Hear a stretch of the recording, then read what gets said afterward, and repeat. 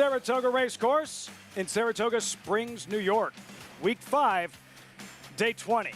Featured event will begin from that Wilson Chute, the Johnstone Mile for New York bred fillies and mares. That's the favorite, Sunset Louise, perfect at Saratoga. Coming in hot, having won 3 straight. Among her challengers, Betsy Blue. She knows how to find the wire. 10-time winner, and she has Saratoga's co-leading trainer in her corner. Linda Rice, 18 wins and counting. Too late for breakfast, Saratoga? Morning line, anyone? Show is always brought to you in part by America's Best Racing. For the love of the race, visit americasbestracing.net today. Brand new week of racing. Clear skies expected today. Good crowd on hand for the Wednesday program at Saratoga. Trackside, welcome everyone. I'm Lafitte Pinkai. It's hard to believe after today we'll be at the midway point of the meet. 20 races in the books and 20 to go. That's after today. As for today's races, first of 9 races coming up, the featured event, aforementioned Johnstone. Take a look at the field. New York bred fillies and mares, Mile Wilson Chute, $125,000 purse. Couple of scratches, Bustin Bay and Mia Via Star are out. Morning line favorite, Sunset Louise at 5-2 as I welcome in New York Racing Association analyst Andy Serling, champion jockey Richard Migliori. Guys, before we get to the Johnstone, Andy, normally we start with steeplechase on Wednesday. No steeplechase racing today. What's the story? Well, with all the rain, and for people not familiar, we got probably 1.5 inches of rain or so between Sunday night, Monday morning, Monday night, Tuesday morning. With the rain we've gotten here, we're not able to race on the turf. We're off the turf again today. We're not going to use the turf course for a jump race, certainly under those circumstances. So we've canceled today's race. We plan to run it again next Wednesday, and then they'll move the Grade 1 Jonathan Shepherd to Travers Week. So there will be a Grade 1 jump race on Wednesday of Travers Week. All right, so just all dirt racing today. We'll get to the schedule in a moment, but first, more on the Johnstone and the favorite coming in, who's been that good here at Saratoga, and Sunset Louise. Does her best work, Andy, on wet tracks, though, to this point? Is that at all a concern?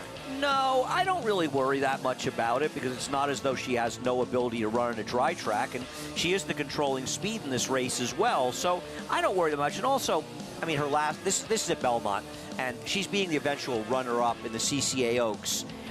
I don't think her improvement coincided with wet tracks. It was a good but harrowed track last time out, and it was a small field, but she ran her speed figure. I just think she's in raging form, and as the speed of the race, she could prove the horse to beat over the talented Betsy Blue. Richie, if you're riding Sunset Louise, if you're Louise Size, how are you approaching this one from that inside draw? Catch me if you can. I mean, you've got natural speed, and you look like you're the fastest horse in the race. Luis Saez is not a guy that's usually allowing horses or entertaining horses to get into the race. He's usually trying to seize control of a race, and I think that would be the prudent strategy today. Sunset Louise, perfect 2 for 2 at Saratoga so far, and then you have Betsy Blue, Andy. First or second in 18 of 23 lifetime, a 10-time winner. You got to love this mare. And while her best work often has been done in slightly shorter races, she has been successful at a mile. And this race here last year at Saratoga, this is when she sort of came alive. She was always really good, but it felt like she really stepped it up from a speed figure standpoint and talent level in general when she got to Saratoga. And Richie, she continued on with that good form into the fall. Yes, she really has. And I mean, I think getting older, maturing, you saw her there last year. She was lingering on the left lead while she was putting separation on a field of horses. She's gotten better at that as well. I mean, she's just in raging form. I believe you would describe her as a hickory mare? Hickory, Richie, honest. yes? Shows up and goes to work. First or second, 18 of 23. That's a little bit later on. The Johnstone Mile out of the Wilson Chute, the featured event on this Wednesday program, kicking off Week 5 at Saratoga. As always, we invite you to play with us at Naira Bets. When you do so, use that promo code SPA200. Take advantage of the $200 deposit match. Earn up to a $200 deposit match. Bet any track, anywhere, anytime. Join now, NairaBets.com to earn your $200 deposit match. Today's race is brought to you by Claiborne Farm. Again, the first race steeplechase event has been canceled, postponed. No turf racing today. Races 3, 4, 6, and 10 off the turf. Late pick 5 starts in the 6th. Main track listed as fast with horses in the paddock for race number 2. John Deere weather track conditions. Again, no turf racing. Main track is fast, temperature around 81 degrees. Field for race 2, first live race you'll see this afternoon, $25,000 claiming event. Non-winners to lifetime, all for sale, all one for something, 6.5 furlongs, and Carbon, the current favorite, at 8 to 5.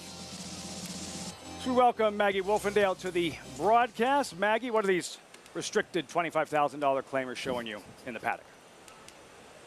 Well, we kind of have a cool occurrence in here at Lafitte as we have two half-sisters running against each other, and we'll start by talking about both of them, and one of them is your current favorite in the 4-year-old, the older sister, in Carbon, as she is a half to our Rosie Diamonds, who we'll get to in a moment. But Carbon, this is her third start of the meet, and so she has been running quite frequently, but arguably against better, and kind of has had some excuses in some of those efforts. But when you're looking at a horse that has been running frequently, you want to check in with how their weight, how their energy is, and her weight's fantastic. I couldn't ask her to look any better from a physical perspective. Wish she was a little bit more alert here, but there's no doubt about it that she certainly gets some class relief. We'll keep an eye on her and how she warms up. I'm interested to see her more, per se, out on the racetrack rather than in here, as we'll move on to her younger sister, number 7, our Rosie Diamonds, as she's second off a little bit of a layoff, but turning back in distance, where that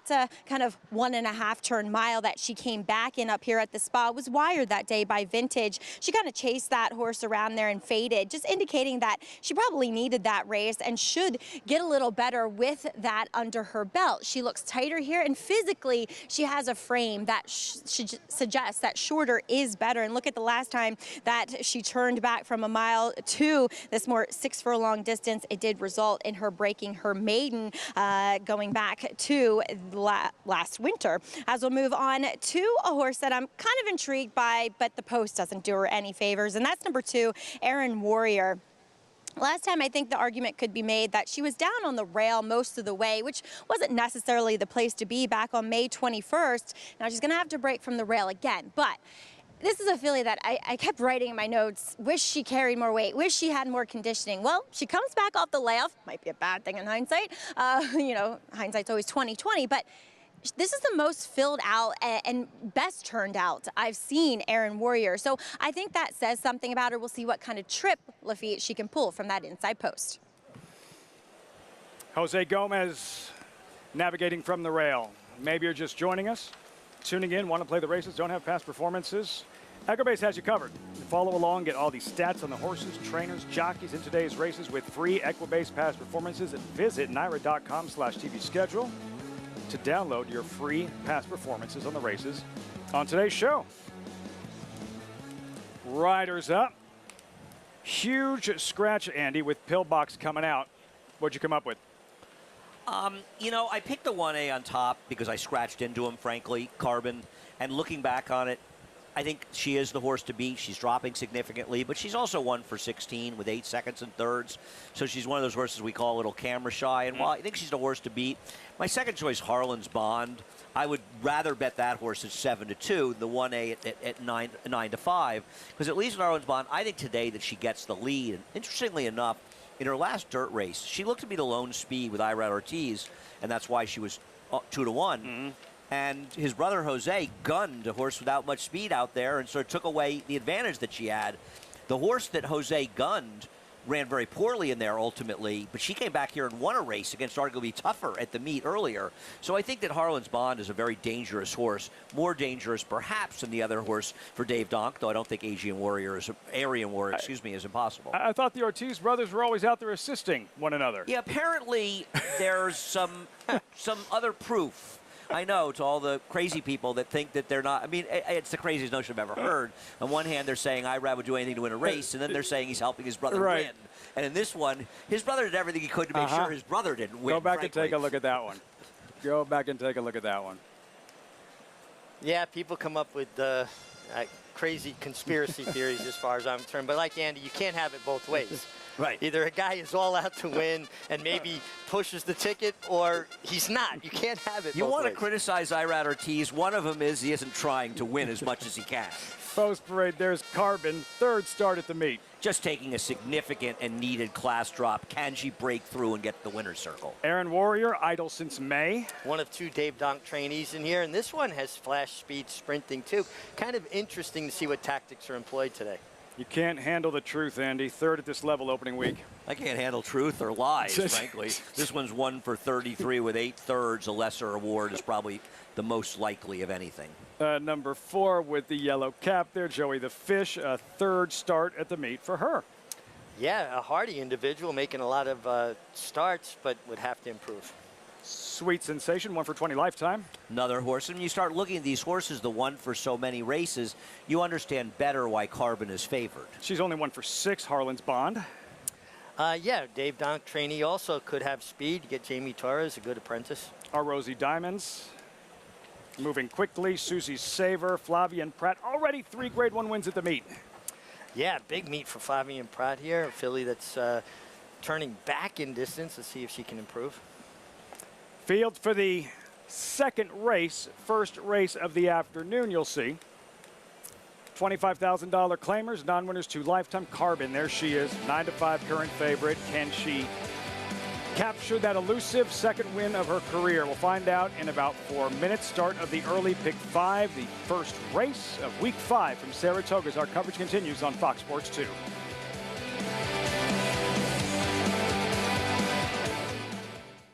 Eclipse champion Blade, a proven sire with over 15% lifetime stakes horses. And in the sales ring, Blaine continues to prove his value. Now 50, 550, 550,000. I'm at a period 85, 85, 485,000. Thank you. 310,000 upstairs. His stakes producing daughters include the dam of Eclipse champion Forte. Forte to win the Breeders' Cup Juvenile. Blade, standing at Claiborne Farm. Fasig-Tipton New York bred yearlings. Selected on pedigree and conformation, this sale offers New York's finest. Recent graduates include graded stakes winners Robin Sparkles and Therapist. It's Therapist who's up by a length and a half. Therapist wins the United Nations Stakes. In 2023, over $60 million will be distributed in purse money, incentives, and awards for New York breds. Fasig-Tipton New York bred yearlings, August 13th and 14th in Saratoga Springs, New York. Where will you be?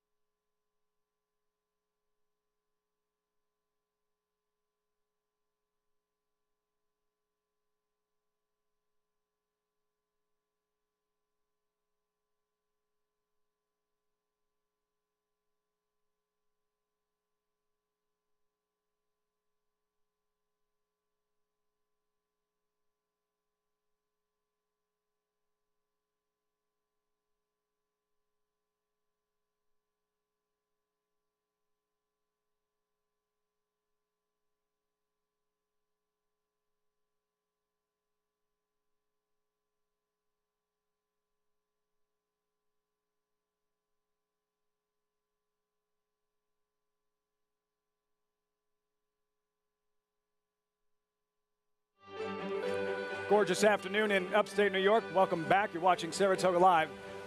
Zeroing in on post time for race 2. And there's Susie Saver. All right, let's hear the sales pitch, Richie. Why is Susie Saver going to earn her 2nd career win here at 5-1? I'm trying to think a little bit outside the box. I'm not completely enamored with anybody in here. I mean, Carbon is your favorite, and rightfully so, but he's also coming back on short rest, and I thought maybe that could make this horse vulnerable. I went with the 8, Susie Saver, for 2 reasons. One, I feel like maybe her form's a little dirtied up at some of these turf races, and the fact that Flavian Pratt rode this horse last time and is riding this horse back, I just feel like sometimes when you get a top flight rider like that and they want to ride a lower level type horseback for lower level or less high profile connections, it's because they felt something or they thought something, and him staying put is the main #1 reason why I'm taking a little stab with Susie Saver. Susie Saver, but the horse to beat, Andy, sticking with Carbon, pictured at 2-1. Well, I make picks on talking horses, and, you know, once you make picks in advance, you stick with what you want. And to be honest with you, I'd rather bet Carbon at 2-1 than Harlan's Bond at 5-2. So when it was 8-5 and 7-2, I rather the 6 horse at that price. I think at this price, Carbon is a more likely winner. I think the class drop is going to really help her in here. It absolutely bothers me that she is extremely camera shy, but the others in here are not exactly win machines themselves. They're all non-winners of 2 lifetime. It always makes me think of years ago on the show with Harvey Pack. I was on the air with Harvey, and I said, often runs well, but just never seems to get it done. And Harvey said, that's why he's a maiden. Sounds just like Harvey Pack. We check it with Maggie. Putting out the obvious, as the 1A Carbon was interested to see how she warmed up on the racetrack, and she looked good when she got into a nice canter. Still doesn't possess as much energy as I'd like to see from a 9-5 favorite, and given the recent frequency of running that she's been doing, again, would like to see just a bit more energy, but maybe she doesn't have to be on full tilt to get the job done here today. As we'll check in with number 6, Harlan's Bond. She's your current second choice at 3-1, and she's one that does return off somewhat short rest as well, and dropping down in class significantly back to the dirt, turning back in distance. It was so funny going back to her debut. I thought she showed so much promise, and then it's just hasn't gone on from there. She kind of is what she is when posting that 54 buyer. She is very sharp for this turn back, which is a good thing, I think. We'll just see who else decides to keep her company if they're going to try for the lead today, guys. It's your thing, Andy. You love a good turn back. Harlan's Bond steps forward. I do love a turn back, though. So perhaps that'll help her out. And I mean, if you bet on Harlan's Bond in this race, your first route is that she's in front early, because I don't think she's going to win this race unless she's able to control this field. Something to watch for right from the start. Frank Mirmati with the call. All set for the early pick 5 in race 2, starting week 5 from the spot. Here's Frank Mirmati. Thank you, Lafitte. Here's Sweet Sensation about to take up her position. Just a slight hesitation from her. She goes in. Susie's Saver will be the last one.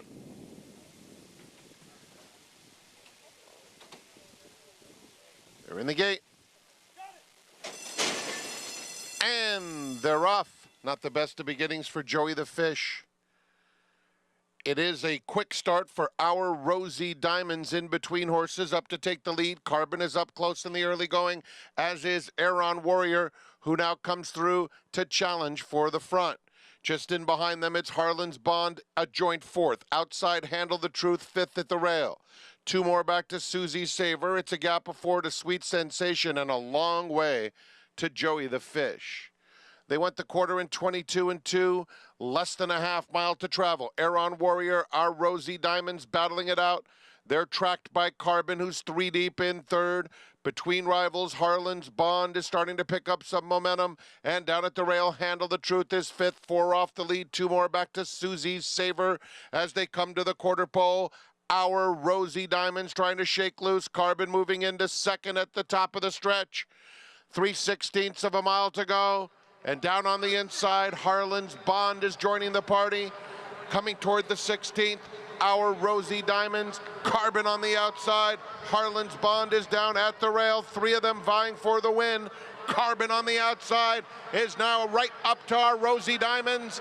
And it's Carbon, our Rosie Diamonds, coming for the wire together. Carbon beat our Rosie Diamonds. Harlan's Bond was 3rd. Susie Saver 4th. The battle of attrition.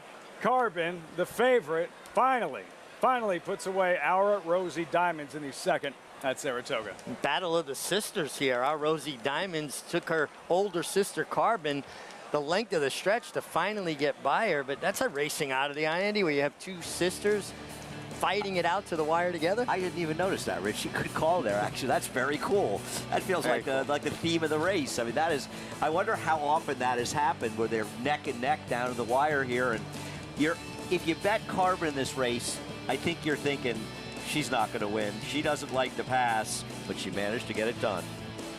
And honestly, it looked like Carbon was struggling around the far turn. She had a great position, good trip, but she really was off the bridle early. It was insistent urging by Junior Alvarado, kept her going forward, got in the game, and sisters in a photo. Yeah, Maggie mentioned the siblings going head-to-head. She went with our Rosie Diamonds, who nearly got there, but in the end, Carbon and Madkin Cantamasi able to wear her down 1-7-6-8. Yeah, whether it's a stakes race, Andy, or a lower-level claiming race, it's just fun to watch. A couple of sisters slugging it out. Horse racing is exciting, to say the least, and to seeing the horses out there. And I think we can really appreciate how much the horses give us and give so many people, and how much pleasure they give out there. To see them out there fighting like that, it's exciting. Andy, do you think we're going to be reading stuff on Twitter or X, whatever it's called now? It'll always be Twitter to me, Richie. But it was a conspiracy, and our Rosie Diamonds, helped her big sister win in Carbon. I will say nothing on Twitter, and I will always call it Twitter. It will surprise me. 1-7-6-8 results reaction when we come back, just getting started at Saratoga on day 20. And on Saturday, time for Casa Creed to defend a title. Won the Kelso opening week. On Saturday, will try and become just the 4th ever two-time 4-star day winner. We'll be right back.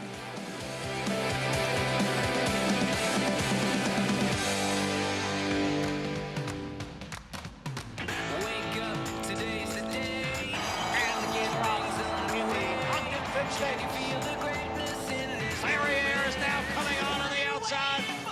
Clarier on the outside continues the game. Search results trying to hold off Clarier. Here comes Clarier. Search results right there. It's the courageous Clarier to win the Ogden Fence in back-to-back years. Herman, the classic sire.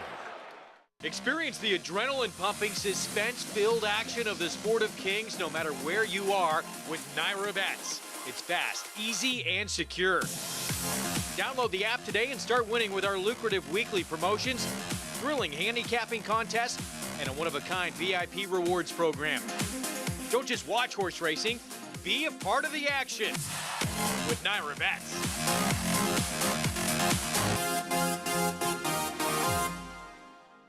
I just happened to be up on the 3rd floor of the grandstand at Saratoga, so I saw a horse load up in the gate and just decided to clock it. Went like 11 and 22 and 33 and 44 and change. It was one of the fastest gate works I've ever seen. Nashville, first time out, much the best. Spice Down was a super fast horse, certainly no surprise when he has an offspring like Nashville. Never asked for a thing, track record. Nashville for the best sprint time of the Fairgrounds meet. Like my old boss Wayne Lucas always said, you can't coach speed. Just minutes from downtown Saratoga Springs, you'll find GMP Farm, a utopia of healing for equines and humans, offering revolutionary, customized equine care using state-of-the-art imaging and therapeutic technologies for horses of all disciplines. Immerse yourself in tranquility in our sacred spa, offering specialized spa treatments and holistic therapies to refresh and rejuvenate among tranquil mountain views. Start your journey to wellness. Visit gmpfarm.net and sacredspaandwellness.com to schedule a treatment today.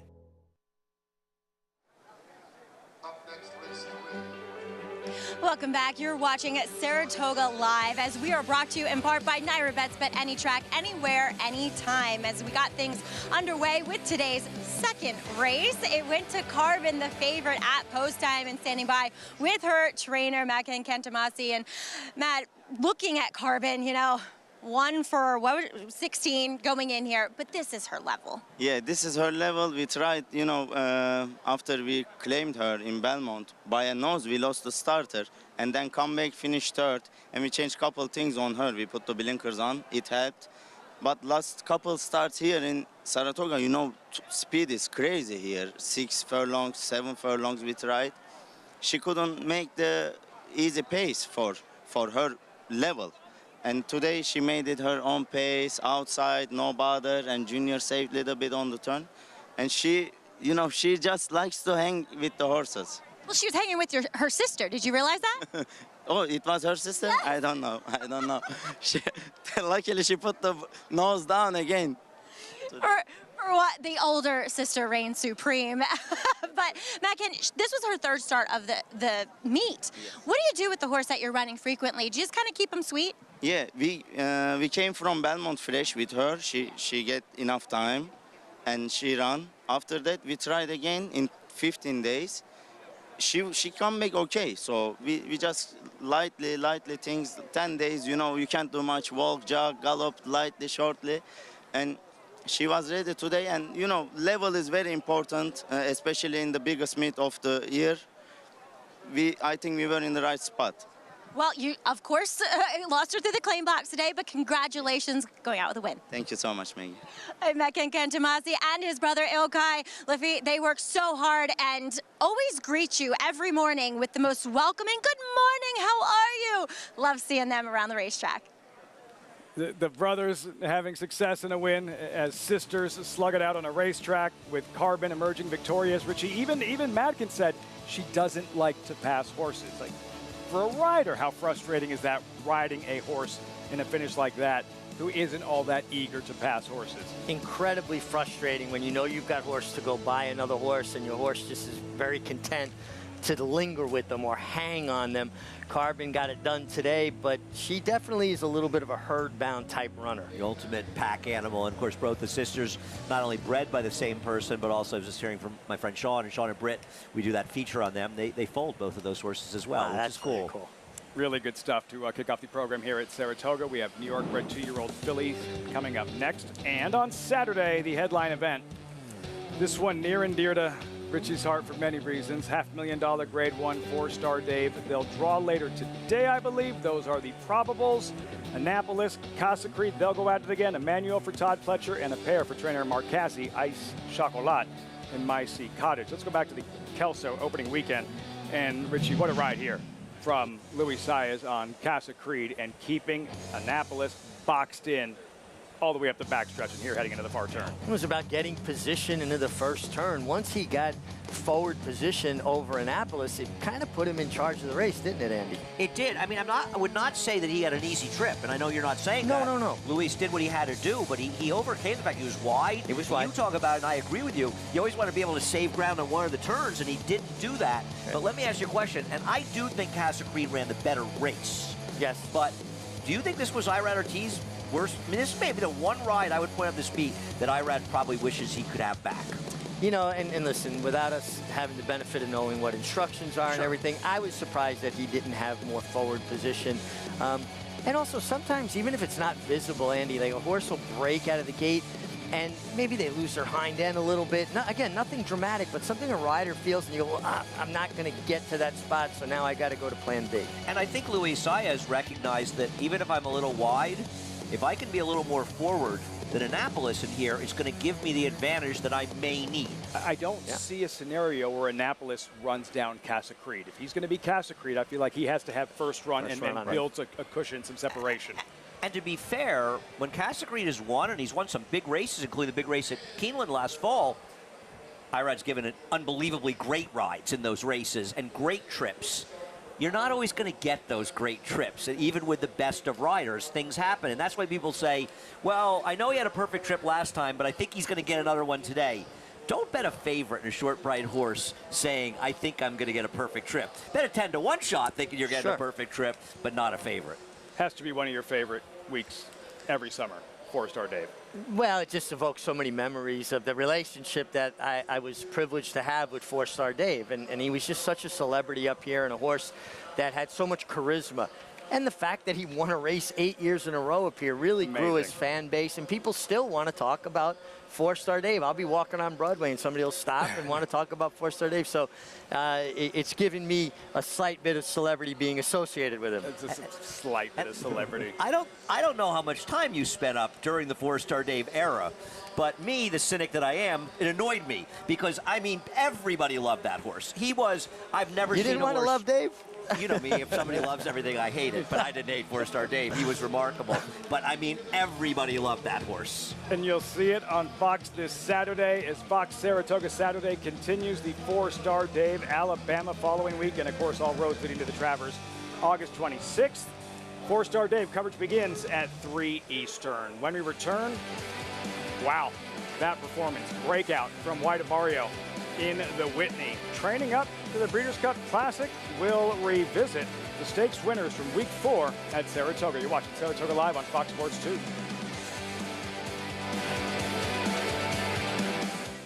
Introducing a stallion, as top class as they come. In 22 career starts, he won or placed in 12 graded stakes, competing in 15 grade ones, earning over $1.7 million.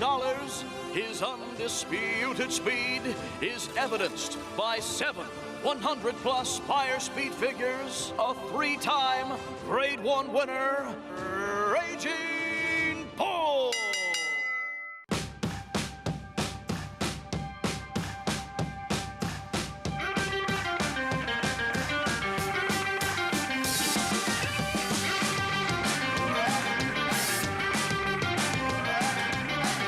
The NyraBets Travers Bankroll Builder is back. Place a $50 win wager on one horse in any or all of the selected Saratoga Stakes races and receive a $20 bonus, win or lose. Opt in each week to play at NyraBets.com.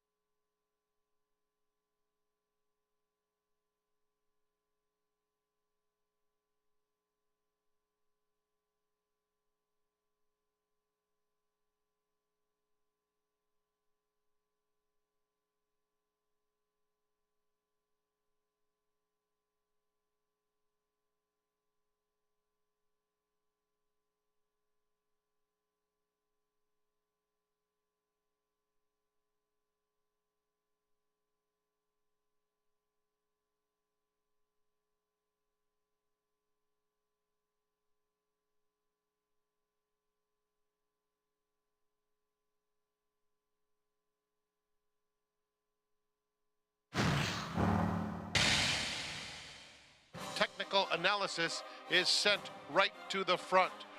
It's been technical analysis since the gate opened. What a performance here from technical analysis.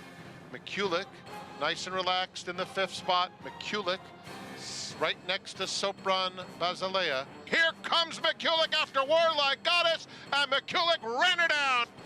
Elusive Princess, Honor D Lady outside of her. Here comes Elusive Princess, and Elusive Princess with a devastating burst of energy. Elusive Princess and Flavian Pratt, most impressive. Then Mr. On the outside of Cogburn. In the meantime, here comes Cogburn, and Cogburn has his sights on Nobles in the final 16th of a mile. It will be Cogburn on the outside getting to the front. And Cogburn under Ricardo Santana Jr. wins the Troy. Smokin' Tea has settled nicely in 4th. It's a gap of at least 6. Smokin' Tea puts his head in front. Smokin' Tea between Dakota Gold on the outside. What a race! And it's Smokin' Tea! And Program Trading goes right out to take the lead. Program Trading, carving out the fractions, loose on the front end. They're at the top of the stretch. Program Trading and Web Slinger out in the center of the course. Program Trading, Resilient coming back on the inside. Program Trading. It's Giant Game and Luis Saez in front, pressed by White Barrio just a head away in second. And White Barrio is the leader narrowly over Giant Game in a runaway. White Barrio wins by almost 6 lengths.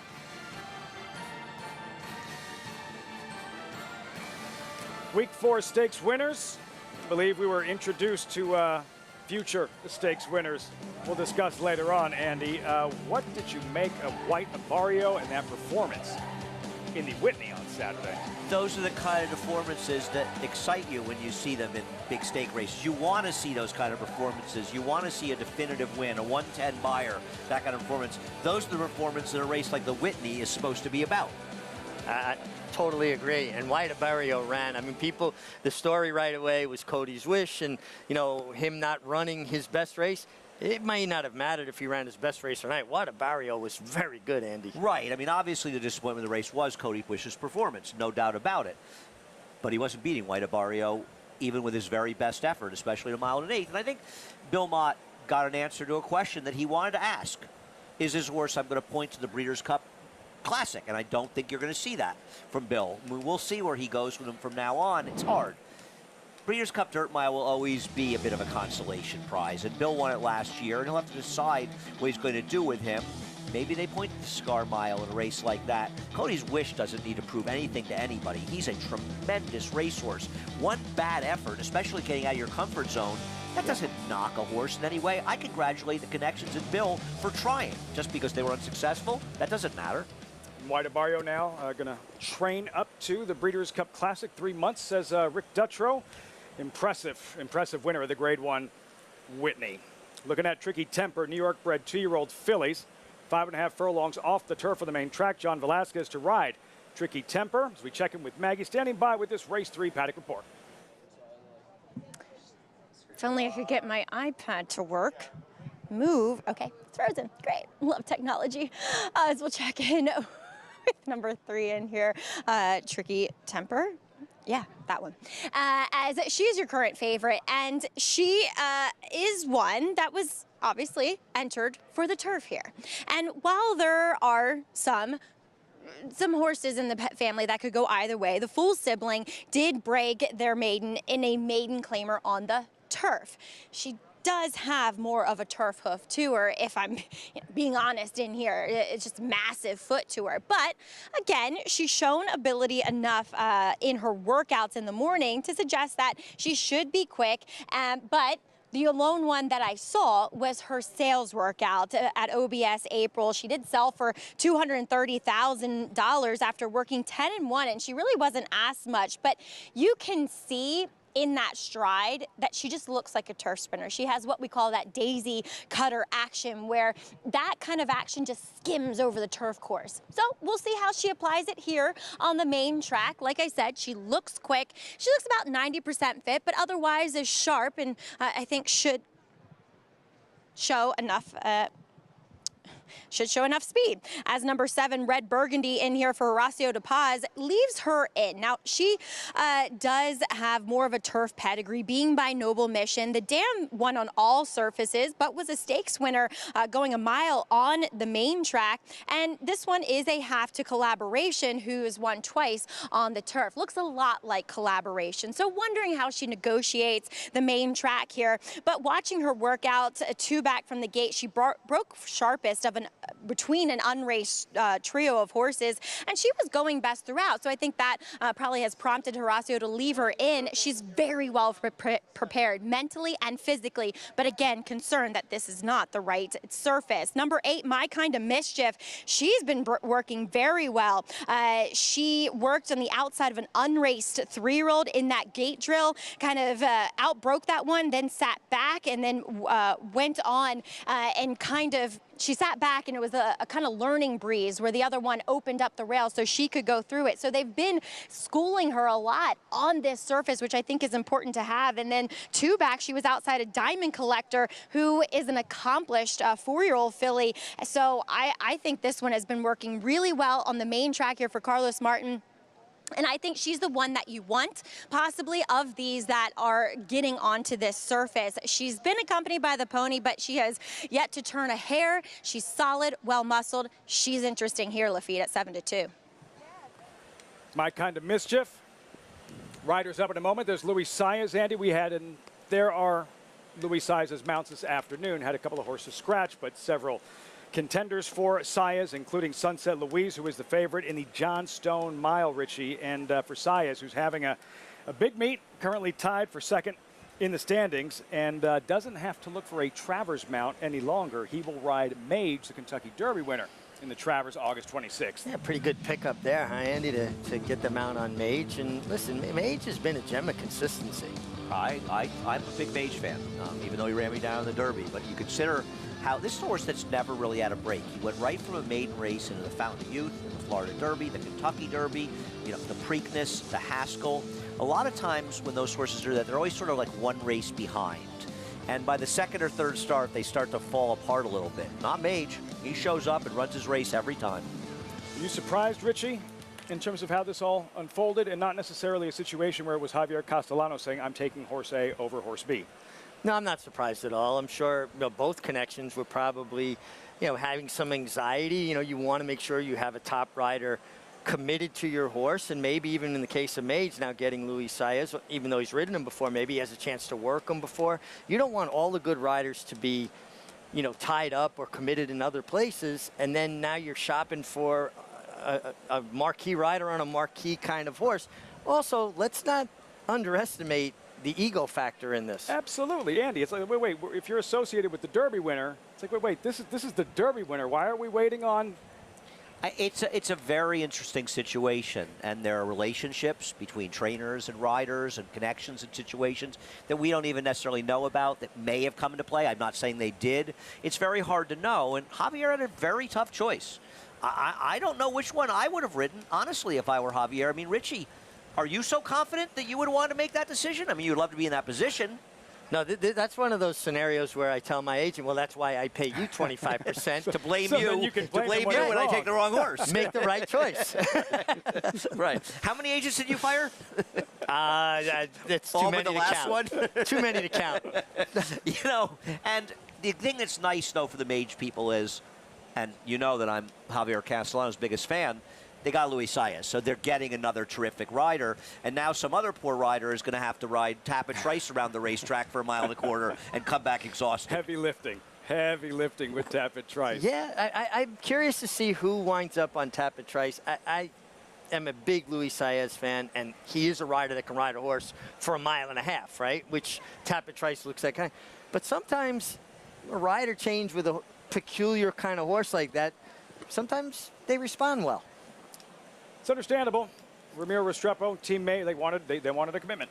Yeah, Travers is going to be a great race. It's going to be now we're looking at maybe 10, 11, 12 horses for the Travers, and make no mistake, a 3-year-old title on the line. It is as wide open as it was the day after the Belmont Stakes. If Forte were to win the Travers, he becomes a very solid favorite as a 3-year-old champion, and a deserving favorite 3-year-old champion. Yeah. But if he doesn't, especially if one of the Triple Crown winning races wins, then it becomes wide open. Yep. Right on cue, post parade. And Mage's new jockey, Luis Saez, on Play Free Bird. Tricky Temper, the favorite, and John Velasquez takes the call. You have to respect the money this one, as well as the 8 who Maggie talked about are taking. They're the ones to keep an eye on.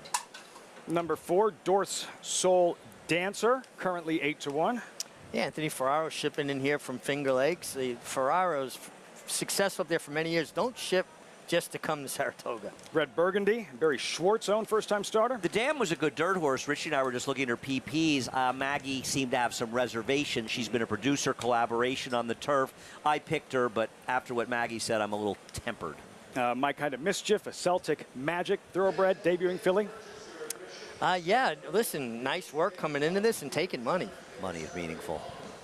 Number 10, Caller Bluff, 10-1. Yeah, first foal out of a mineshaft mare. Steady, slow workouts for a Rudy Rodriguez runner. To go along with what Maggie was saying about My Kind of Mischief, Carlos Martin loves his horses, and he likes to tell everybody. There are no secret. Nobody's saying after Carlos wins with a maiden or a horse, why didn't you tell me? But I consider this money very meaningful. On My Kind of Mischief, pictured there, Dylan Davis. Solid first half of the Saratoga made for Dylan. Yeah, Dylan riding well. Dylan, when he's doing everything right, he's getting his position going forward. He's being disciplined. He's saving ground. Beginning of the Belmont meet, he was struggling with that. He came out of it, and I think he's been riding very well here in Saratoga. I think every rider has to be aggressive at some point. It doesn't mean you're gunning and sending every horse to the lead. But as you say, Richie, and I think You know, when you leave when you totally walk away from the game, not only will your fine riding be remembered, but to me, your statement of getting your position going forward is the simplest, smartest thing anyone can say about race riding. That is a very nice compliment, Andy. I appreciate it. It's true. It's so true. We rolling on that? No, but it's so true. Get your position going forward. It doesn't mean sending everyone the lead, but it means coming out of the gate looking to be forward and let the race help you dictate where you're going to be. Yeah, John Velasquez, that's what it's always been, position for him for decades and decades aboard Tricky Temper. What was that, his 201st stakes win at Saratoga over the weekend? That's it. Incredible. The 201 stakes wins. The B is back in the drink. He's back at the lemonade. Well, you tout that lemonade as being so good. Can you blame him? Maybe I do speak B. Andy, you bee charmer, you. Being terrorized by a bee since about 5 minutes into the show. He stole my bee. He stole my lemonade. Can you multitask, Richie, you're going to Andy? make him mad. He's going to sting me, not you. Go away. Can you Excuse me, multitask, Andy? guys. Can you play capture the bee over there and tell us why you went with the 7 I here love in all Red creatures. Burgundy? I love all creatures, and I will not do anything to that bee. As far as Red Burgundy, I'm a little taken, you know, I listen to Maggie so much, especially in these races. And listen, Maggie be the first one to say to me, you know, if you really like the horse, you should bet it. He's 7-2. He's now 3-1, which might be a good sign. It is a turfy pedigree. But the Dam was a good dirt horse. And I look at Collaborator, who's the half, who's good in the turf. Now, Collaborator's an English Channel. There's sort of no dirt there. Whereas Noble Mission can produce a dirt horse. So that's why I stay with it. And also because I'm a big Horacio de Paz fan and feel like his first-timers are always dangerous. Andy, you want to explain why we have the main track only, that 4 of them entered, only one of the MTOs is running. Number 10, Call Her Bluff, for somebody at home saying, wait, if it was supposed to be main track only, why did they all scratch? Right. It was a great question. They're all entered tomorrow. New York Racing Association, I can't speak for all other tracks. If you're entering consecutive days, I think stakes might be different, but if you're entering consecutive days, you must scratch on the first day. You have to run the second day. So these horses, the race came off, but they're all in a race tomorrow. Presumably they'll run tomorrow, but they're not allowed to run today. Check it with Maggie. It'll be exciting to see what these Maximus Mischiefs ultimately want to do. Obviously, he was pretty good sprinting on the dirt, but we've seen several that can handle the turf. And above all, this year with his freshman and first crop, he's just shown that he can be a precocious sire. And it was funny. I remember talking to my husband before baby racing started and he was going to the sales. He said there's 2 sons of Into Mischief that are going to have their freshman crop. One's Audible and one's Maximus Mischief. Which one? Whose progeny would you buy? I said Maximus Mischief because he was just a bigger, stronger type that's probably going to produce bigger, stronger types of horses. And he has. As number 2, Play Freebird, I do think she probably wants the turf a little bit more than the dirt. But Luis Saez gave her a big warm-up, and this is probably the sharpest that she's acted prior to a start here for Gary Contessa. And look, she has the experience where all the other ones are lacking such. So I'm okay with her in this spot. I think she could be effective here. Ultimately, I'm going to go with the horse that has impressed me with her breezes leading into this one and the way she's acted going in, as she approaches post time as number 8, My Kind of Mischief, the other Maximus Mischief, guys. 7-2, My Kind of Mischief. Kinchin's off the hook. It's been a distressing few moments on the set while Maggie was speaking to find out that Lafitte Pinkai is not familiar with Freebird. I just have to hear it. And doesn't know. I just have to hear it. Dude, you're not a look. Veronica she has lost all respect for you. I'm going to be tarred and feathered over here. It's horrible. Leonard Skinner, I mean, the MIG knows. I mean, even he's upset with you. And I'm like, I've just got to hear it. Well, the MIG's been to concerts I know with it's me before, horrible. by the way. That's not I quite do know Jerry Garcia passed away 29 years ago today. Exactly Does that save today. me like at all? 28. 28. But who's counting? Played a lot of dead coming in today in honor of Jerry. How about this 7 horse there, Red Burgundy? How about those Mets? Park Monsieur. I love clever names, and Barry Schwartz is very good with names. Park Monsieur is out of a mare, French Park. Now you got Red Burgundy. I mean, I like the tie-in. I like the connection. She looked great on the warm-up. It's interesting she continues to take money in here, but I think we should talk about Tricky Temper a little bit because we haven't really talked on her much. I didn't love her 10 1/5 workout at the 2-year-old sale, but apparently, because Greg Wolf did Talking Horse with me today, and he was talking about the workout report, I believe, from the run 2 back. got a pretty good write-up, and I think that's why this horse is such a big favorite. I like the fact that Tricky Temper's been here since they first opened training in the spring. Working the first time May 17th. I think it was officially open for training about May 15th this year. Roughly. And, right in there. Give or take a day. Give or take a day. But, I mean, no, at least by the 17th. Just being there and being acclimated and being comfortable in the place, 2-year-olds. And I like the way the tempo of her works has steadily picked up. Yep. Tricky Temper. John Velasquez, 7-5. The money's meaningful. The money's meaningful, but it's also meaningful at the 8 horse. My Kind of Mischief. It wasn't that early sort of tip money. The money has continued to come in that horse as well. And obviously Maggie had some very good things to say as well.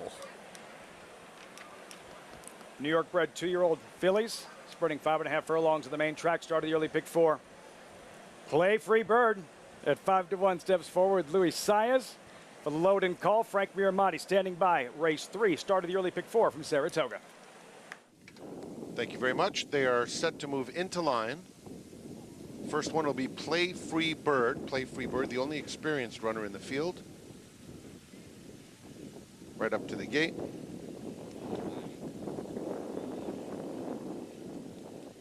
Got one that's gone in front of the gate and they're trying to back in. And that's My Kind of Mischief. So My Kind of Mischief is delaying this loading process just a touch. They're backing this daughter of Maximus Mischief into the gate. We'll go back down to Lafitte for a moment.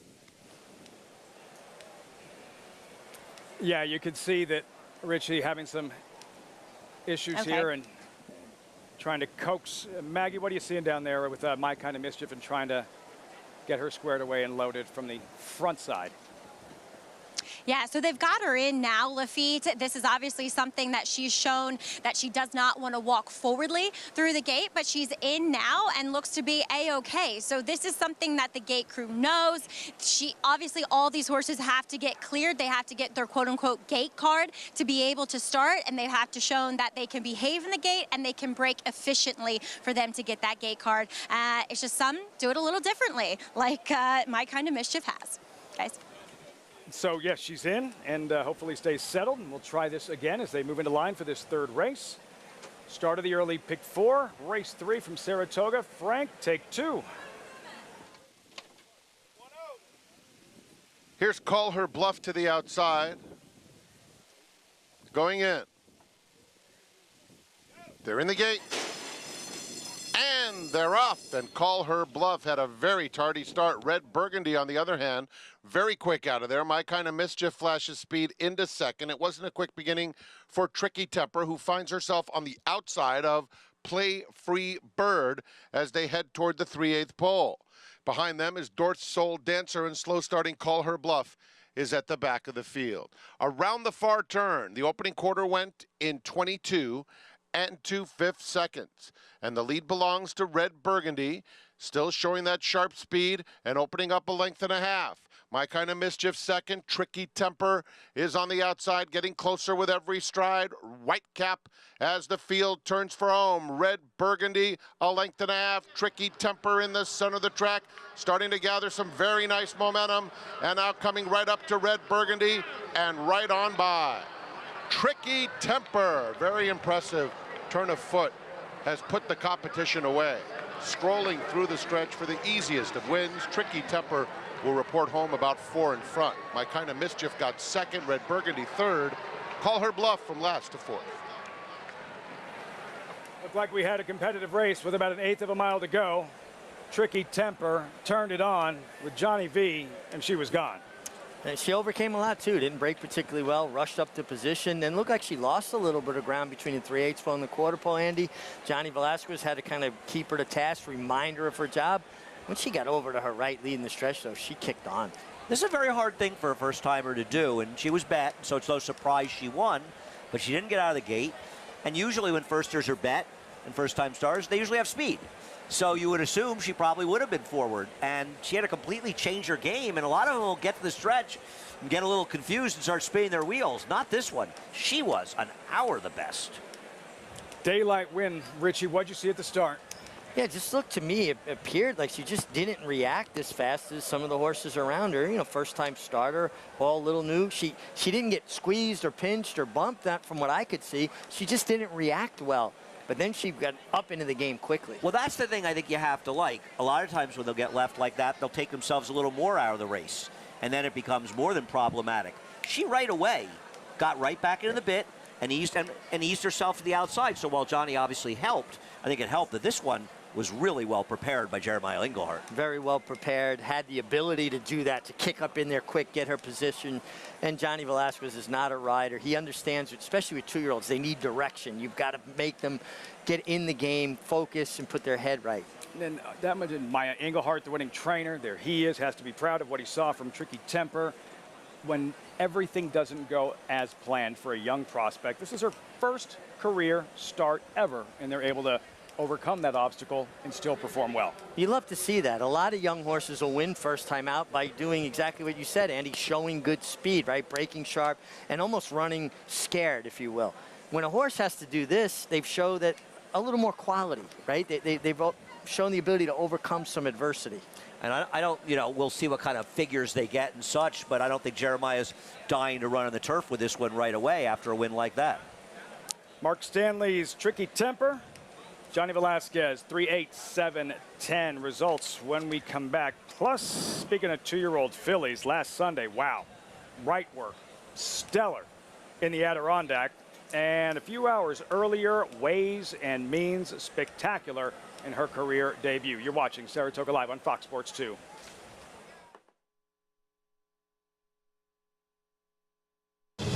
It's 1,000 words fighting back, coming down to the finish. If a picture is worth 1,000 words, this is one stunning picture. 1,000 words just in front. 1,000 words wins the Robert B. Lewis. Honoree P is full out now, second on the outside. And they're coming down to the line, and 1,000 words has done it.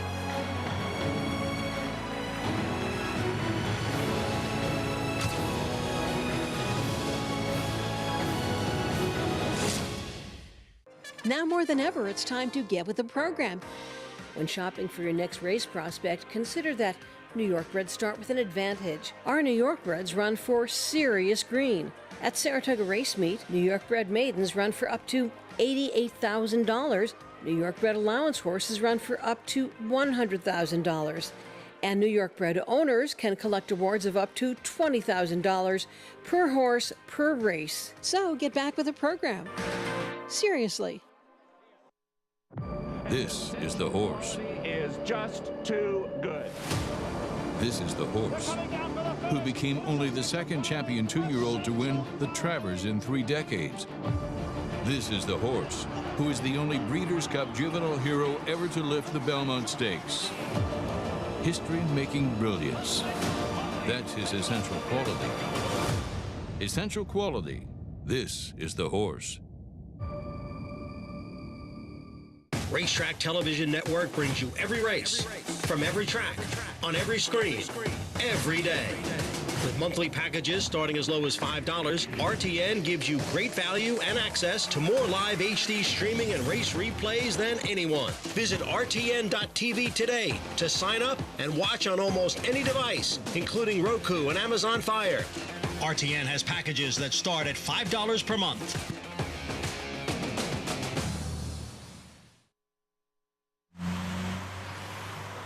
Saratoga Spa State Park. Nothing better, Andy, than hanging out there Monday or Tuesday, listening to a little Leonard Skinner. Yeah. Just a great way to get away from everything I else. assume Simple Man would be your choice of Leonard Skinner? Yeah. It actually is my favorite Leonard Skinner song. I love that park. It's Yeah. a beautiful park. It is. Both parks. I mean, the downtown park. Congress I was Park. riding by Congress Park with my mom yesterday, and that block between Union as you're heading towards the Bachelor Mansion. I said to my mom, this is actually like my favorite block in Saratoga. The nice houses overlooking Congress Park, and the state park itself is just absolutely beautiful. Saratoga is a magical town. Magical place, the winner's circle at Saratoga. Tricky Temper for Maya Englehart, ridden by John Velasquez. We check in with Maggie in the winner's circle. Well, if this was the most green she's going to act, Tricky Temper, Maya has a really bright future. Yeah, she was one that Mark bought in April sale down at OBS, and just is kind of all spring up here. Kind of showed like she had some ability. I'm still not sure if she's turf or dirt, but you know, Johnny did say she was very green today, and even when she took the lead, she kind of hesitated and didn't run on, but she was able to get the job done today. Talk about how impressive it is, especially from a trainer's perspective, to not break, to then have to kind of weave your way through traffic and circle a field and pass a lot of horses. Yeah, it helps with that experience if they can do that. Like she's been slow. Two works ago out of the gate, she was very slow. Her last work, she was better, but still maybe a half a length slow. Today she was a little bit better, but I knew she was probably going to have to do a little bit more, going 5.5, and I was just hoping that she would be better than her competition. So you like to text me before start, and of course you made me feel bad because I said she looks like a turf horse. I'm not sure that she's not, so you could be right still. Remember Risky Mischief? When she broke her maiden up here, first time out, she went by like 10. Jose comes into the winner's circle and be like, oh, Maya, she's turf. I'm like, don't do that to me. You just won by 10 lengths. Like, don't, you know, but she ended up being turf. I was going to say, 2 years later, she won on the turf here. Yeah, so. Well, massive congratulations. Tricky Temper gets the win here, and I guess you'll keep us guessing where she ends up next. I guess you're going to keep me guessing, too. Not a bad problem to have when you have one that can handle both surfaces, Lafitte. Problems to have. Good problems to have. Imagine if she is that much better on grass. I think Jeremiah's learned what we all know. Maggie's always right. What he said, though, about her being about a half length slow in the morning, it's a lot faster in the afternoon. Even if they break well in the morning, they got to bring it to another level in the afternoon. Well, I think that was something that I failed to mention. I realized it afterwards that Greg had mentioned to me about the workouts. They were good, but she had trouble breaking out of the gate. It'll catch up to her at some point if she's having issues at the gate. Hopefully it will be something that she'll just get over. Often they do. So onward and upward for her. Looking back at what took place Sunday in terms of these freshman fillies, these 2-year-old fillies, and the Spendthrift 2-year-old race of the day was the Adirondack, and the next step towards the Grade 1 Spinaway, Saratoga's most prestigious race for 2-year-old fillies at the end of the meet. And what a performance, Richie, by right work. Off the pace, engaging the leaders, and putting this field to rest. This was a terrific effort from her. Sitting just off the pace, finished very strongly. I love the quote I read from the trainer, John Ortiz, in the Saratoga Special. When he talked to the owner said, it looks pretty tough. There's some really tough horses there. And he said, well, it's like playing poker. I know what I have. I know my hand is good. I'm going to play my hand. And I'll tell you something. Erase her from the race. She's not in the race. I think we'd be talking how impressive the second place finisher had run this race to win for Brad Cox. And she beat her like a drum in this race. I mean, this was an unusually strong Adirondack. These were not a bunch of mediocre horses masquerading. These were very, very good horses running huge races. And I mean, I know another horse ran great that day, but that should take nothing away from how good Brightwork was. I would, if these are the top 2 choices in the Grade 1 Spinaway, would anybody be surprised? Probably not, based on what we saw from Ways and Means, Andy, in her debut. And this was one of those what makes Saratoga special 2-year-old moments. And this was a slow pace, and she wasn't setting it. She was coming from behind into it. She came her last quarter in under 24, and as you'll see, she does it well in hand. I mean, you never know how much if they can go faster, but Richie, this was dazzling. This is one of those cases when you watch a horse, right, and look at her ears, and then she just kind of idles. Her stride shortens up, but not because she's tired, because she's decimated the competition at this point. She could have gone faster, Andy. This is the most impressive debut from a 2-year-old I've seen in a very, very long time. Some people might bring up Echo Zulu. I think she was more impressive. The ease in which I think she did Echo it. Zulu was brilliant. I had no way do I mean to demean Echo Zulu. I said to Richie, I got the same sense when I watched Echo Zulu, and he immediately said, this was more impressive. This was more impressive because Echo Zulu, you could always see her bearing down. And again, I'm super impressed and a big fan. This filly did it kind of floating along and did it quite easily. Chad Brown is not concerned about her getting extra distance. These 2-year-old fillies, Keeneland Sales. We check in with Maggie. So Maggie, those were a couple that raced on Sunday. What are we looking forward to this week in terms of the freshmen? Yeah, well, we're looking forward to the boys as they will hopefully put on half as good a show as what the girls did this past Sunday.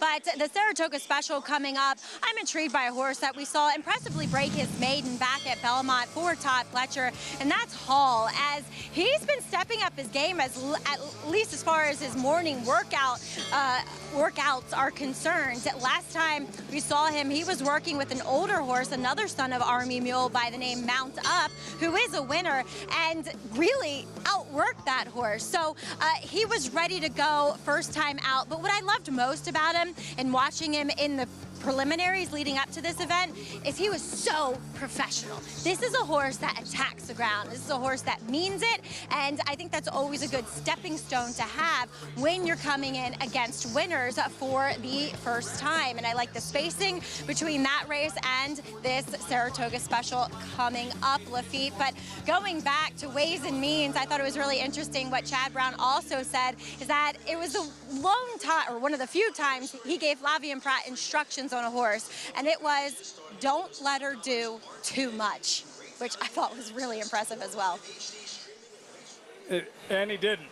You could see a strong hold through the stretch and still obliterating her competition. A star in the making. Can't wait to see what she does next.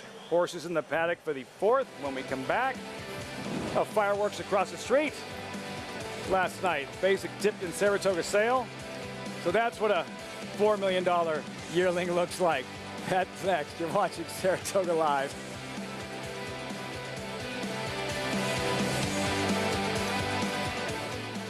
Warfront. This son of Danzig ranks among the world's elite sires. Ranked #1 by percentage of stakes winners, graded stakes winners, and Grade 1 winners. No stallion has a better strike rate. Warfront is the sire of over 100 lifetime stakes winners, including some of the sport's most talented runners both at home and abroad. Down to the wire, Verstappen. Tina Ella, Tom's regret surging. Tina Ella. Warfront, standing at Claiborne Farm. How do you become the gold standard in racing partnerships? One horse, one partner, one victory at a time. Congratulations to all our partners who have made West Point the gold standard for the last 3 decades.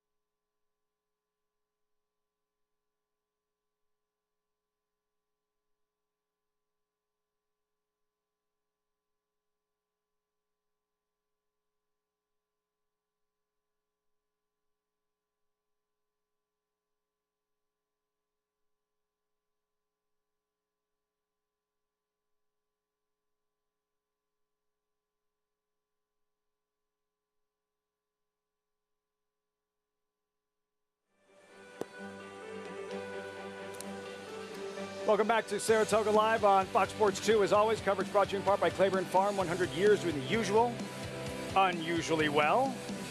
Claiborne Stallion Warfront, sire of hip 202.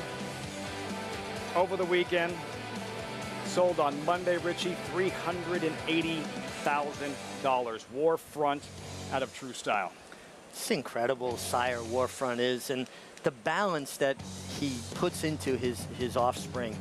They're just such good-looking, balanced individuals. And on the Warfront note, I rode him twice. It's 2 worst races of his life. No comments. You don't get along with all of them. Not all of them. How about $4 million? We're trying to project how much you might go for. The curling out about $4 million for Amber Zidane. An incredible pedigree, an incredible physical specimen on top of it. And all good horses have attitude. This guy's got a lot of attitude, and he showed that been in him the all ring. week, apparently. Yeah. Yeah, $4 million. I had left before this happened. Otherwise, it would have been 5. Otherwise, it would have been 5. That kind of pedigree, a 2-time Horse of the Year. Out of Beholder, who's a 4-time champion. And yeah, I was thinking maybe something close to $3-4 million. Amber Zidane was not leaving without this yearling. No, he was going to ride out of Saratoga on this one way or the other. basically. Just, you know, listen, an incredible physical specimen again with a pedigree to match. And the second highest, $3.1 million, hip number 228, Into Mischief. 3.2 million, hip 228 by Into Mischief out of All American Dream. But the same connections picking up this one as well. And hey, every time you look up, there's an Into Mischief doing something good on the racetrack. No, I agree. He's been such a tremendous stallion, Into Mischief, and just, I mean, he services a lot of mares, but he delivers with a lot of really good horses. There's a reason that people pay a lot of money for his progeny. It's $7.2 million for those two. Not a bad night. That's Bad a night lot. at the sales, huh? $7.2 million. It seems like he has been the purchaser of quite a few of the very expensive, whether they were 2-year-old sales or the yearling sales. He's obviously not afraid to spend his money. I think he spent a lot for Taba as well, and obviously a very, very talented horse. Fireworks across the street at the Saratoga sale, and not done just yet. Next week with the New York Breds. The New York Breds on August 13th and 14th. The Fasig-Tipton New York Bred yearling sale just across the street here from Saratoga. This is a sale I'll be a bit more active in. and we get some very good New York Breds coming out of this sale. I love the changeover, right? The yearlings that have sold will leave, and this new, you know, set comes in, and everybody starts the process all over again. And this is a great sale. People get very excited about this sale, and it's good to see. And also, you just feel it has a more local flavor in the sense that so many of these farms are nearby here, and you know the people involved with them as well. There's a New York Bred, and he's favored in the upcoming 4th race with the horses in the paddock. Ouster off the turf on the main track. The 4th from Saratoga. Paddock report, riders up, post parade. That's next. You're watching Saratoga Live.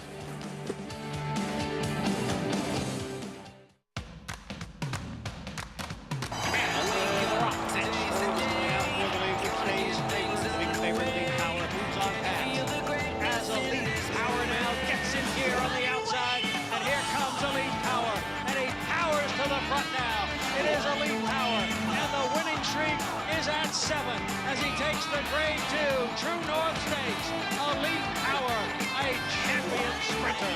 Curling, the classic sire. When it comes to horse racing, you can never have too much information.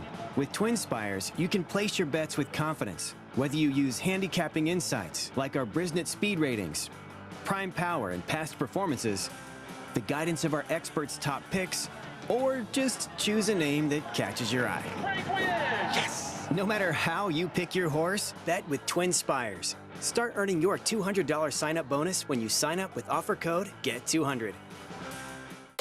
The momentum continues for War Dancer as Epic Queen scores at Monmouth. Epic Queen just won't give up. Epic Queen gets the score. Niagara Skyline goes wire to wire at Woodbine. And Niagara Skyline in terrific form here today by 3 lengths. And Queen's Dancer with a big upset as she wires the field. A photo coming up once again, and it's going to be Queen's Dancer. Shouldn't you have a War Dancer? War Dancer, proud to stand in New York. There's a big, bold, beautiful world waiting to be explored by you and your friends, of course. But not just any friends, the best of friends. The kind of friends who let you do you. Because in this world, it's positive vibes only. And when you get in the zone here, you stay a while. These aren't just good times, they're the best of times. And your time is now. So come explore. Resorts World. Riders up. Live look in the paddock. Ouster. You're watching Saratoga Live. 4th race in 7 minutes. Off the turf on the main track. Ouster. Take a look at his latest opening week in the slop, Andy. Ouster, loving it out there, stalking, pouncing, and drawing away. And I think one of the reasons he paid as much as $780 is perhaps rightfully, a lot of people are questioning whether a mile and 3/8 would be a bit of a stretch for him. Mile and a quarter today. The way he was finishing through the wire, Richie, I don't see how a mile and a quarter is a problem. And keep in mind, because of the bonuses now available to New York breds running in open company races, today's purse is $156,000 if you're a New York bred. So he's in line to win over $80,000 with a victory here. Just incredible, right? The level of purses and to get that bonus. And, you know, Ouster's a horse that actually sold at the New York bred sale back in 4 years ago, 2019, the sale we were talking about. Ouster, the 3-2 favorite. And also you can earn a $10 bonus today by playing with Naira Bets. Bet $50 each at Saratoga and Delaware Park today. Earn a $10 bonus, win or lose. All you have to do is opt in. Visit NairaBets.com to opt in. What'd you come up with here, Andy? I picked Ouster. I don't see any reason to be going strongly against him. It's not as though his last race came out of nowhere. He didn't run well in the commentator, but other than that, he's been a gem of consistency. Now, I will say, he's coming back slightly quicker than normal. He's coming back in 24 days. He usually gets about 4 weeks. I trust in Mark Henning bringing him back. He's been so good in his races, and I don't discount Classic Catch, but I'll tell you the truth with Classic Catch, Tom Butcher clearly wanted to run him on the turf, and he's been a disappointment before running sneaky okay in the Wood Memorial. Classic Catch, Flavian Pratt looking for back-to-back wins. There's Moliere at 19-1 and Omar Hernandez Moreno. Recently claimed at a lower level they were going to take a shot in the turf. On the dirt, he's just overmatched. Aforementioned Classic Catch, blinkers off, Todd Pletcher.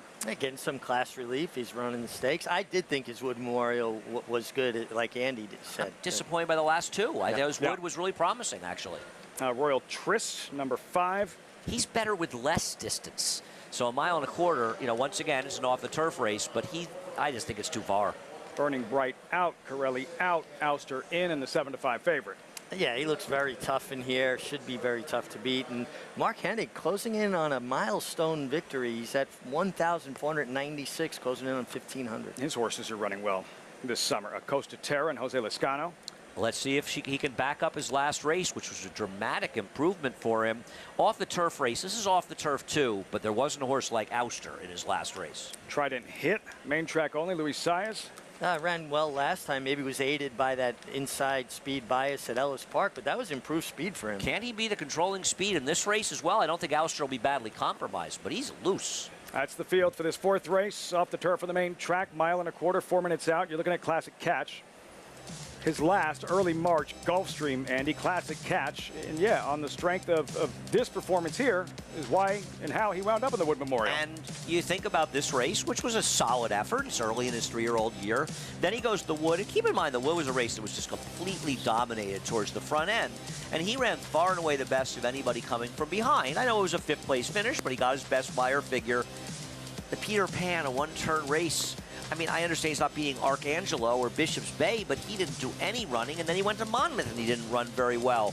So while he probably is, in some ways, the 2nd likeliest winner here, beating a horse like Ouster, with his form, he's going to win and beat Ouster in all likelihood if Ouster just doesn't show up. Haven't seen anything resembling that race at Gulfstream Park.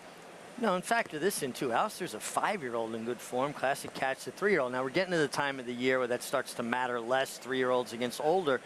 But I still think that gives a horse an edge from a physical perspective. There's a look at Costa Terra, 3-1. His most recent, this was week 2 of the meet, off the turf, mile and a quarter race. Costa Terra, Andy, and he's really lugging in, but driving, and winds up eking out a win here. This was one of those performances that when you're on a run, they run like this. And Linda, I think, ran 1-2. The favorite O'Captain finished 3rd that day. And you can say, well, the favorite didn't show up. But one of the reasons he didn't show up is that Costa Terra ran as well as he did. Where did that performance come from? And can we possibly see it again? Or we can possibly, but will we see it again? That's a really good question. This was a big effort from Irad Ortiz Jr. here. This horse was really trying to lug in, and he was very strongly handled by Irad, and I think he contributed a great deal to this horse's effort. Jose Lezcano riding today. Costa Terra currently 3-1. We check it with Maggie. Let's check in with Ouster here, the favorite, and I really don't have too much against him, to be honest. Lafitte, from a flesh perspective, he looks fantastic and looks much the same as what he always does when the good Ouster shows up. Now, he's obviously a horse that probably needs Lasix to see his best, as we did not see that going two back in the commentator.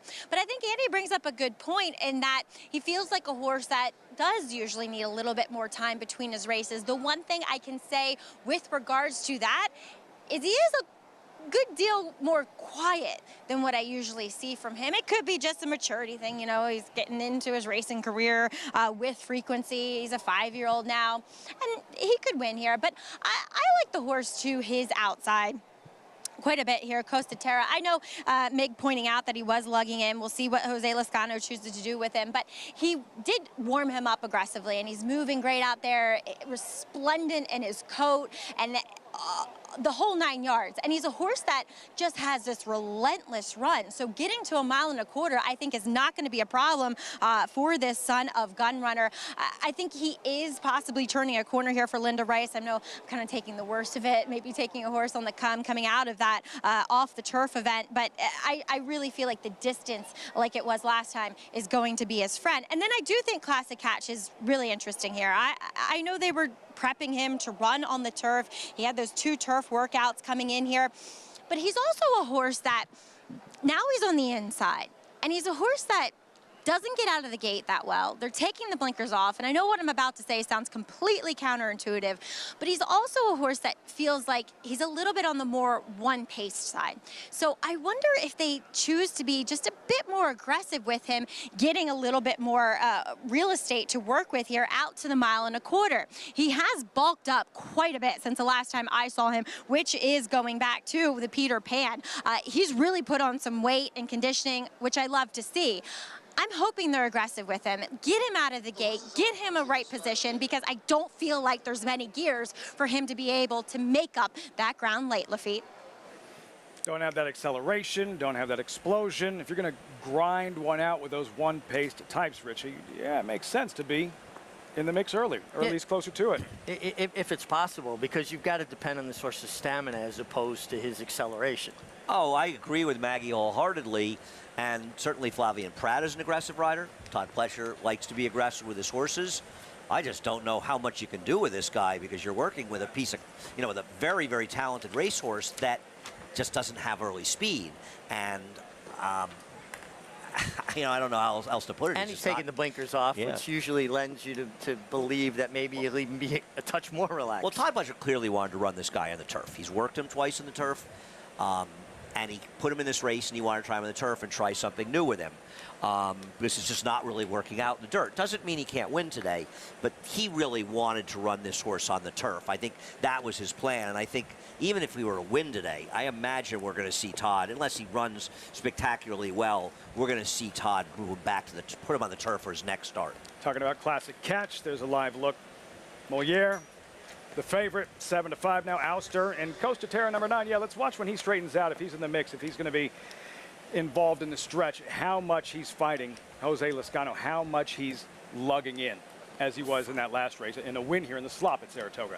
Yeah, again, very well and strongly handled by Irad Ortiz last time. Now, you know, Jose Lezcano does his homework. I mean, he's a guy who watches replays, and I think he's been riding extremely well at this meeting. I think he rides extremely well all the time. I'm with you. I just think he's a good rider, and I think Trident Hit, he's going to try to wire the field, and if you like him, he's supposed to be in front. Keep in mind, they're starting this race before the 8th ball, in fact, right by us.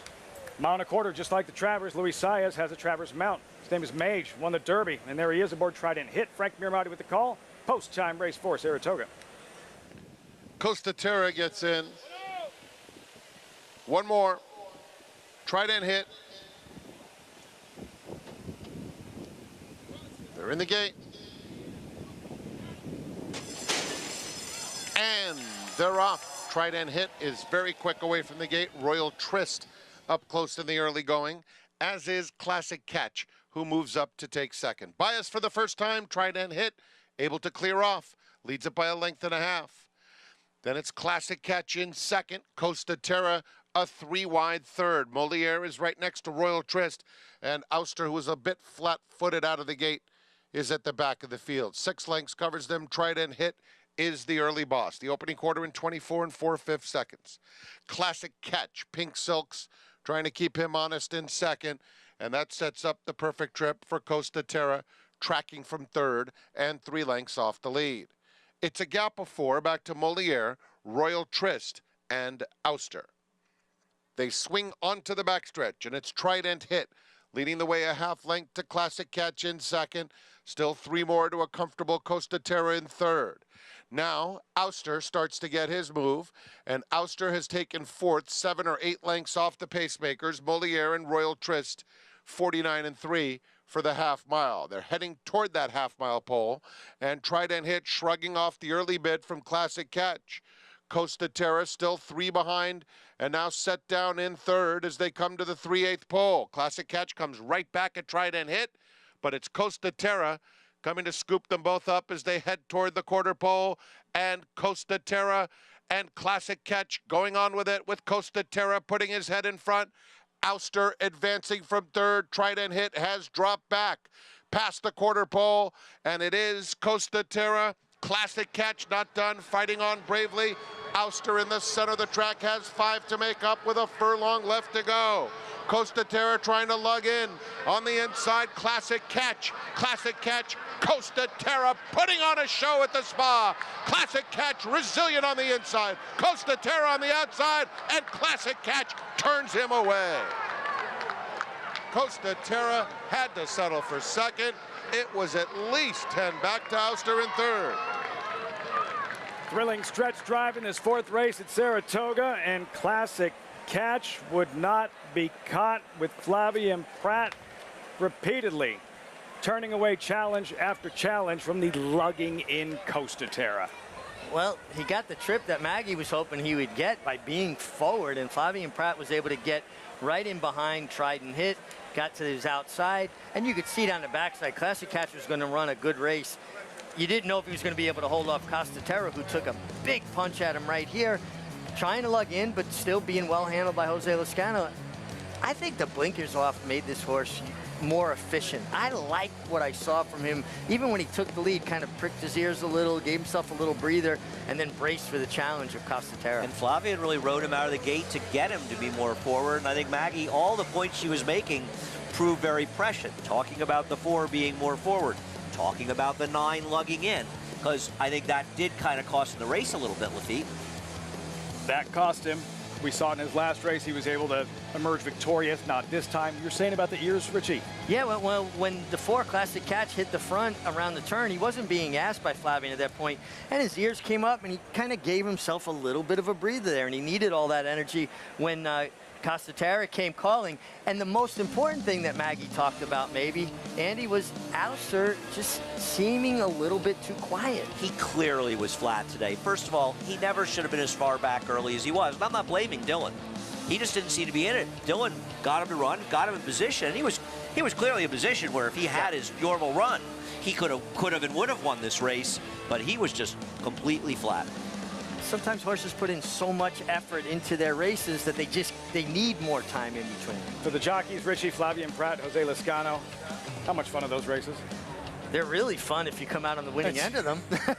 Well, I mean, it's just another example of these horses, giving their all down there. And it really is admirable how, in these situations, you got to just sort of love it, the competitive instincts coming in there. Because I don't think it was a situation where the number 9, Costa Terra, was hanging. He's lugging in a little bit.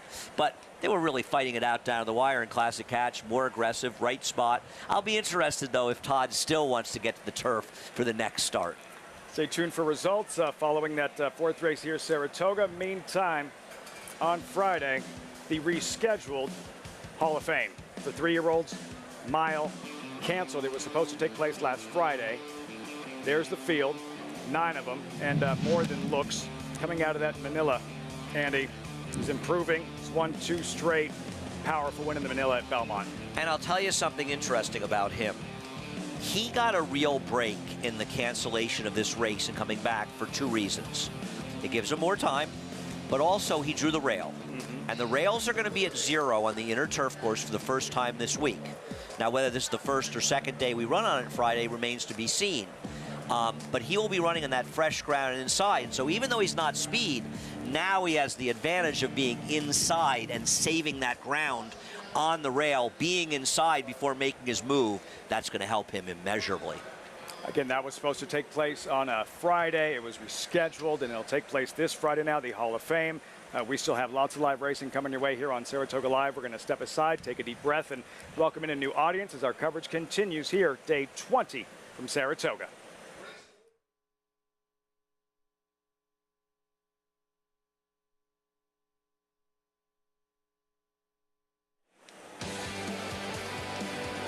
Welcome to our new viewers on Saratoga Live. Live coverage continuing from the August place to be. Week 5 kicking off. It is day 20. He's Andy Serling, champion jockey Richie Migliori. I'm Lafitte Pinkai, and for those of you just joining us, we just saw a thriller, Richie, of a stretch duel here, and classic catch for trainer Todd Pletcher with Flavien Prat in the saddle, in front, engaged by Costa Terra. Here they are rounding the far turn, and watch the determination through the stretch. Yeah, absolutely. When you see the winner, classic catch, he looks like he's collared here. Andy, now the runner-up is trying to lug in Costa Terra a little bit, but Jose Lezcano did a really good job of not inhibiting his forward progress while keeping him straight at the same time. Classic catch, he had a little bit left in the tank after getting that little bit of breather between the 5/16 pole and the quarter pole when he hit the front.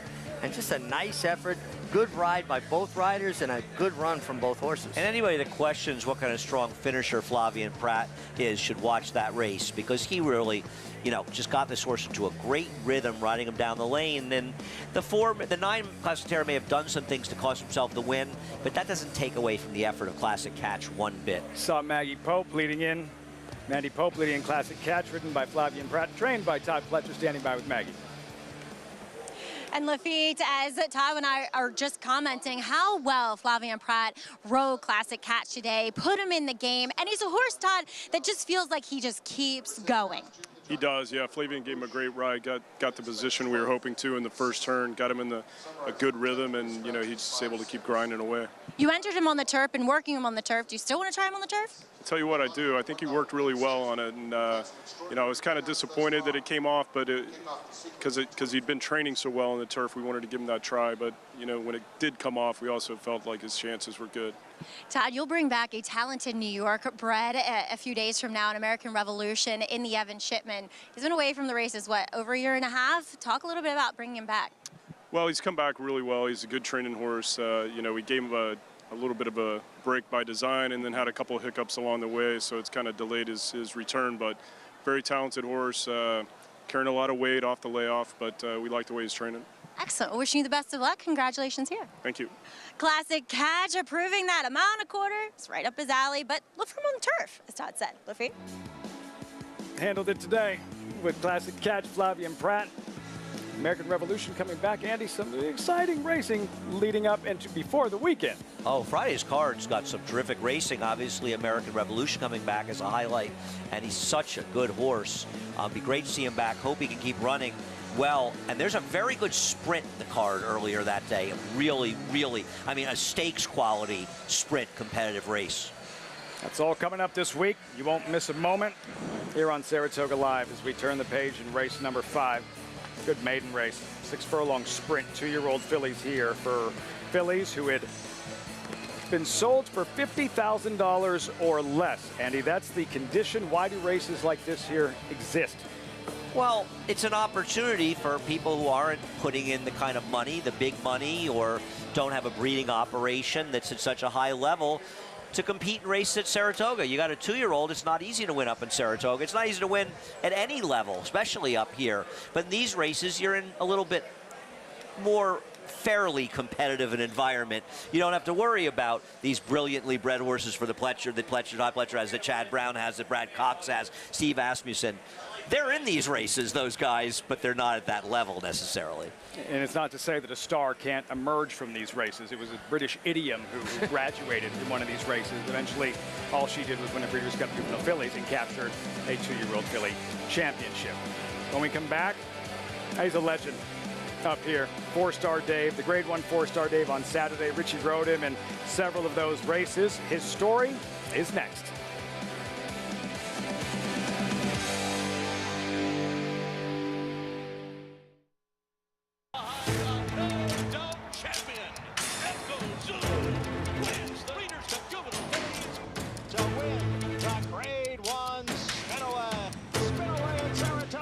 And she wins the first set here at Belmont. Echo Zulu takes command. They come to the 16th pole. It's a sizzling performance for Echo Zulu. What an effort. Echo Zulu enters in by 8 widening lengths.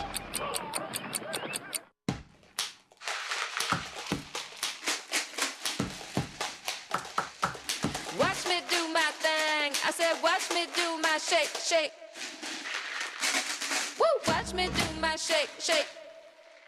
RaceLens is the most in-depth product in horse racing, with unique features found nowhere else. True odds, predictive analysis, and pace projection. RaceLens. It will change the way you follow horse racing and take your game to the next level.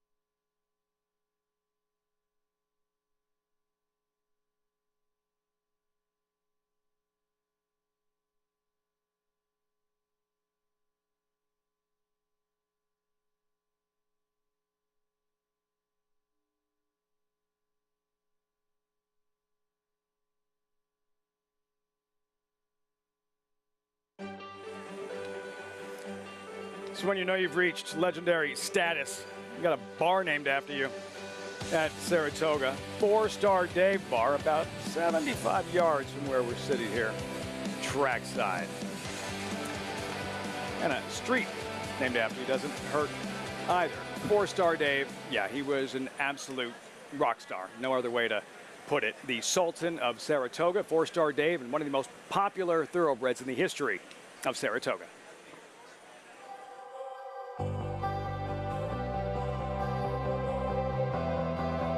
I think Four-star Dave really started to become a fan favorite in Saratoga the third year he won up here as a 4-year-old. He started getting that moniker like horse for a course, Saratoga horse. And then by the 4th year, Four-star Dave mania was starting to take place. I mean, people who were starting with t-shirts and hats, and it just kept going. I mean, 5th year, and people were going, well, how many horses run 5 years in a row in Saratoga, let alone win? And hard to imagine that he would ultimately win 8 years in a row up here. The thing about him, too, besides the fact that he would win every year in Saratoga, was he was very charismatic, and people would go to take pictures of him. He'd actually stop and pose, and he kind of really thrived on the attention. The '93 Saratoga meet was bittersweet. He got his win in Saratoga, keep the streak alive. And then he got taken down, and to me was one of the top 5 worst DQs I've ever seen, let alone been a part of. Four-star Dave was disqualified from first. He shifted out a half a path when I went to go to my left-handed whip, and we barely brushed with a horse that wound up, I think, 5th. In one stride, it was back in my right hand, and I had him corrected. And then on top of that, the horse fell down at the break of the race. I mean, I was off of him. I don't know how. Somehow with his head, he kind of put me back in the saddle. his last win in Saratoga in '94 was the most pressure I ever felt riding him. Maybe the only time I ever felt pressure riding him. The only way I thought he could lose is if I made a mistake. Migliore makes his move with the old boy.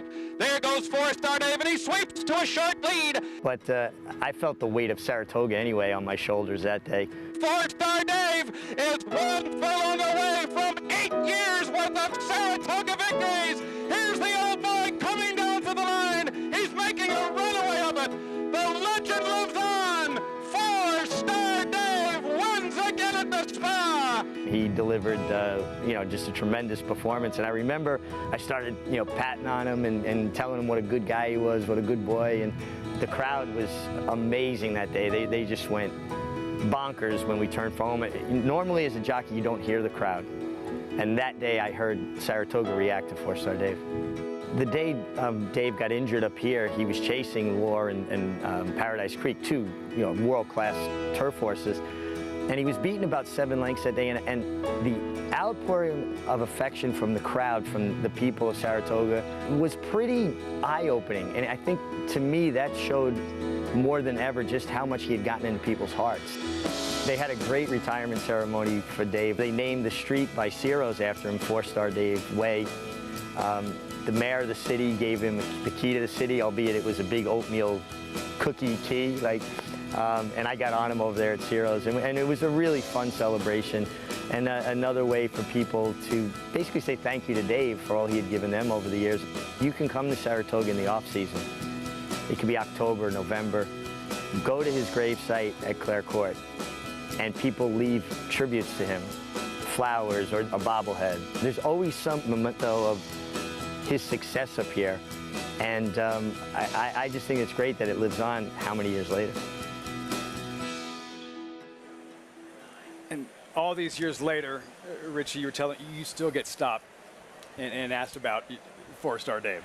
Yeah, and I think that shows the power of when horses have longevity in this game, and for him to run till the age of 10, win 8 years in a row up here, and people would start looking forward to seeing 4-Star Dave. And the fact that he was such an intelligent horse, one of the most intelligent horses I've ever been around. He'd hear a camera click, and he would literally stop and throw his ears up and pose for the camera. I thought that was you. No, that was all Dave. It had nothing to do with me. It's just a tribute to how horses change people's lives at every single level. Sure. Obviously this is one where he affected the lives of thousands of people. There's still thousands of people that are fans of 4-Star Dave. And when he ran every time in Saratoga was an occasion, and that's what 4-Star Dave, and that's what horses bring to people at all levels, whether they're racing or not racing. It just enhances people's lives. Horses enhance people's lives. How'd they take him down in that race? How'd they take him down? Well, it wouldn't have come down in this day and age. It was the jockey. Come on, you had to admit that was a little bit weak, no? So I don't know if I got put up in that race or not, so I don't want to comment. Sounds like he did. At your expense. Daryl's Joy, prior to the 4-Star Dave, he won it twice. So this is the list that Casa Creed is trying to join. 2-time winners of the 4-Star Dave. Got Stormy, the mare, who made history, the first mare to ever win the 4-Star Dave. And for last year, Casa Creed, this is when we learned, yeah, Richie, he's not just a late-running sprinter, that he could bring his best to compete at the highest level at the mile distance. Absolutely. It's an easy horse to root for, and you're starting to see people latch onto him. He's been around for a while now, and he's run well in Saratoga every year here, and I'd love to see him do it again and join a very elite group. And it's unusual for horses to be Grade 1 winners at 6 furlongs at a mile on the turf. Stretching out the turf is a lot different than stretching out of the dirt, and I think it makes him a very special racehorse. He's able to compete at the highest level at different distances like that. It'll be on Fox, the 4-Star Dave. Can Casa Creed go back-to-back, become just the 4th back-to-back, or 2-time 4-Star Dave winner? We're checking with Maggie, standing by with this Race 5 paddock report. 2-year-old fillies, Maggie.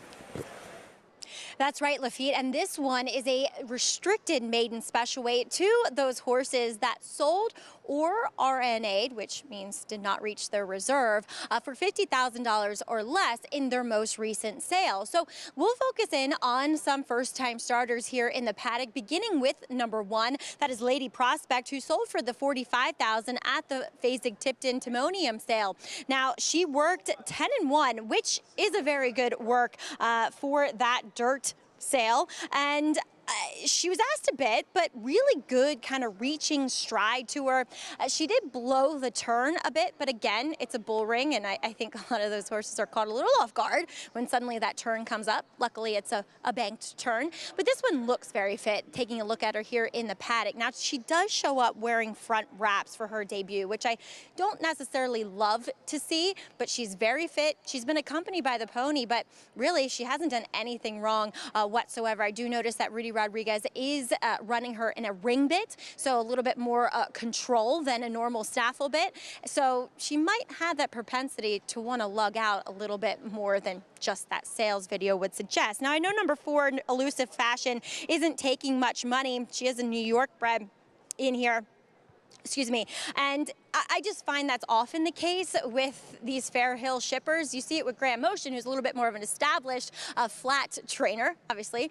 Much respect to Carrie Bryan, but she is more well known for her work with the jumpers. But I'm going to say something. Elusive Fashion might be the best looking firster of this group. She's beautifully put together. She composes herself very nicely on the bridle. Now, she might want to go a bit further, as a Connect progeny usually do want to, and that's what her frame would suggest. But as a long shot, and one of the longer shots on the board, she's made a really good impression on me. As we'll check in with one of 2 Chad Brown runners in here, the daughter of Catalina Cruiser, Echo Lake.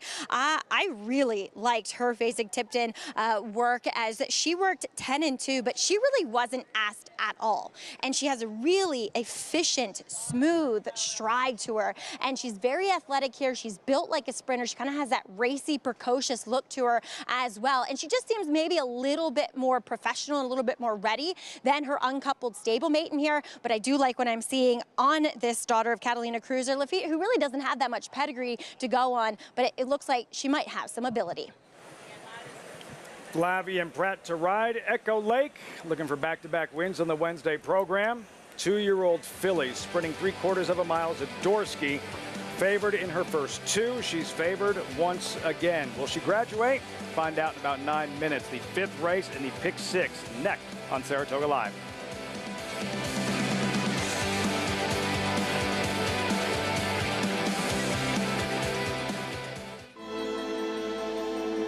Level of racing that he's achieved is extremely rare. Anybody who's witnessed Matoli running sees a level of ability that doesn't come along that often. Matoli's a monster! Matoli wins the sprint! Oh, what a horse he is! Matoli, he did it again! Wins the mid-mile! The only thing to be better than one Matoli's a few Matolis. The mighty Matoli, who won the Corgo by 3.5 lengths, the new stakes record. Experience the adrenaline-pumping, suspense-filled action of the Sport of Kings no matter where you are with Naira Bets. It's fast, easy, and secure. Download the app today and start winning with our lucrative weekly promotions, thrilling handicapping contests, and a one-of-a-kind VIP rewards program. Don't just watch horse racing, be a part of the action with Naira Bets.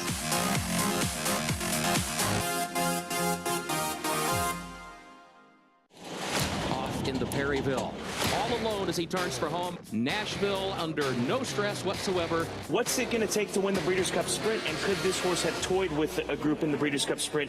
I'm going to say yes. This was sensational. 107.89 track record. This is one of the most impressive sprint performances that we have seen. This is a horse to get really excited about. Never asked for a thing, track record. Racetrack Television Network brings you every race, from every track, on every screen, every day. With monthly packages starting as low as $5, RTN gives you great value and access to more live HD streaming and race replays than anyone. Visit RTN.tv today to sign up and watch on almost any device, including Roku and Amazon Fire. RTN has packages that start at $5 per month.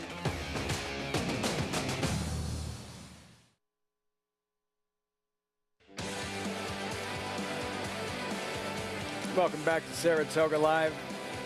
Look at those images. What it's all about and what you see in the morning and the connection between the people that take care of the horses and the horses themselves. The bond, Richie, that it's members of the family pets, but more so, really more like members of the family in terms of the connection with the people.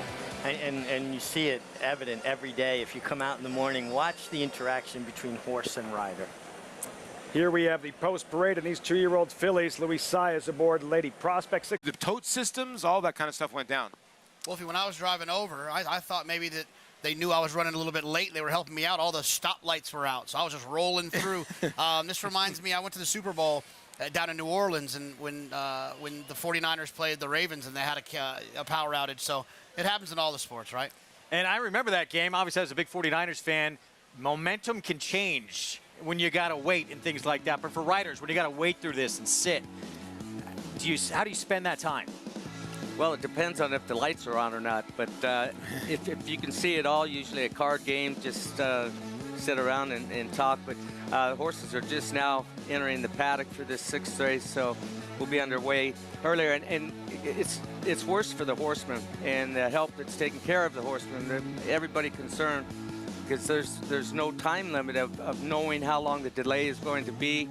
And thank goodness we're getting it up over here now. So back at it, and we had to cancel race 5. The good news, just had to cancel 1 race as a result of it. So we'll pick back up here race 6 in a maiden special weight and 5.5 furlongs off the turf all day today. This was meant for the grass, moved to the main track, and we'll get to this one coming up shortly. A feature on this Wednesday afternoon card named after incredibly popular former trainer and manager of racing operations on this circuit who passed away from cancer back in 2020, Bruce Johnstone. Anybody that knew him just had incredible things to say about him. He dealt with everyone, bridged between management, horsemen, riders, all of it.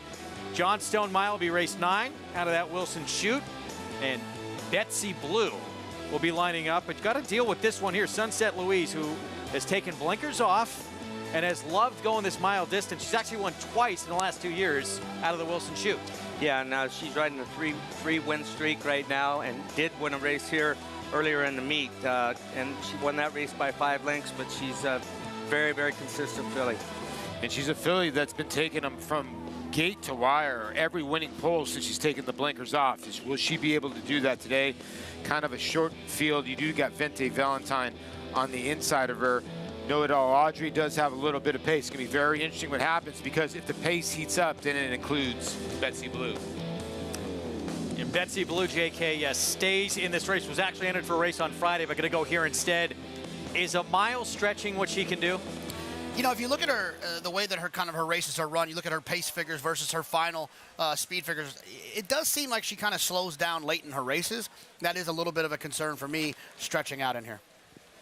Still some big efforts, including one of them here last summer, Saratoga. We look forward to that. Johnstone Mile, our Wednesday feature, still to come. You can play all the action, including a pick 5 that gets started here in just moments by getting signed up, started with Naira Bets. Bet all the action all summer long and beyond by going to NairaBets.com. They offer that $200 deposit match sign-up bonus for new customers. Promo code to take advantage of that. There it is, Spot 200. And bet any track, anywhere, anytime. Again, at NairaBets.com. A beautiful sight. We've got horses back in the paddock. We'll get to a post-parade coming up shortly. 5.5 furlongs, 2-year-old fillies. Many making their debut coming up. We'll have more in this field when we return for the start of the late pick 5.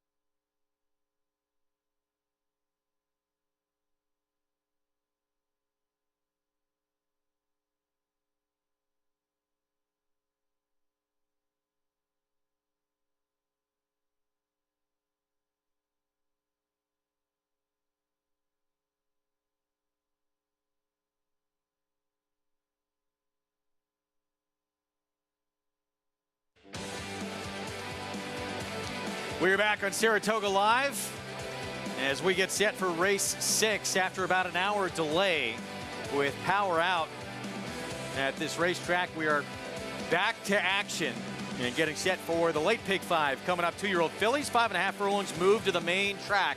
Let's welcome in Maggie Wolfendale. And Greg, we'll take a look at the first-time starters here in the paddock, 2 of which entered in the body of the race, which this one was intended to go 5.5 furlongs on the turf course. And we'll begin with number 4, Mia Marcella. She did sell for the $375,000 at the OBS April sale. After she worked 9 and 4, and she was asked a little, but really good reach to her, and definitely covers a lot of ground with that stride, but that was on the synthetic. And watching her work out, or at least her one workout on the Oklahoma training track, she was always going better until she had to come off the bridle. And for me, that's a pure indication of more of a turf horse. But on the flip side of that, she doesn't look overly turf-meant in her physical whatsoever, and she's sharp here. She's been kept in the saddling stall because she kind of wants to do a little bit too much, but otherwise is incredibly well prepared and very fit. Now, moving on to number 7, Jody's Pride. This is more of a turf pedigree. American Pharaoh, the Dam, went 2 for 2 in her brief career, and her half-sibling Empathy, she is a much better on the turf too. And if this race was intended on its original surface, I would say that Jody's Pride was more or less a certainty. This is a good-looking filly. She is muscle-bound. She is just everything you want in a turf sprinter. I don't know how she negotiates the main track, to be perfectly honest, but look for her to, at least if she breaks well, to be aggressive, to have that early foot, because that's every indication she's given me here. I am remiss, and I feel badly for Connections because she just looks so ready, but I really think she's a turf horse. We'll see how she negotiates this main track, as the first-time starter, the lone MTO, solved the puzzle, is taking a lot of money, and rightfully so. I mean, you want a horse that was meant to run on the main track. She's fairly quiet here in the paddock, but watching her last gate drill 2 back, she broke well, and she was always going better late than her unraced stablemate. She's fit in here. She's by Bolt Dwaro, who hits with 17% of his first-time starting 2-year-olds. And while the Dam was unraced, the half-sibling did win first out, but albeit as a 3-year-old. She looks well prepared here. I have no qualms with her, and I think that she could be very effective in this spot, Greg. Maggie, thank you. So Javier Castellano will ride here. He made his big decision involving the Travers. We'll have more on that coming up in just a little bit. And there's Javi in the background. Chad Brown-Barn coming into today. And after today, we're at the official midway point of this meet, tied with Linda Rice with 18 wins apiece. Yeah, I mean, look, Linda, I think most of us were surprised, at least I was, I don't want to speak for you guys, that Linda had the start that she had. Not because Linda's not capable, because she was so red hot at Belmont. You'd like to think that she kind of would have fired some of her bullets there and would have came in here with the holster a little empty. That's not what happened. She came out to a really big start, and now it just kind of feels like if things go the way they typically go here at Saratoga, that Chad should probably level off here and be able to kind of pick up some wins along the way and hold the lead late for that training title. All right, we're going to get to our post parade here coming up. Y'all be interested to see this second half of the meet. At some point, you would think going to run out of firepower, but 4 consecutive meets on this New York Racing Association circuit. Linda Rice has won, and then this tremendous start again here. But Chad Brown with a 6-5 favorite to try and get his first lead of this meet. And there's the filly he'll send out. Obviously, an incredible filly we're going to talk about more in the show, who I think most are expecting to see likely in the spin-away he unveiled earlier in the week, Ways and Means, yes. Or last week, I should say. First-time starter by Practical Joke? Yeah, a homebred. Wow. 90 buyer. For a 2-year-old, first-time starter. And Pratt never moved on her. Not an inch. At all, yeah. It was impressive. We're going to talk more on that a little bit later on. Post parade to come. We're going to begin with Tap the Keg here in a minute as we have the call to post there in the background. And again, this was meant for the grass. Moved to the main track. We're off the turf all day today. And Tap the Keg, Ray Handel is going to send out with Katie Davis aboard. Yeah, 34-1 first time out. Now second time aboard for Katie and Ray. Filly by Tapiture. Tom Amos, Lyrical Pardon, debuted at Ellis on dirt. Yeah, took a little bit of money on debut for Tom, and then worked last time on the turf, entered for the turf. I feel like Tom wanted to run this horse on the turf. Mia Marcella, first time out for Steve Asmussen with some very good works. This horse had a really good sales work, too, like 9 and change. So there's some turf pedigree, but I would think this horse is fast. Jody's Pride, Flavian Pratt for Jorge Abreu with a 7. Right, you get for Abreu, who does so well on the turf, but also American Pharaoh out of a Scat Daddy mare. Sounds a little turfy to me as well. Second Dam did win the debut on dirt at Saratoga. Was trained by Dale Romans. There's Jody's Pride. Reportedly with some decent morning works as well. On the Saratoga training track. We'll jump to the 10. Sugar and Spice, and this one with the most dirt experience of anybody in the field. Somehow I don't feel nice with Sugar and Spice. 13-1, not taking much money. If nothing else, going to have some early speed. That right? is true. And then Chad Brown, first-time starter to the outside with Javier Castellano. Solved the puzzle. Yeah, Philly here by Bolt Dioro, who's very good with his first-time start. He's been 1 for 10 this year, but he's been very good. Javier Castellano. And again, just want to reiterate, race number 5 was canceled. So since the pick 5 started in race number 2, it is an all. So how many horses you used in the last race, times it by who you have in this race. Thank you, Paulie. So a pick 5 ends here. Pick 5 begins here as well. And that 7 horse probably would have been the favorite had this stayed on the intended surface. Taken plenty of support, though, moving to dirt as well. Yeah, I think, like I'm looking at the gate works here and had some decent gate works. So it should, I'm talking about the 16, Greg. I didn't know you were talking about the That's 7. all right, go ahead. No, well, because the 16 is favored right now, and you thought the 7 would have been if it was on grass. I don't disagree with you there. At 16, I think she's the one to beat, the first-time starter by Bolt Dioro. You know, when you look at this race, okay, in the morning, you know, we get the workouts from Mike Welsh, who's very good. The 4 and 7 reportedly have been working great. But they both got true turf pedigree, so you wonder, you know, is one of them going to take to the dirt or not? Where the 16 is entered, reportedly working well too. So for the main track, you know, Jonathan, like, it's hard to gauge, but the 4 is supposedly been working well, and so has the 7. It's our Spendthrift Farm 2-year-old race of the day. It's brought to you by Spendthrift, home of North America's 4-time reigning champion General Sire, Into Mischief. Let's go back to Maggie. Thanks, Greg. And we'll check in with some of the runners that have experience. And number 2, Tap the Keg, I think comes out of a pretty good maiden special weight on the dirt, intended for the dirt, first time out for Ray Handel, won by a talented Bill Mottfurster in Sugar High. Now, looking at Tap the Keg in that debut, she just didn't look ready. She didn't look that fit. She is more tucked up today and actually more settled and professional in this start. So a little softer competition with many of these intended to run on the turf. Lyrical Pardon comes in from Ellis for our good friend Tom Amos. And it does seem, though, as though maybe you want to give her a pass. Most of those races forwardly dominated there at Ellis, and we've seen some others come back and at least win out of that race. Big scopy filly. I wouldn't be surprised if she actually wants a little bit more ground than the 5.5 furlongs, but is sharp and very fit for this effort. And then number 7, Jody's Pride. Well, I think she's more a turf horse. I will say that Gate Breeze Chew back to 59-4. She broke a touch slow, but was going hard on the bridle at the end, which tells me that she can handle the dirt. We'll see how she does here in her debut. Greg?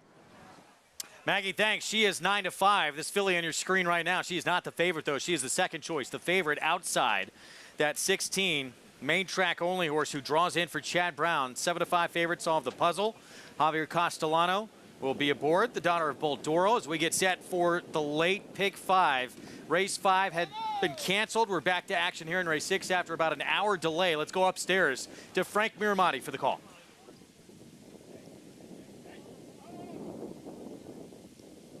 All set, and they're off. Tardy and awkward beginning for Tap the Keg. It's a fast one for Mia Marcella. Mia Marcella battling it out with Jody's Pride through the opening furlong. 2 more, Sugar and Spice moves up to take third. Down at the rail, Lyrical Pardon is 4th, 4 lengths off the lead. Then slow starting Tap the Keg and Solve the Puzzle is last. Around the far turn, opening quarter zipped in 21 4/5 seconds. Mia Marcella at the rail.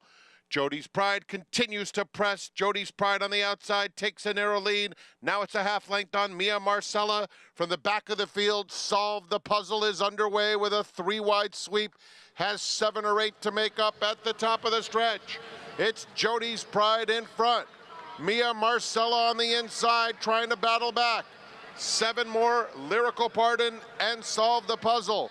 A 16th to go, and Jody's Pride puts away Mia Marcella and all the rest, striding out smartly to win it by 7 widening lengths.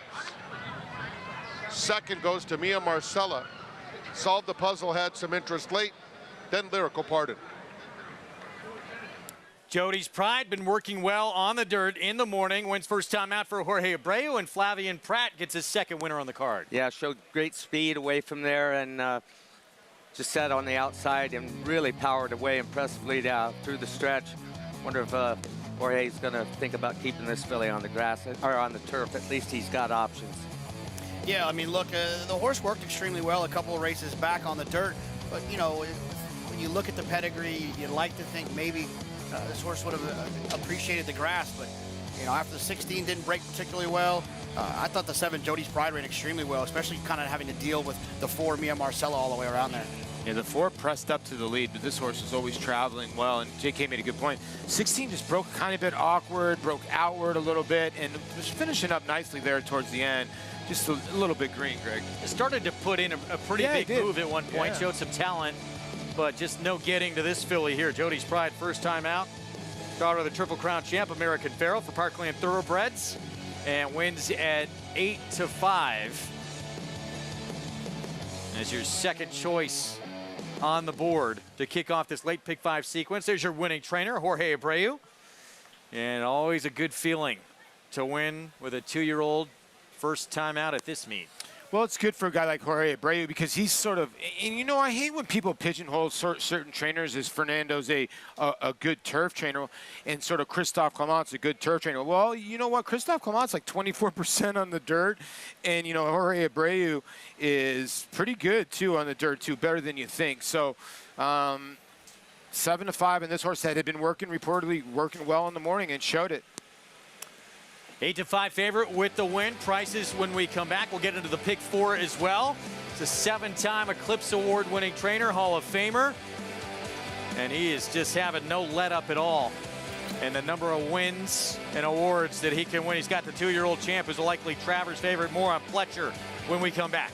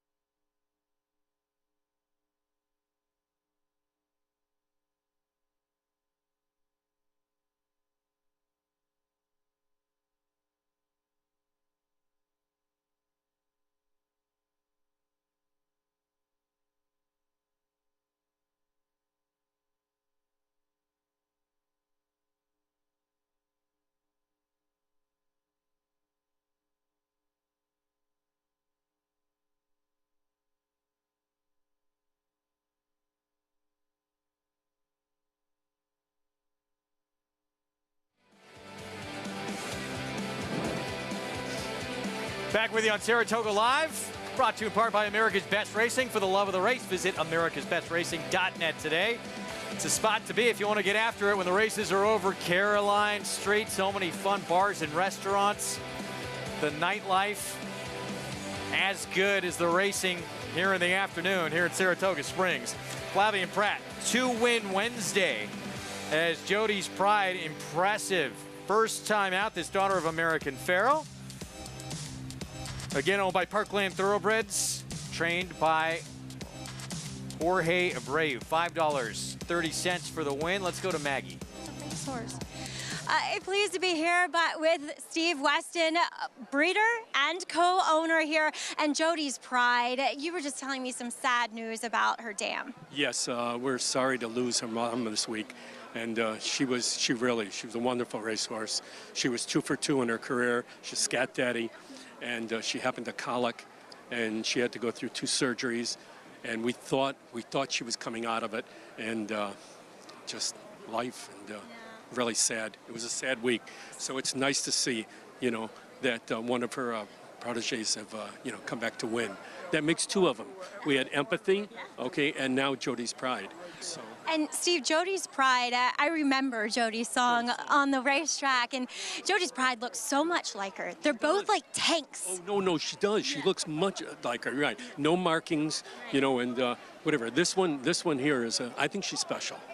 She looks it. And if anything, I mean, she's bred to be more of a turf horse, but this acceleration she showed on the dirt seems really promising. Well, Flavien, breezed her in both. And he said, I like her a little bit more, on the dirt. Okay. But we said, because of longevity and everything else, maybe we'll go to the grass, would it be safer? And it just happened to come off, and, things happen. Maybe for a reason. I don't know. Well, she looks amazing, and it's good to see her carrying on her mom's legacy. Thank you. Thank you for everything. Thank you very much. Steve Weston, breeder and co-owner of Jody's Pride, and they have a lot to be prideful for. Guys? Jody's Pride, very impressive here. First time out off that dirt performance. And again, she was expected to be one of the favorites on grass. I'm intrigued to see where she goes next, but she goes on dirt. I can't wait to see her again.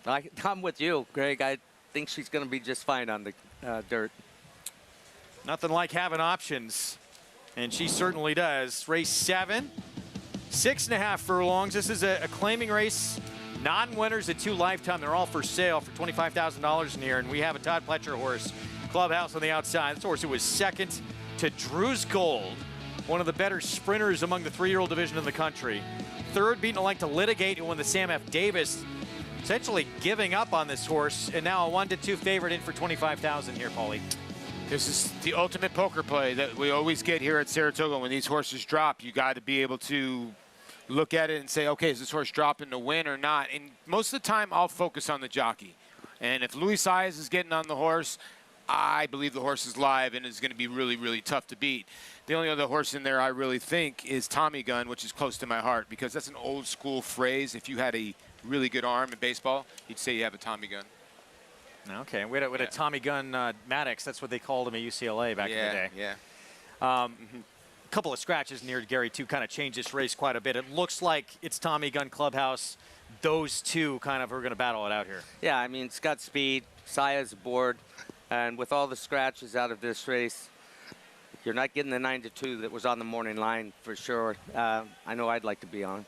Chance, I know we're going to break right now, JK. Tommy Gun, chance to wire this field? Absolutely, yeah. I think that the Tommy Gun can.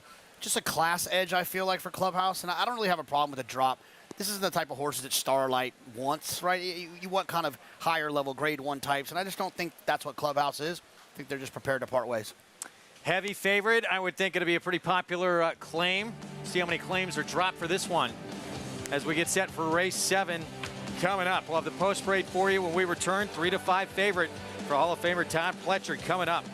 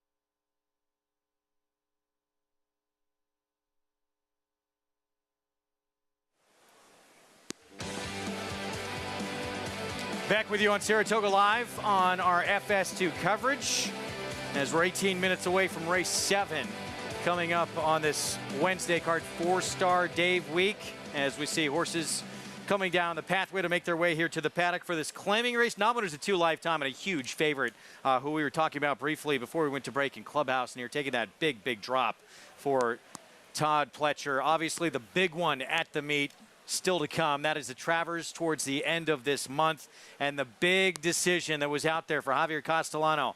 Rode this year's Kentucky Derby winner, rode this year's Belmont Stakes winner. Who would he choose? That choice has been made. He's going to ride the Belmont Stakes winner, Arcangelo. Yeah, he was in a tough spot. I mean, you're not dealing with just any old horse, and the closest I ever came to having to make that kind of decision, I had the Derby winner in Silver Charm, and I had a horse that I'd won the Hollywood Gold Cup on for Richard Mandela named Gentleman back in the day, and they were both pointed to the Santa Anita Handicap. I chose Silver Charm over Gentleman because I looked at the longevity. I'm riding a 4-year-old versus a 5-year-old that I know where he's going to take me places. He was eventually scratched from that race in early March and then taken to Dubai, where he won the Dubai World Cup at the end of the year. But I can't imagine this decision he was trying to make. And eventually the decision was made for him because he still hadn't decided. He hadn't told anybody after he had worked Arcangelo. And so the connections of Mage decided they didn't want to lose the opportunity to get Luis Saez, so they named Louis on, and so the decision was made, and I think he's going to be just fine with the decision that was made the way he worked the other day. Tough decision to have to, I mean, good place to be in, to have to make that decision, but I'm sure it kept him up a few nights. Well, yeah, but the class act that Javier Castellano is, I think he made the call early enough for both. Listen, he could have waited longer and longer, but I think he has. Listen, he won the Kentucky Derby on Team Mage, and he's got respect for them. And he said, listen, let me make the call now so Louis can maybe get on Mage in the morning and get used to him. I think it's kind of a class act move by Javier to make this call this early. We're still, a little ways out. He could have waited a little bit longer. We're going to find out the end of the month. Do you think he made the right call? I mean, look, I've never been overly crazy about either one of these horses. I thought Mage got a pretty big setup. I didn't like Arcangelo in the Belmont. He went on to win.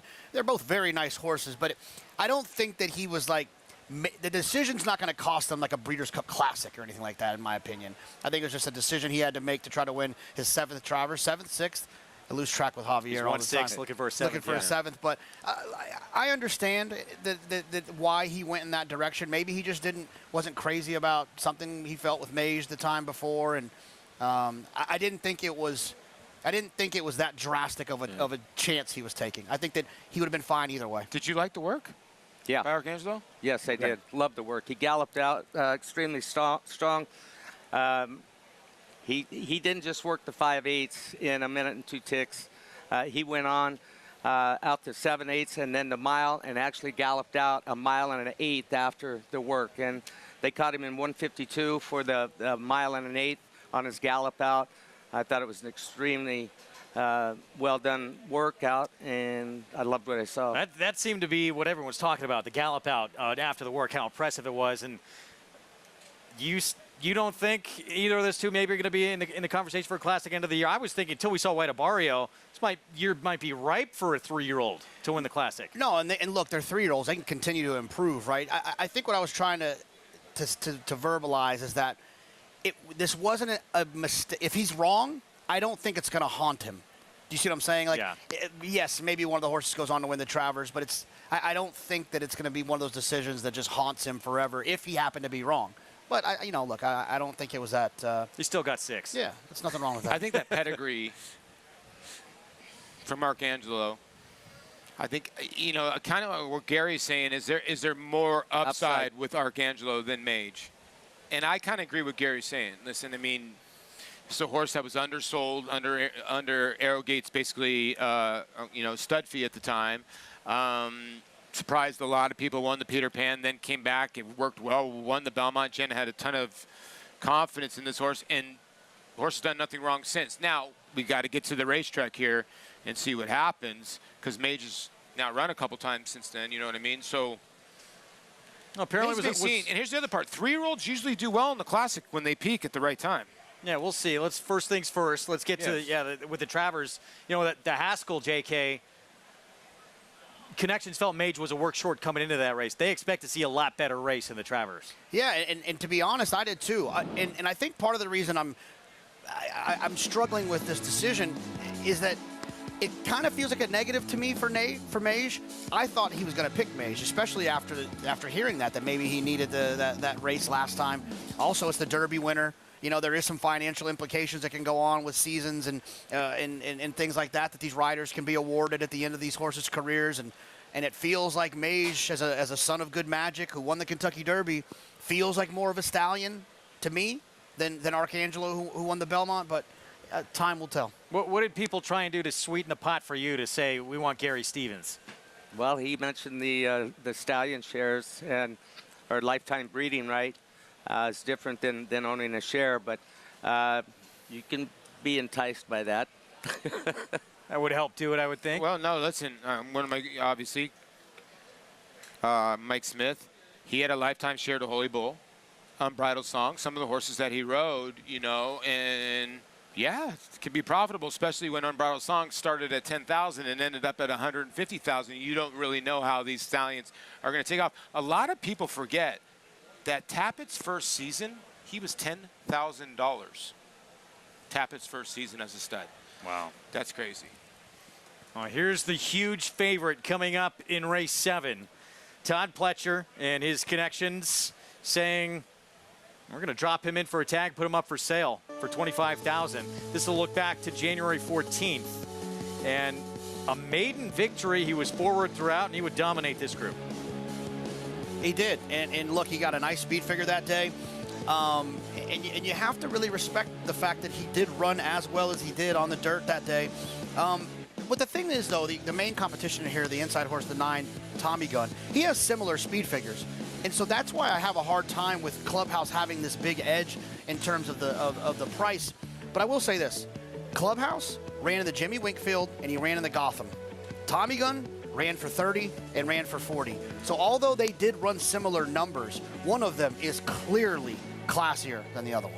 And it's this guy right here at 4-5. I mean, we talk about, too, off that maiden win we just showed you. Second to Drew's Gold is one of the top 3-year-old sprinters in the country. He finished ahead of Joey Freshwater in that race. He became a graded stakes winner. He won the Bayshore this year. Huge clash edge in this spot here as we're 10 minutes away from this 7th race. Let's bring in Acacia Clement with more on the big favorite. Yeah, Greg, he is taking that big drop in class, and it's an interesting move with Clubhouse as he did come off of a layoff and try the turf last time out for a horse that had actually started his career on the turf. Maybe it was let's give him another try on the grass before we drop him in class. Maybe it was this is a good spot to just give him a race as far as fitness. My guess is that it was to try and recapture some of that form we'd seen early on in his career, and he didn't. But if you look back, when he finished second behind Drew's Gold in the Jimmy Winkfield, I think that definitely kind of elevates him. But even though he finished second, that just wasn't a race that I was overly thrilled by. His strides were shortening a little bit. He was, I think, a little bit second by default in that spot. He obviously has some ability, and yes, it is a big drop in class. I just think they're being realistic and putting him in a spot where he can win. I will say, I haven't seen him in a little while, but my notes from last year said that he was a horse that was really revved up in the preliminaries. He'd be really bad loading into the gate, so keep an eye on him when we get over to the starting gate here. But for him, he's very relaxed here in the paddock, and certainly has taken a step forward mentally now as a 3-year-old. Right to his inside, the number 9 Tommy Gun is making his second start of the meet, and he came back in his 4-year-old season as a gelding, which I think really helped him. It lightened him up as far as his physical is concerned. It made him a little bit more focused in here. I thought he looked great last time, just never really gave any real rally. So he's dropping in from the starter allowance company to the $25,000 today, and plain and simple, I just think he fits here. Much like Jonathan mentioned, he has run some comparable buyer speed figures to your favorite Clubhouse. Maybe he's just finding the right company today as well. The number 5, Pressure, has been at this level already. He's one of 2 in here for trainer Rudy Rodriguez. If you look at him last time out, he actually looked like he had horse coming in to the top of the stretch, but just had absolutely nowhere to go. He was behind the pace setter. He was kind of blocked in. And at this level, it would be surprising to see a horse be able to kind of stop and start and re-rally after that. So I'm not going to give him such a hard time with the fact that he didn't kick on after he did get some running room. Sometimes when a horse is stymied and they're forward momentum is halted, they just can't regroup and re-rally and get back onto their feet, especially, again, like I said, with horses at the claiming level. He's been saddled with the pony, but he's done everything right in here. I'm willing to give him a little bit of an extra look. We'll see if he can get around the 2 horses to the outside, but I do think that he had a bit of an excuse last time out, Greg. Acacia, thank you. So there's pressure. Never hurts to get a little weight break, and you'll get that with apprentice Jamie Torres in the irons. Only going to carry 117 pounds here. And for an apprentice to come to this meet, best jockey colony there is in this sport, and pick up 3 wins, a couple of them, look at the prices he did it at. That's impressive. Yeah, I mean, this kid, he's fine without, when he loses his apprenticeship, he doesn't need that 5 pounds off anymore. He's that good from what I see in him. And when he's getting a weight break right now, it's an advantage. You take any one of these seasoned riders that gets a 5-pound weight break, and they're going to tear people up. So he's made the most of the opportunities he's had here at this meet, and I like what I see with this kid. He's almost 50% the money. He's got 18 seconds and thirds, too. I mean, everybody focuses on the win percentage, but he's usually riding 10 to 1 shots plus, right? So, you know, 18 times, so he's 21 out of 40. He's almost 50% in the money. What about JK, his mount in this race coming up? Pressure, the 5. Do you see any kind of chance outside of the 9 and 10 here with him? I mean, he's just light on numbers. And he's been running against non-winners of 2. He's been running, you know, he's had 2 chances to run against kind of this beaten claimer types, and he hasn't been able to get it done. And his number's a little bit light. So when you're looking for horses like this, you want to have a reason to believe that they're going to turn it around, or a reason that they can present some value. I don't necessarily see it. There was a moment, still talking about the 5 pressure, beginning of last year and even the end of the year before that.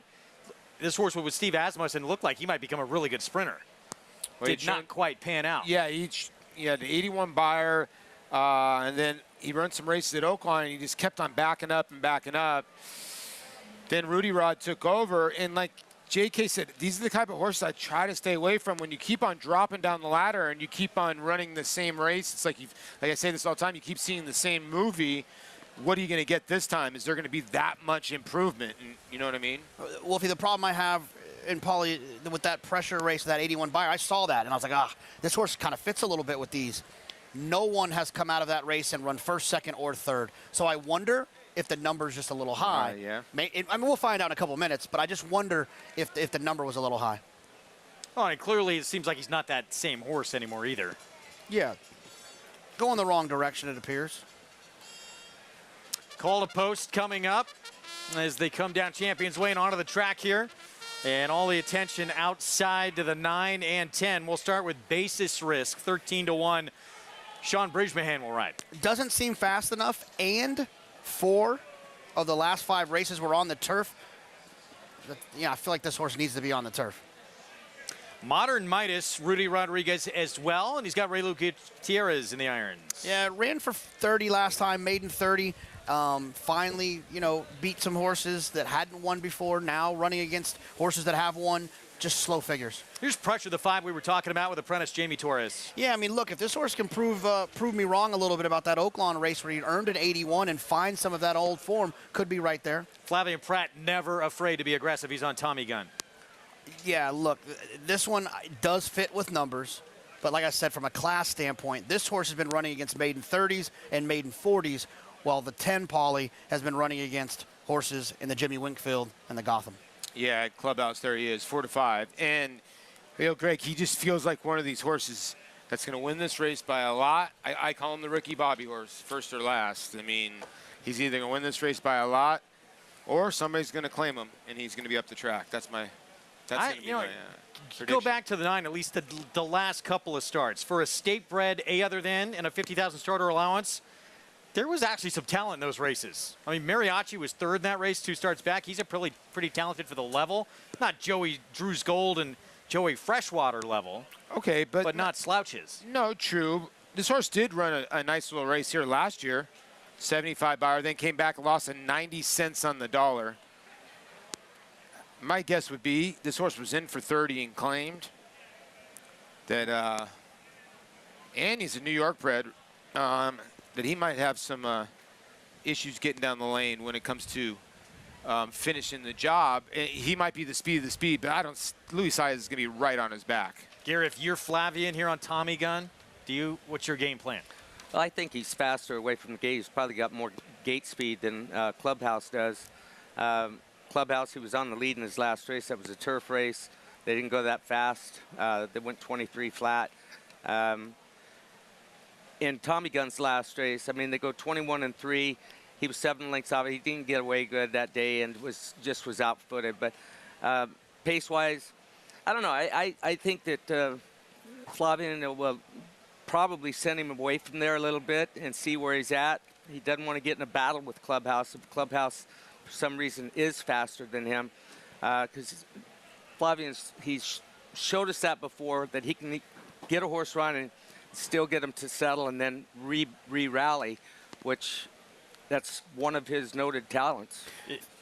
The one thing I'll say about Clubhouse, too, is if one exercise I think that works is if you start at the bottom of past performance and kind of work your way up. It's a good exercise to kind of try to tell yourself a story as you're going through. And the horse breaks the maiden, gets the first win on January 14th.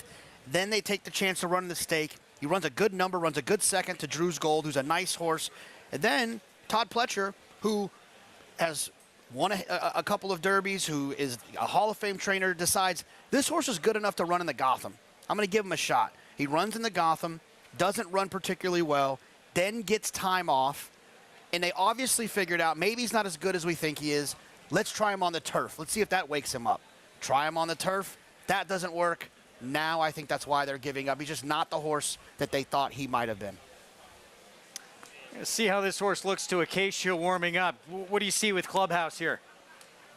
Well, he warmed up nicely, Greg, and as far as that pace conversation is concerned, both Tommy Gun and Clubhouse had big solo warm-ups out on the track. Immediately out of the post parade, they both left their pony accompaniment and went right off for a strong gallop. And actually, at the beginning, Clubhouse was pretty spirited, and Luis Saez kind of gave him an indirect rein to get him to settle, and after that, he settled beautifully and actually got into stride really nicely. I'm going to take a little shot with Tommy Gun, hoping that he can just wire the field in here. But I completely agree with what Jonathan said. Clubhouse is a horse that I just think they're being realistic with. Because he had that good turf form at the start of his career, he's a horse that thought maybe last time could get on track with that turf race. It didn't work out. He's just going to be potentially in the right spot in here today. I will say, though, mentally, I've seen a big step forward from him now in the second half of his 3-year-old season. Thank you, Acacia. I love the way he's warming up. 4-5 here on this horse. We will see. Gary, back to what you do with Flavien Prat. If you're on Tommy Gun, do you try and, if you do get to the front, stay a little wide so Clubhouse does have to go even wider if he wants to go by you? Yeah, I mean, it just depends on what does happen. Flavien, he's also can be a little unpredictable out there. So he's tough to read. But everything he does seems to be the right thing. He can be aggressive riding-wise. He rides within the boundaries. He gets right to the envelope and presses it, and he doesn't cross that border too often to get himself in trouble and suspended. But he's, a good rider. You push the envelope, try and get to that fine line and not cross it. In aggression way, I'm talking. It's part of race riding. That's the art of race riding. Is, if he's going to pack this horse out a little bit or whatever, it's going to be subtle. Wouldn't be odd to see him float out a little bit and then coming off the turn, drop back down and try and get a little separation if he is in front. 3-5 now on Clubhouse. with a man who won this meet a couple summers ago, and he did that by being aggressive, Luis Saez. We know Pratt, when he's on a horse with speed, he'll always be forward, so we'll see the race within the race here with these two to the outside. Yeah, it'll be very interesting. I think the sneaky horse in there, just to maybe round out your trier exacta, could be the 3, Modern Midas, who's 30-1 money line down to 10. But, you know, he's passed horses before. None of these horses really passed horses. And if you look at the 9 and the 10, they're kind of both bullets out of the gate. A lot of ones out of the gate for the 9 and the 10. So it's going to be interesting what happens the first quarter of a mile. There's the favorite loading up. Let's go upstairs. Frank Miramati with the call. They're in the gate. And they're off. Awkward start for Basis Risk. A good one for Tommy Gunn and Clubhouse. And those two speed away by 2.5 lengths. Modern Midas third. Pressure fourth in the early going. Slow starting Basis Risk is at the back of the field. It's Tommy Gunn with some company. Modern Midas moves through.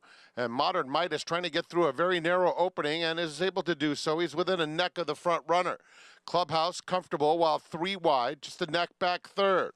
It's 2 more back to Pressure and Basis Risk. The opening quarter went in 22 1/5 seconds. And so the battle continues up top. Tommy Gunn, Clubhouse on the outside with 3 furlongs to run, right on even terms. A half length back to Modern Midas, who made that bid but is back to third as Clubhouse takes the lead coming to the quarter pole. Tommy Gunn in second. Pressure trying to mount a bid on the outside. They're at the top of the stretch. It's Clubhouse and Tommy Gunn. Clubhouse just in front. Now puts a half length on Tommy Gunn. 3 lengths back to Pressure in third. They're heading to the 16th pole. And Clubhouse puts the final touches on a very easy W. It's going to be Clubhouse. Clubhouse pulling away. Wins it by about 4 lengths. Tommy Gunn was second. Pressure finished third. Clubhouse odds-on favorite, gets a second win of his career, and I would think moving to a new barn very shortly. Yeah, and listen, he got a little bit of an assist there from the 3-horse Modern Midas. Raylu Gutierrez, he ran up into a dangerous situation just going into that turn. He was outrun 3/4 of a length, and Flavian wasn't that far off the rail. You get to that turn, he was nice. He was very... Flavian was extremely nice to Raylu going into the turn. He gave him the room, but it came up and forced Tommy Gunn's hand early, and you know he still finished well to finish second, but it took some finish out of him. I think Clubhouse was going to beat him anyway, but yeah, sort of put himself in a bad position. We're going to take a look at it right now, and I'll tell you what I'm talking about. Why would you push your horse up the rail here? Well, he's got room right now, but he's got him outrun by quite a ways at this point. Now he's saying, get out of there, and he's not getting out of there. He forced his way up in there, and I'll tell you what, when I was a kid racing at some of the smaller tracks, I'd have went on my head if I did that. I mean, that was kind of the rule of the land. You're not paid to babysit out there, and I know that sounds bad, but when you take a shot, sometimes you pay the price. Meaning Flavian, he babysat, taking that ground away. Well, he was going to drop him, and Flavian knew he was going to drop him if he did it, but he had no right to that ground when he came up in there. In the end, that man right there collects the 21st win of his Saratoga summer season. Luis Saez riding for Todd Pletcher on the 3-5 favorite. 10-9, 5-3 finish. We're going to take a timeout when we return. Can he do it again? 7 years old and still going strong. Casa Creed looks to go back-to-back in this Saturday's 4-Star Dave. We'll have a preview next.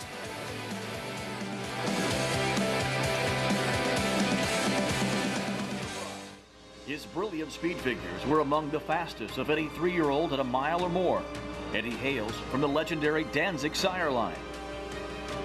Now, this multiple graded stakes winner, millionaire, and Breeders' Cup champion is passing his remarkable talent along to his progeny. 95, 5, 200, 200 down, 2, in the back, Patrick, 200,000, thank you. Spun to run, standing at Gainesway. As they When it comes to horse racing, you can never have too much information. With Twin Spires, you can place your bets with confidence, whether you use handicapping insights like our Brisnet speed ratings, prime power and past performances, the guidance of our experts' top picks, or just choose a name that catches your eye. Yes! No matter how you pick your horse, bet with Twin Spires. Start earning your $200 sign-up bonus when you sign up with offer code GET200. Forte on the outside, Cave Rock along the rail, and Forte to win the Breeders' Cup Juvenile.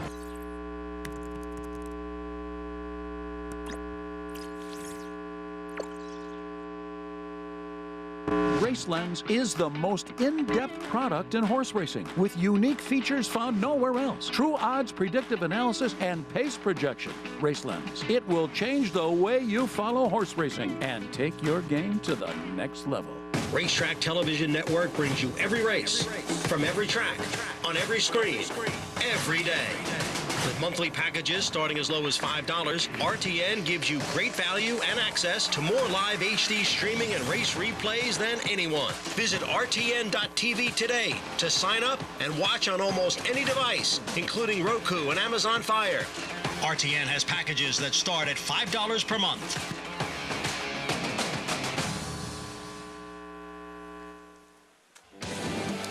We're back on Saratoga Live on our FS2 coverage on a beautiful Wednesday afternoon here in upstate New York. It's brought to you in part by Hill and Dale at Alapa. Race 7 in the books here at Saratoga and its clubhouse. Luis Saez for Hall of Famer Todd Pletcher. Second win of this 3-year-old's career. Let's go to Acacia. And I'm happy to be joined by winning rider Luis Saez, who gets clubhouse to victory. Luis, it seemed like he was just in the right spot, the way that pace ended up setting up. Yeah, it was pretty easy, really. He break from there and he picked a good spot, and we let the speed go. And I don't know how so much horse. When we came to the top of the trail, it was all about him. It was a pretty easy win.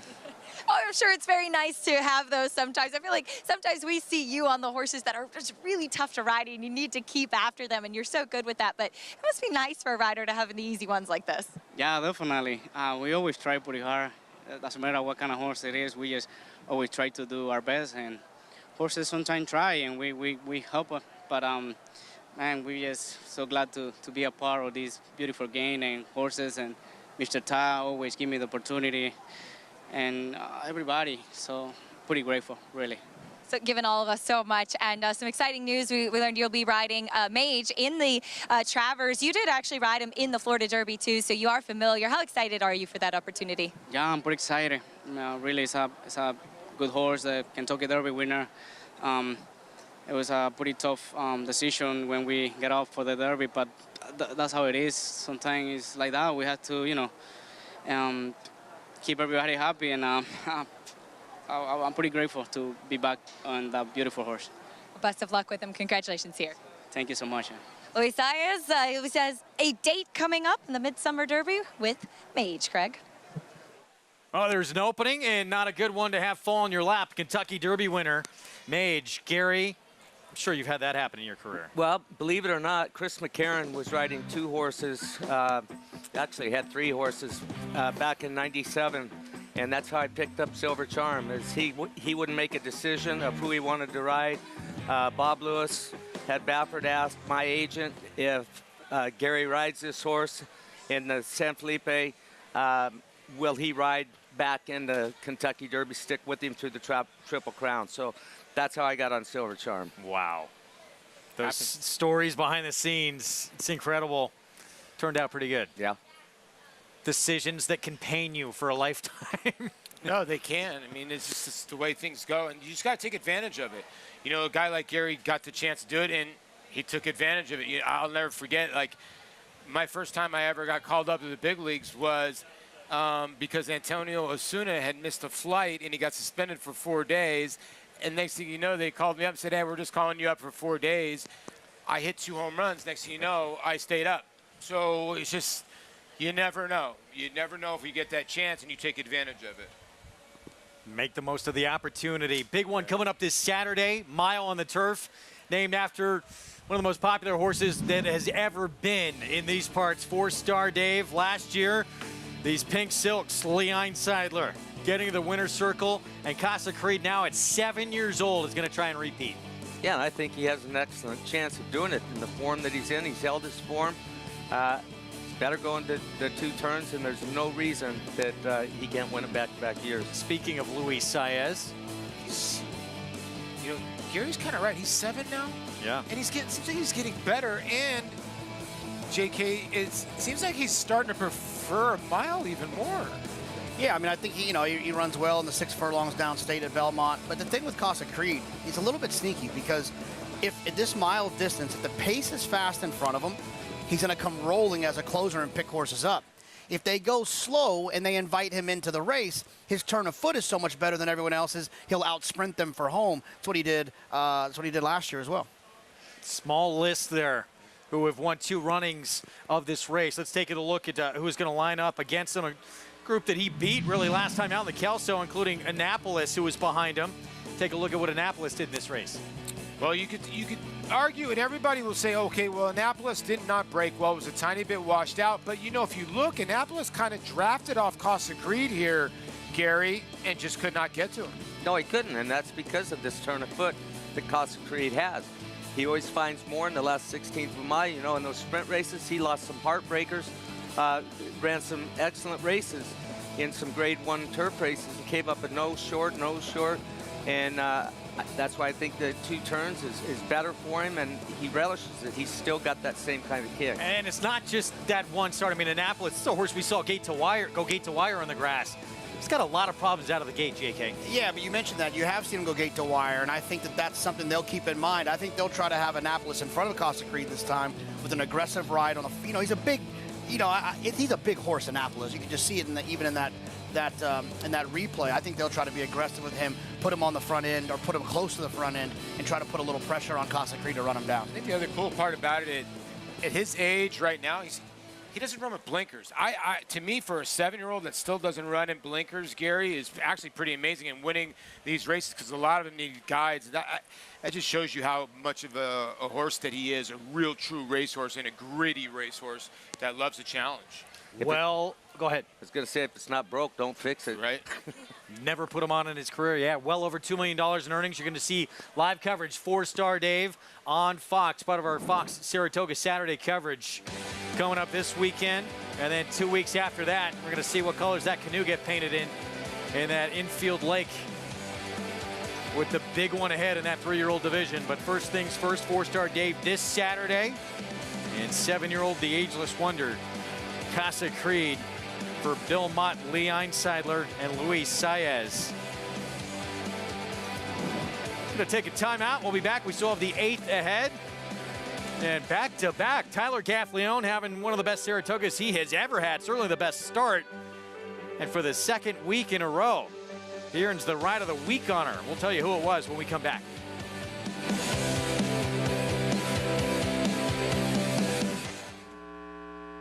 A Grade 1 winner on both dirt and turf, War of Will became a classic winner with this victory in the Preakness Stakes. He added turf credentials to his resume with a determined victory in the Grade 1 Maker's Mark Mile. Now his progeny are bringing top dollar in the sales rate. 280,000 just way. Get it back, 191,000. 150,000, Nader Tomas, thank you. A dual surface classic winning son of Warfront, War of Will, standing at Claiborne Farm.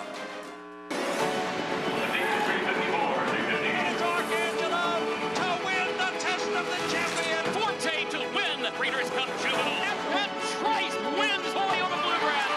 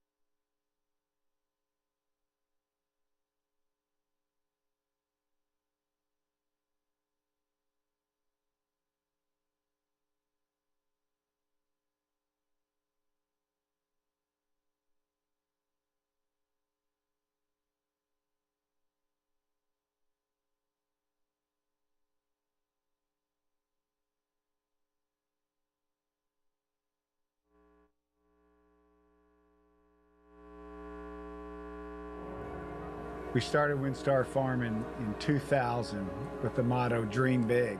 And dream big still rings true today. The number of horses we've had these last 8 years with Justify, with Life is Good, with Pickin' Country Grammar out of the sale, horse goes on to win close to 16 million. That is something that just shows just the deep horsemanship of the team of WinStar.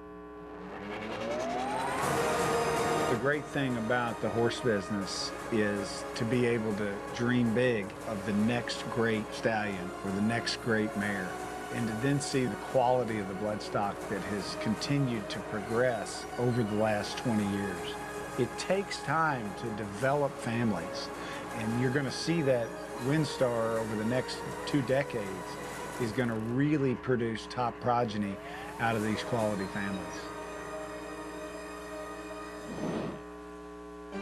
Time for our WinStar Farm Ride of the Week. He won it last week with Alice Beach in a brave ride up the fence on a 2-year-old filly. Tyler Gaffleone wins it again with Ozara. Yeah, and he put himself in a position going into the first turn. He was broke from the extreme outside the 10-hole, and he got over to the fence going into that turn, allowing him to make that early move up the inside, save ground. He's going to get a perfect split right here, and it was a perfect ride from Tyler Gaffleone. I completely agree. I needed the 8 here, and those are the rides that you notice and you remember the most.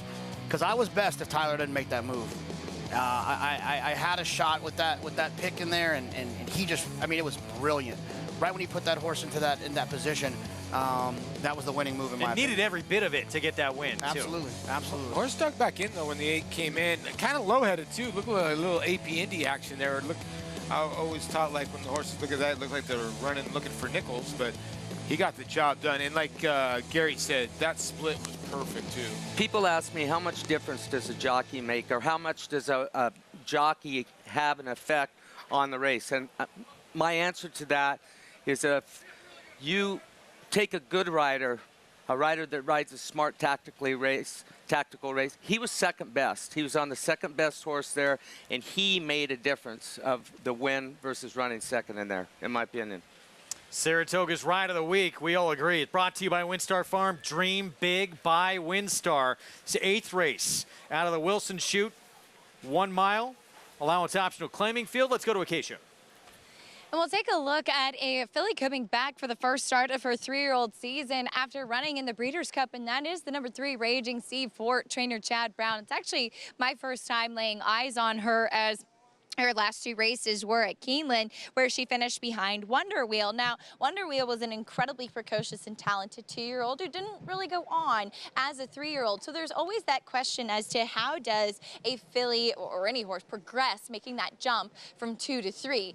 Physically, it looks like this girl should do it. She is big. She has so much leg and size to her. She looks like a typical Curlin, and incredibly well put together filly here. Her last workout you can watch on XBTV. She worked in company with Signal from Noise, who was 3rd in an allowance going long, 1.25 miles last time out. And this one was kind of slightly in front, was held really strong, and to my eye was going better than her more seasoned company, and looked like just a keg of dynamite. Like she had so much to offer and wanted to do more. A rider trying to restrain her and keep in tandem with her company. So looks like she's been training great coming back here. She obviously has class, finishing 3rd in the Breeders' Cup Juvenile Fillies when she was off slow from an outside post that day. Fit coming back here. Excited to see if she has made that jump coming back as a 3-year-old. Now the number 1, Into Happiness. I remember when this filly won last time out, I interviewed Mark Henning after the race, and he said, you know, I told John Velasquez that this filly likes to run outside. I just didn't anticipate it to shape up exactly like that. She was urged out of the gate and just dropped back and totally lost contact with the field. She was so far out of the picture, and then just came flying and really inhaled that company that day. Now, obviously was a strong claim, but she's stepping back into tougher competition this afternoon, but she looks terrific. Physically, she actually looks like a mile suits her even better. She's sharp, bubbling here in the paddock once again, as she always is. But I do wonder, with the inside post, just like she had last time, will she drop back and just leave herself with so much to do, because she is a horse that prefers to run outside. Going to the number 7, Coppa Girl, a new face coming in from Ellis part for Brad Cox, kind of as a typical Constitution, they carry a lot of condition and substance, and that's the case with this one. She was not immediately the quickest out of the gate in that last race, but kind of hustled up to press that pace setter. Then when she took over, she was just much the best, easing up in that spot. She's powerful, she's strong, she's doing everything right here in the paddock. She could be a very interesting new face, and I'm intrigued to see what kind of warm-up she gets out on the track, as I expect Luis Saez to want her to be forward just as she was last time out, Greg. Keisha, thanks. You know, back to Into Happiness, and she was talking about this race where this filly came from the clouds. That was one of my favorite races, performances we've seen all meet long. We're going to show it to you eventually. Here she is. She was not on the screen for most of that race, and you figure if you're watching on TV, she's still in this race, and she goes on a win easily against this group. It was fun to watch. Here it is. You missed. She got dead left in the race. She was about 15 lengths behind, I would say, down the backside, and she just came flying home. And here's the crazy part. She was 8-1. She wins the race by about 3.5, 4 lengths. That's her on the complete left side of your screen, just mowing everybody down. And look, she worked out that comfortable trip that she likes, that Acacia mentioned, that she likes to be outside. If we're talking about today, this is obviously a great performance. She's 7-2 in here. She's going to spend some time on the inside. I mean, you know, especially in the chute, she's not going to have the opportunity to kind of take back and get around. She's going to have to hold that position into that first turn and then see if she can work out a trip. I just think at a short price off of a big setup last time, I think you want to try to beat her in here. Meanwhile, you talk about this filly. You knew she's going to take a lot of attention. First start coming back since the Breeders' Cup Juvenile Fillies. But back to the point Acacia was talking about, and here's the Alcibiades she missed by a neck. Not only has Wonder Wheel not come back to win, nobody at all in that field, that Breeders' Cup Juvenile Fillies, has come back to win. Pretty amazing. It's beyond amazing. It's significantly more complicated. It's tougher to have happened than if 5 horses would have come back and won. It's the juvenile fillies, right? So they're all supposed to be really good. They've all done something really great so far in their career to get to that point. And the fact that none of them have come back and won is wild to me. But the issue that you have here is, okay, so you have the one who's the second choice, right? Was up for 40,000. Raging Sea was third to the neck in a grade 1, okay? Now the 7, Copa Girl, just broke her maiden.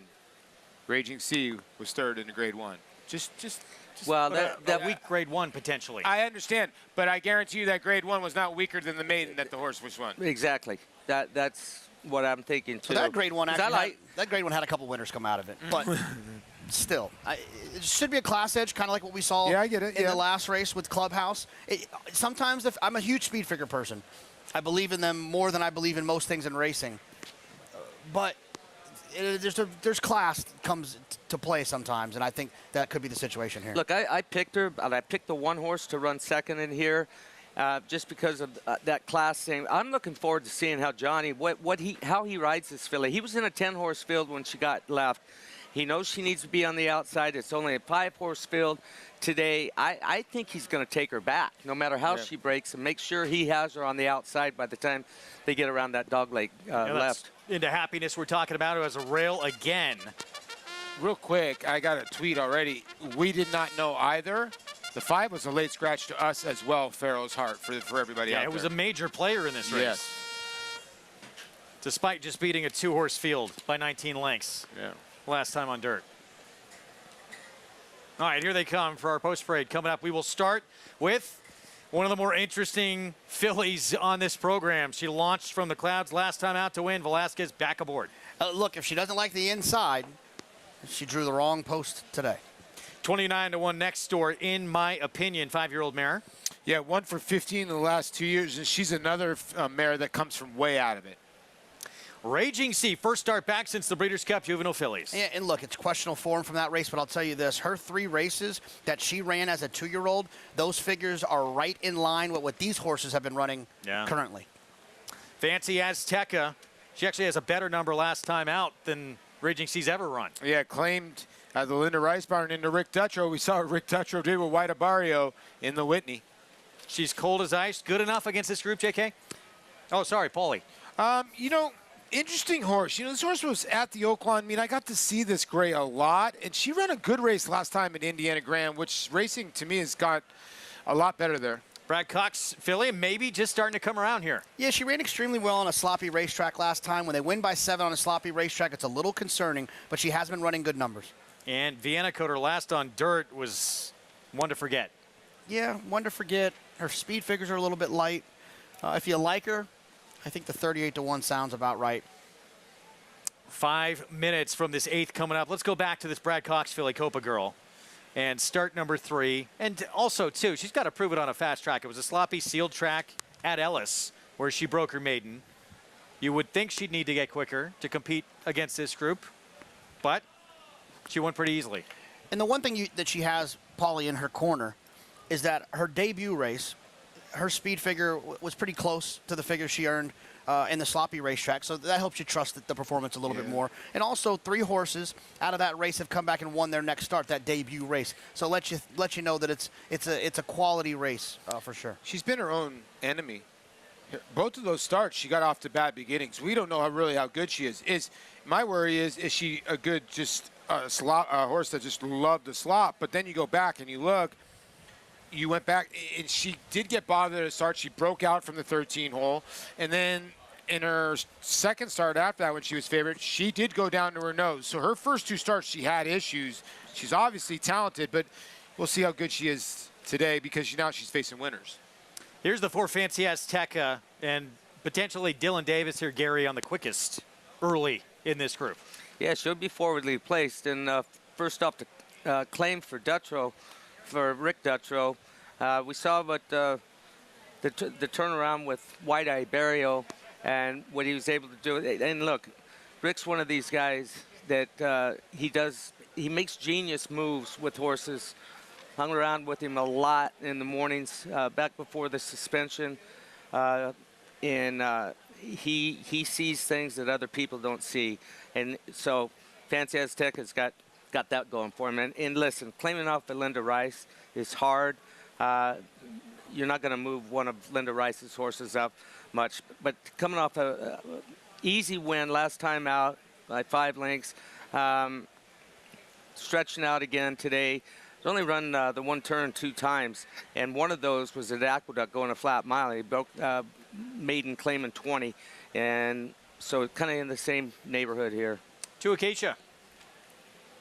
Well, talking about Fancy Azteca, she's well named, as you might have been able to see with her on the track. She's got a lot of chrome, we like to say, very flashy with the white face and the white legs. And she had a big warm-up out on the track once again. Physically, she is much smaller than these, talking about the 4 Fancy Azteca. But I think that she's fine to go the mile because of that early speed, as Gary mentioned. She did break her maiden going a mile, 4:20. But one thing I've noticed about her, she's a little bit quirky. Now, at the start, she really seemed to be resenting kickback, and she would be climbing where she would really kind of fight with her rider and be resenting that kickback, and I think putting her on the lead has really helped that. And also, if you watch her last win for $40,000 at Belmont, she was trying to get out a little bit late. And you can see she's got that white eye. She's a little bit of a what can I do to cause my rider's problem type of horse. And I was curious if she'd have any sort of different equipment coming back here for Rick Dutrow. Regular snaffle bit, kind of the softer bits that you'll see, and those same shortcut blinkers. But I like that Dylan Davis has ridden her before, knowing that she is a bit of a quirky type. The number 3, Raging Sea, just to follow up on her, right out of the post parade, Flavian Pratt took her away from the pony, gave her a big gallop out on the track. She framed up beautifully, seems to be striding out well. It is always a question if they're going to step forward from 2 to 3. This will kind of be a good test for her, but it looks like he's got that blood pumping with your favorite today, Greg. Acacia, thanks. She is the 6-5 favorite. Jonathan, give you a little extra confidence, too, that she did win first time out, and it was here at Saratoga? Yeah, and look, Chad doesn't really have problems first time out or off of layoffs. You know, his horses are ready to run. Throughout his career, out of 4,211 starters, he's 27% with horses first off the layoff. First-time starters, he's 19%. So, you know, if Raging Sea gets beat, it's not because she comes in here fresh or needed the race. She gets beat because she hasn't really progressed from 2 to 3, or she tricked us when she was 2 on how much talent she might actually have. few of those 2-year fillies may have in that Breeders' Cup. We'll see. Maybe she'll be the first to come back to win out of that race. She's the 6-5 favorite here. Flavien Prat looking for his 3rd winner on this Wednesday card, teaming up with Chad Brown on that filly right there. I think the key to this race, too, is pay attention to the 7, the filly, for Brad Cox. If she breaks sharp, I have a feeling she has an abundance of speed, but she's had a couple races where she's had trouble out of the gate. She gets out of the gate, she could have the potential to just go away from this field or be a very, very cozy partner to the 4 in the early part of this race. The 3, Raging Sea. 3-year-old return, first start back since that 3rd place finish in the Breeders' Cup. Juvenile fillies for Chad Brown. Let's go upstairs. Frank Miramati with the 8th from Saratoga. Thanks, Greg. Copa Girl will be the next one to load, following the gray She's Cold as Ice. And Vienna Code to complete the line. Going in.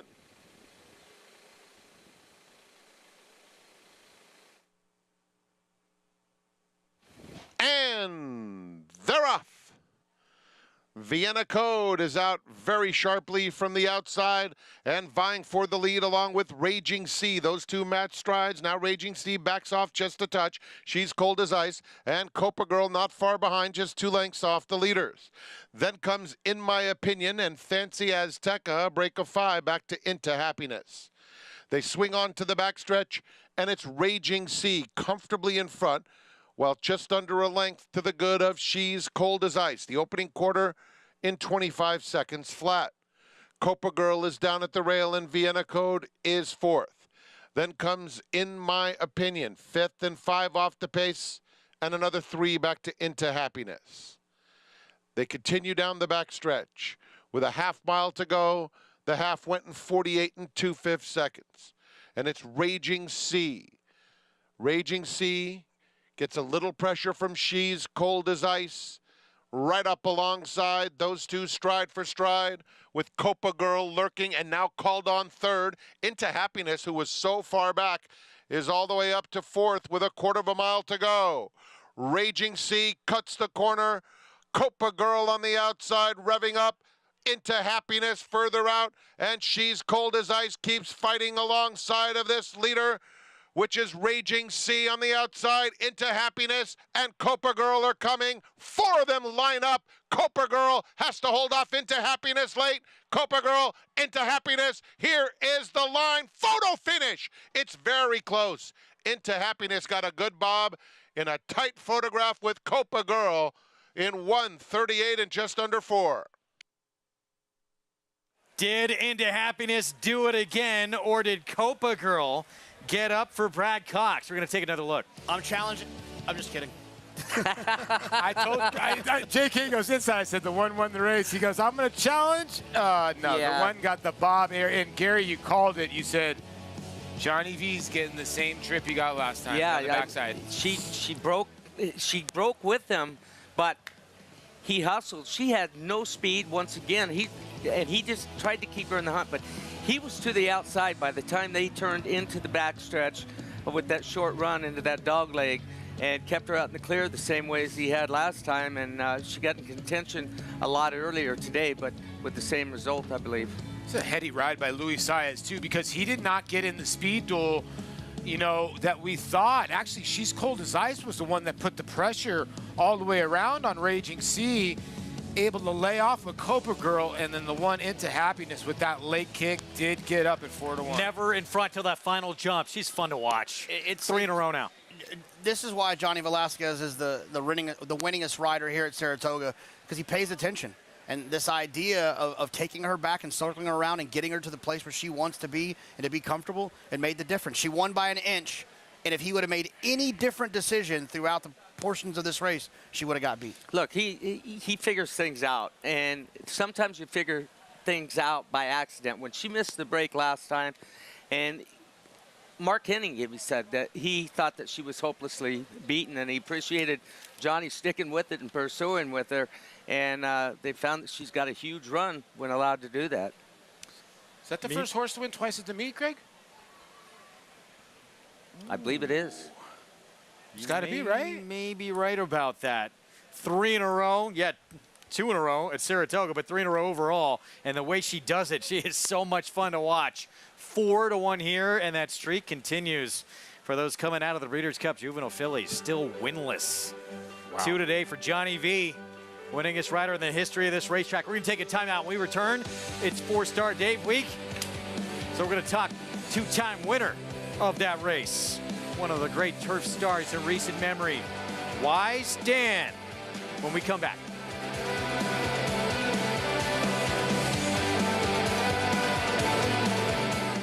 They say breed the best of the best and hope for the best. Vacoma broke well on the outside. But you don't expect to get speed like this. Is Vacoma the one to catch?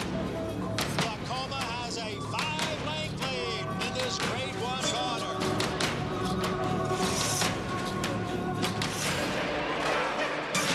Vacoma continues the battle on down at the rail. It is Vacoma who's going to win the Metmouth. Experience the adrenaline-pumping, suspense-filled action of the Sport of Kings no matter where you are with Naira Bets. It's fast, easy, and secure. Download the app today and start winning with our lucrative weekly promotions, thrilling handicapping contests, and a one-of-a-kind VIP rewards program. Don't just watch horse racing, be a part of the action with Naira Bets.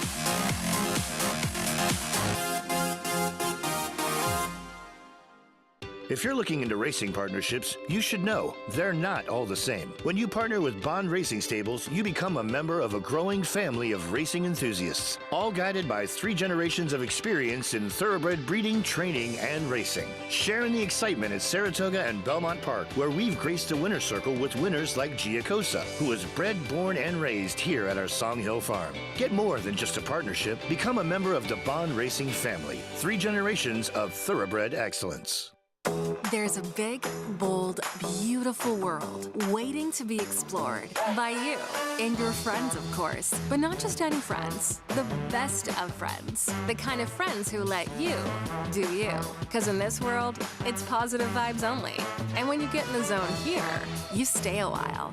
These aren't just good times, they're the best of times. And your time is now. So come explore. Resorts World. Welcome back to Saratoga Live, brought to you by America's Best Racing. For the love of the race, visit americasbestracing.net today. Into happiness, does it again, as I'm so happy to be joined by her pilot, John Velasquez. Johnny, you were just telling me she doesn't really make it easy on you, but it feels like you figured out the formula for this filly now. She's definitely making it a little more difficult than I expected, though. You know, even the last time, you know, I'm post 1, I wanted to come out running and be close enough and put her to the outside. And today, again, post 1. I said, well, if she breaks better, you know, at least lane 3rd, put her to the outside and get a better position instead of coming way too far back. And she did it again.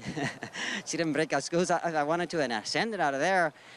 She just didn't want to go. Okay, let her get her own stride, put her to the outside, and she come running. Today, I mean, I had to work on her because we weren't going too fast the first part of the race, so I want to make sure she didn't take too far back, but she got there right on time. She's a horse that we know likes to run outside, and as you touched on, I mean, it's not that she missed the break last time or today. It's you asked her. She just doesn't want to. She don't want to do it. I mean, for first 3 jumps, she doesn't want to do she doesn't want to give you anything from there. Then you get her to the outside and you grab her, and once she grabs the bed, she feels more comfortable like that. She feels like she's doing something, like she's trying to run off or something like that. I figured that out. She likes it like that on the outside. Why not? Let's ride her the way she wants to. They're 1,000-pound animals, right? Whatever makes them happy. She's happy that way. She wins, so who cares? It all came together. Congratulations, Johnny. Thank you. He's got her figured out now, that's for sure, Greg. Gary, 51 years old and still out here teaching all these youngsters a lesson. Yeah, been there.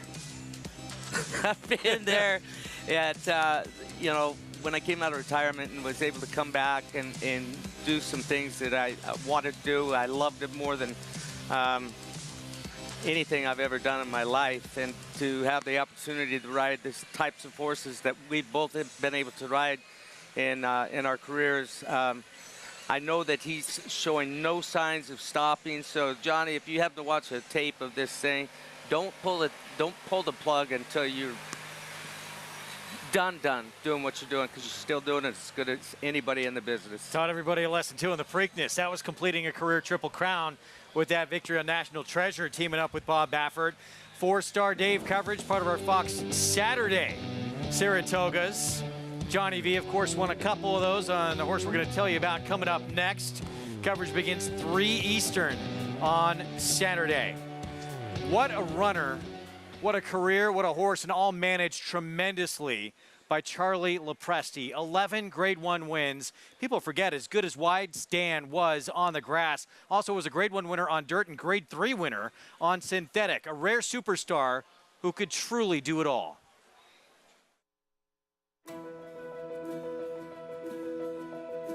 Well, we got him when he was a baby, and we broke him. He did everything right, but he was a big, gangly kind of colt. He really started to show some promise, and he acted like he could be a really nice kind of horse. I can't say that I knew he was going to be that kind of horse. It was better than we ever dreamed. And they're off in the Clark handicap. It was a very level beginning.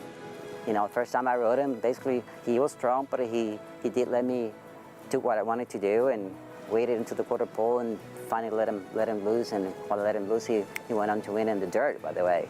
Inside the final furlong now, and it is Wise Dan and John Velasquez who go to a lead of 2 lengths. Inside the final 16th, it is Wise Dan clearing away to take the Clark handicap.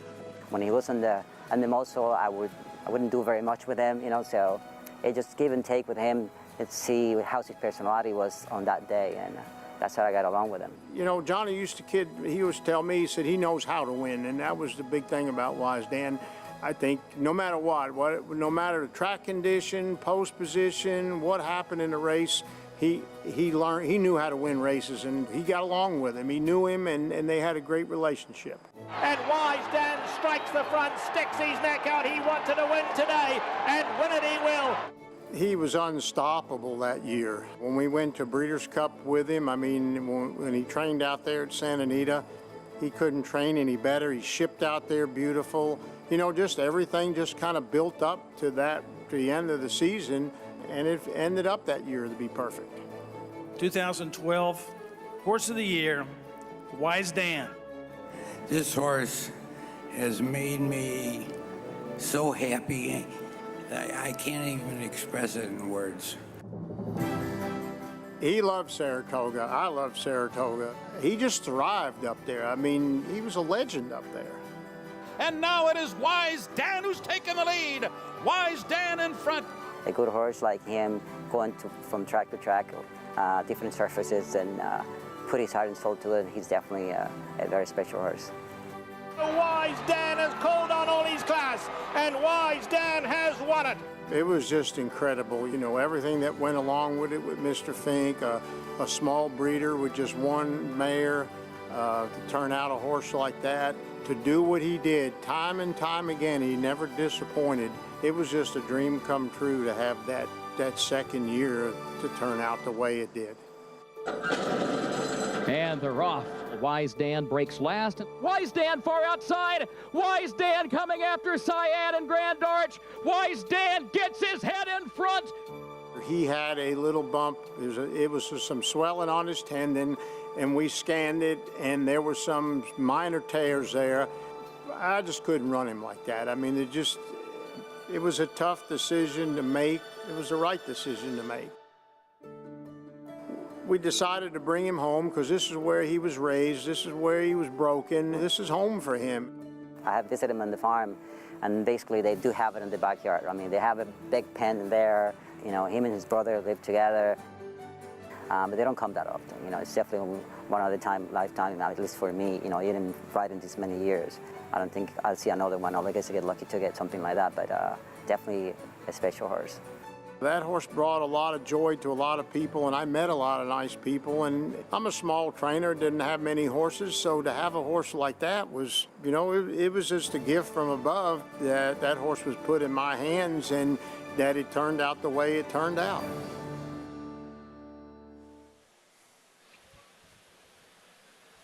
Well, Paulie, you were talking on the show earlier about making the most of an opportunity. Yeah, Charlie Lopresti didn't get a lot of big-time horses in his career. He got this horse, and he made the most of it.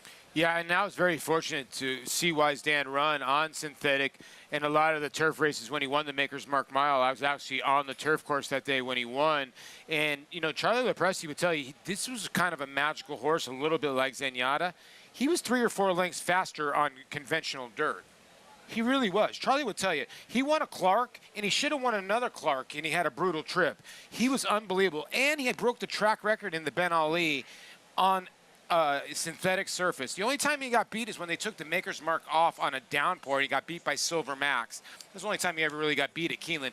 Horse was an absolute monster. 9-race win streak that were all grade 1 or grade 2s. Another 5-race win streak that he ended his career on that were all grade 1 or 2s. He was incredible.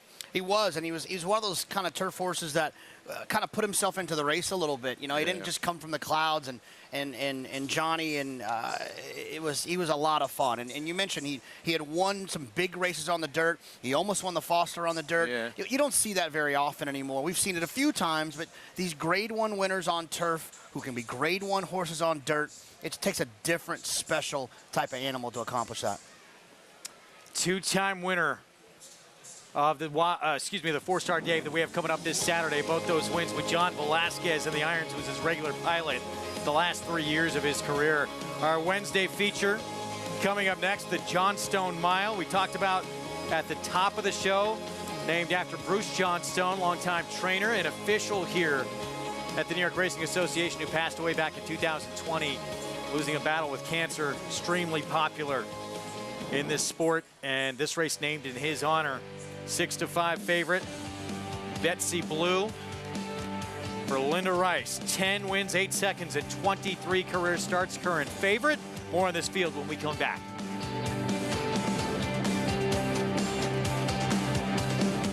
What makes Life is Good so exciting as a stallion prospect is his freakish talent. Really, really fast horse. And Life is Good is set right out for the early lead. He had so many different gears. Life is Good is the winner. Not only had the speed, but he's also able to carry that out, you know, to win in races like the Whitney and the Pegasus World Cup at 1 1/8 miles. Life is Good! They ran him off their feet in the Pegasus! To carry that speed over that type of distance is super impressive. Monmouth Park's summer season rolls on with live racing action Friday through Sunday. Fridays features a 2 p.m. first post, while weekend action begins at 12:40, kicking off the win early pick 5. Home to full, competitive fields and big paydays, Monmouth Park continues to prove itself as a place to profit. Joining us on site, be sure to lock in your odds with fixed odds wagering at Monmouth Park Racetrack.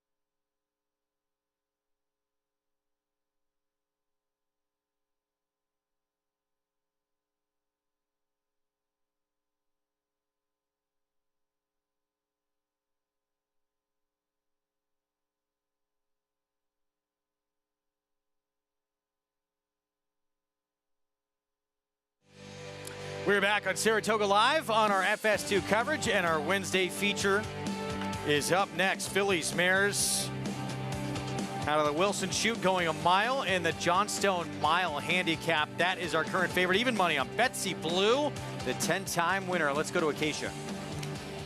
And Betsy Blue was cross-entered in Friday's Union Avenue as well, but Linda Rice opting to run her here and stretching out in distance. Now, she is the daughter of tonalist, but has actually been a bit more effective going shorter, going the 6-7 furlongs. And it's funny, the last time she tried a mile back in December, I had written in my notes, against these, not sold, longer is better. And it's interesting because the progeny of tonalists do tend to continue to physically mature and improve as they get older. And now that she's a 5-year-old against the company that she's running in today, and just sometimes when you compare horse to horse, I don't mind her at a mile at all, stretching out in distance and coming off of that Dance and Renee last time where Betsy Blue was last early, was kind of trying to close on the outside and just not quite enough. But she looks terrific in here. Great weight, great coat. And again, I don't mind her trying this distance now and think it's very interesting that Linda does opt to run her here.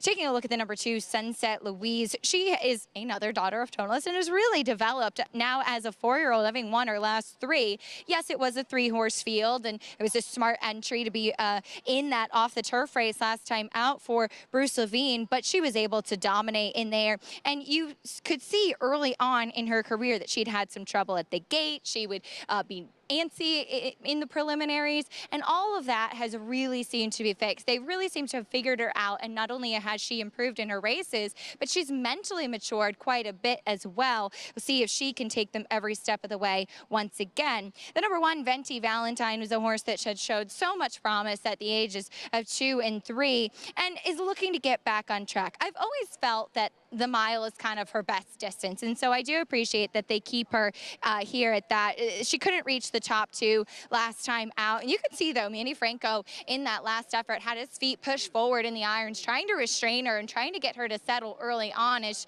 she wanted to kind of run up inside of horses.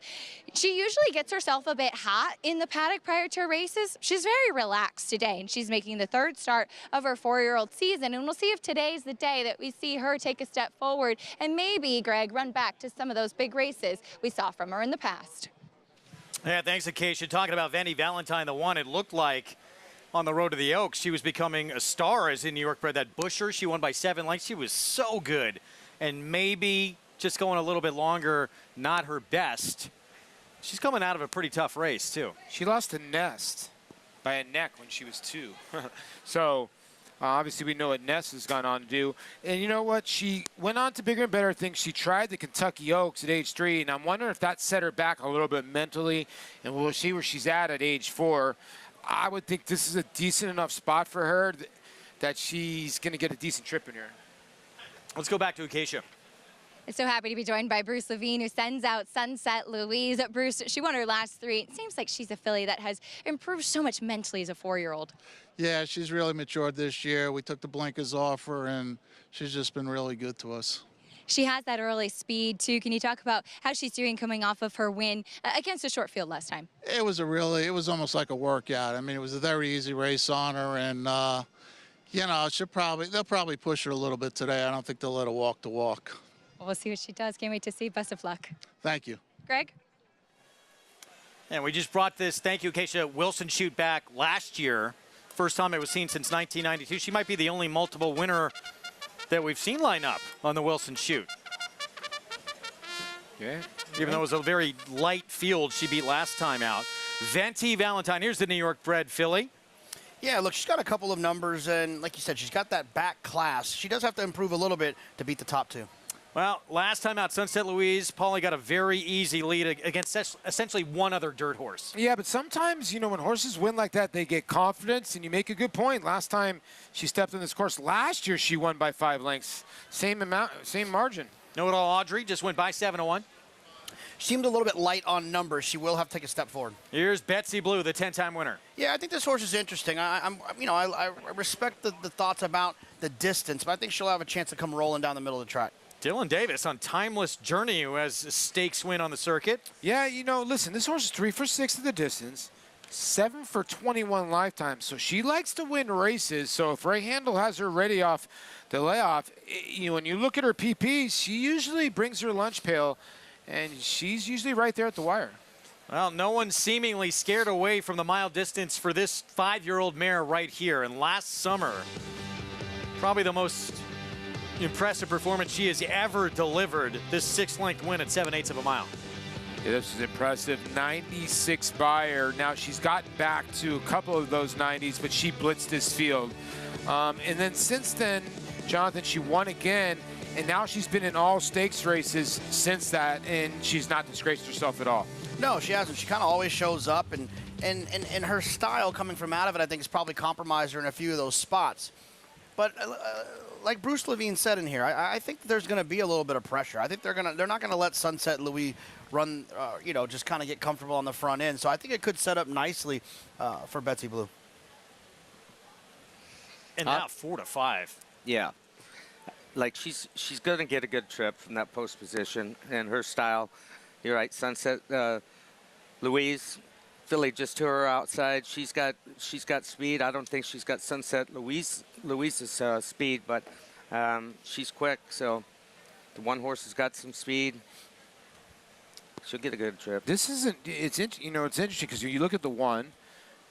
Venti Valentine was behind Timeless Journey, but did beat Know It All Audrey. Probably draws a good trip, but then again, was having trouble settling last time, and it might be a good thing that the 2 and the 3 might be just fast, way faster than the one, that she just, grabs a hold of the bit and she doesn't get keen because she can't run with them early, and maybe she'll run with them late.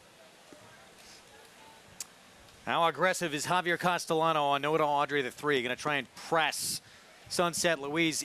We're taking a look here at the 2, and this is Sunset Louise, so she's won 3 in a row.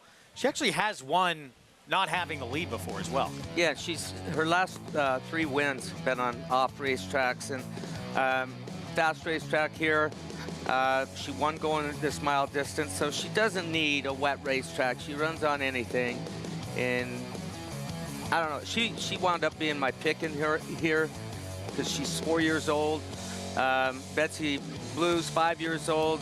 She doesn't seem to be aging at all, but there comes a time when they slow down a little bit, and I think Sunset Louise, she has room for even more improvement. Wolfie, the one thing I will say about Sunset Louise, if you look through her pedigree, there's a little bit of turf in there. She's got some siblings that have won on the turf, and Gary, I've always kind of heard that turf horses sometimes can handle muddy racetracks better because their action is more up and out, and that kind of can help them handle it. So I guess it's not outside the realm of possibility that she has been moved up in these last 3 races on a moist racetrack. Well, it definitely hasn't hurt her. Her numbers, speed figures, as far as buyers go, they're right there. She ran at 81 here last year on a fast racetrack, the same as what her last race was, winning by 6 3/4 lengths, or 5 3/4 lengths last time. So that tells me how easily she did it. And one of the races that kind of stands out on the page for her 2 starts back, she beat Sacred Wish. Looked like she was going to win the Coaching Club American Oaks against Wet Paint. She just missed in that race. Let's go back to Acacia. Yeah, and just to follow up with what Jonathan was talking about with horses that are able to handle turf and a wet track, it's often when it's a sealed track because it kind of mimics the turf in the way that they get over it. And it's funny that Jonathan touched on Sunset Louise's pedigree because she actually has a bit of a turf hoof to her, that kind of flatter, round, pancake-like type of foot. And yet, I still don't think that she is a quote-unquote wet track horse. Typically, we look for those that are a little bit lighter framed, and she is a big, burly, robust type. I actually remember I covered the race back in May, and I was very concerned about the wet track for her, but she was the controlling pace that day and was able to do that against Sacred Wish, too, who was, albeit that day, making her first start for George Weaver and definitely improved greatly in her second time for the barn. I just think Sunset Louise is a horse that's just doing so well right now, and the way that she's progressed, making that jump back this year. The number 6, Timeless Journey, she's had a little bit of a freshening since the end of May. She's a horse that always gets hot in the preliminaries on track. So if you see her hot on the track again today, that's very normal for her. And she's a horse that's also a very energetic type. But I have to say, for her, she's another one that's improved now as a 6-year-old, a little bit more relaxed in the preliminaries, but she was sharp when she got on track, and Dylan Davis warmed her up. One thing I do wonder about her, though, is that she used to be able to kind of get into the game a little bit early, and she just hit, last time in the critical eye, steadily dropped back and lost ground and just didn't really seem to have any interest early on in the race. See if Dylan can get her involved a little bit early and not be left with so much to do like she's been leaving for herself lately, Greg. Thank you, Acacia. There's Venti Valentine, the New York bred. Won that Busher last year as a 3-year-old. In the race she's coming out of, Movie Moxie's actually won 2 of her last 3 for Linda Rice. 93 buyers. She faced Gerrymander, who was second in there, who's a graded stakes winner. Maybe a little bit underperformed in her career, but still very talented. No, listen, she's got the talent to win. I mean, I picked the 2, but at the price right now, the 1 is a good price because she has the talent to beat this field. She just needs to reach back, you know, a little bit, and maybe she'll grab a good trip here. Even money favorite, Betsy Blue, looking for the 11th win of her career. There she is. Linda Rice, Jose Lezcano. Let's go upstairs. It's the Johnstone Mile. Frank Miramati, the call. Here's Timeless Journey to complete the lineup. Going straight in. And they're off in the Johnstone Mile. It's a quick start for Know It All Audrey. Down at the rails, Sunset Louise hustled up though, and Sunset Louise will go up to set the pace. Know It All Audrey is now a length and a half back in second, followed by Betsy Blue, 3 off the pace in third. Venti Valentine and Timeless Journey are right together at the back of the field. Onto the backstretch, and it's Sunset Louise. The quarter went in 24 1/5 seconds. Know It All Audrey in second, followed by Timeless Journey in the purple cap third, just in front of Venti Valentine. And at the back is Betsy Blue, 4 lengths off Sunset Louise, who leads by just a head. On the outside, Know It All Audrey trying to press the issue. The half went in 47 1. The pace honest enough as they round the far turn, and Know It All Audrey is up to take the lead away from Sunset Louise. A length back, Timeless Journey, a close third. Moving closer now, taking second, coming toward the quarter pole. Then it's Venti Valentine, and Betsy Blue still trails, will come with a wide bid. They are at the top of the stretch, and Timeless Journey in 112 flat is right outside Know It All Audrey. Know It All Audrey not done, fighting on very bravely at the rail. In the center of the track, Venti Valentine is making steady headway, and further out is Betsy Blue. Here's Venti Valentine on the outside of Timeless Journey late, and Venti Valentine wins it by a half length. Timeless Journey hung in there, and then it was Betsy Blue a close third. Venti Valentine with the 5th win of her career. Manny Franco for Jorge Abreu. Yeah, and there were multiple things that happened at the start of this race. She ran a gutty race here, Venti Valentine. Great ride by Manny Franco. After the trouble at the start with the 1, 2, and the 3, all were involved. The one horse that broke out a little bit. We'll take a look at it here in a minute. But look, Know It All Audrey and Sunset Louise, they were emptied out when they came in. It looked like pretty much into the stretch. And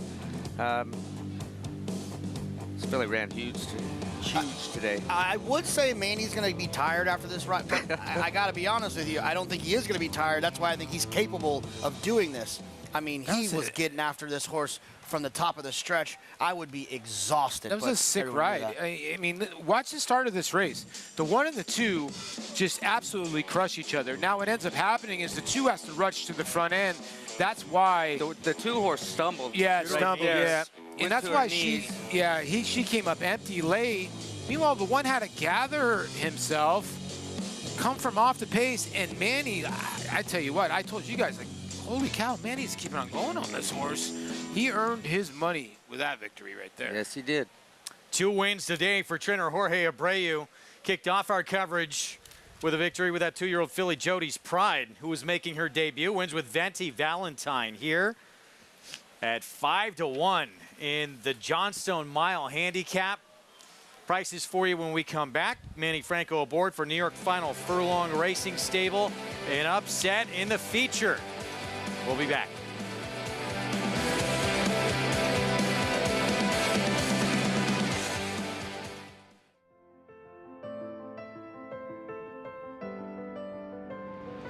It's a domineering display by the ultra-talented McKenzie. McKenzie, Preservationist, Vino Rosso, and Yoshida. McKenzie's in front. McKenzie, they've done it. McKenzie has it by 2. It's McKenzie in a dominant performance. Pure class in the Malibu.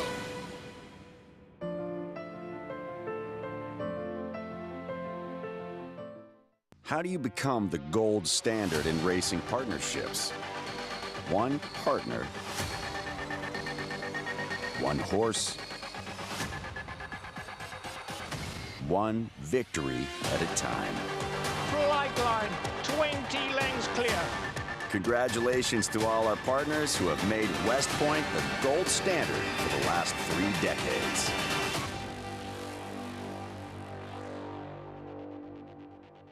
Harris Farms, proudly standing Smiling Tiger, a triple Grade 1 winner, defeating Breeders' Cup champions Dancing in Silks and Amazombie, a leading California sire with over $9.7 million in progeny earnings, with 94 winners in 2021 and graded stakes superstars like Spice Perfection. Spice Perfection wins the Grade 1 La Brea. And Tiger Dad. Smiling Tiger, a leading California sire, standing at Harris Farms. It pays to be Cal bred. Racetrack Television Network brings you every race, from every track, on every screen, every day. With monthly packages starting as low as $5, RTN gives you great value and access to more live HD streaming and race replays than anyone. Visit RTN.tv today to sign up and watch on almost any device, including Roku and Amazon Fire. RTN has packages that start at $5 per month.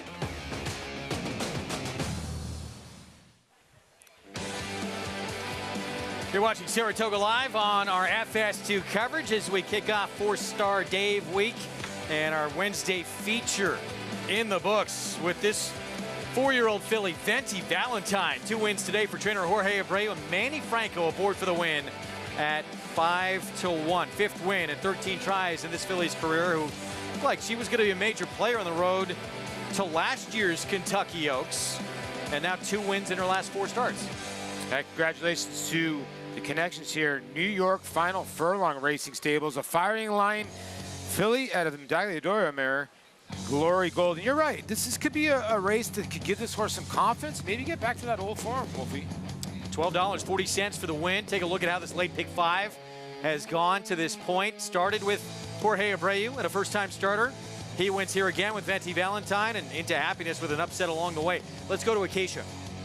So happy to be joined by the guys from Final Furlong, Vince Roth and Dan Zanata. And Vince, seeing Venti Valentine get back on track today, how gratifying is that? I mean, that's our first stake win at Saratoga in the 12 years of us doing this. So, I mean, having her do it is just, whew, I don't even have any words. That was fantastic. And Dan, she's been so special for you, on the Kentucky Oaks Trail and the journey that she's taken you on, and seeing her give you this stakes win here. What does that mean? Well, one of our co-breeders on this filly was here today, and he was crying when she crossed the line first. So Come on, get over here. That was awesome. Woo!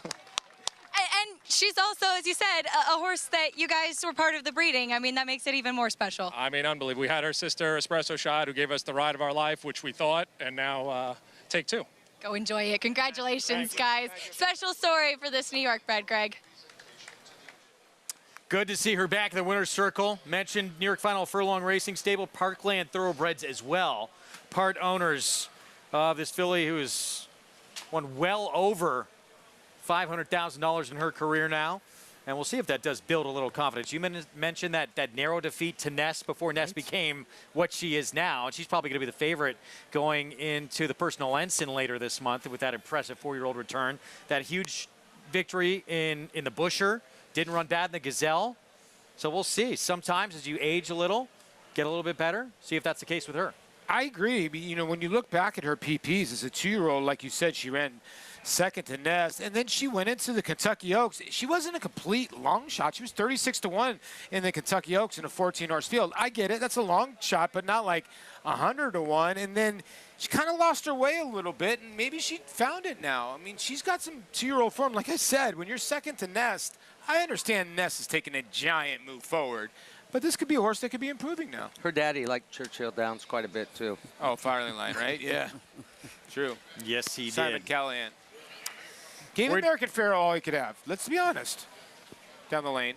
Yeah. He did. We're going to take a timeout. John Velasquez, winningest rider in the history of this historic racetrack. We've already seen him do his thing on Into Happiness in today's 8th race with a masterful ride. 51 years young and still going strong. His story when we come back.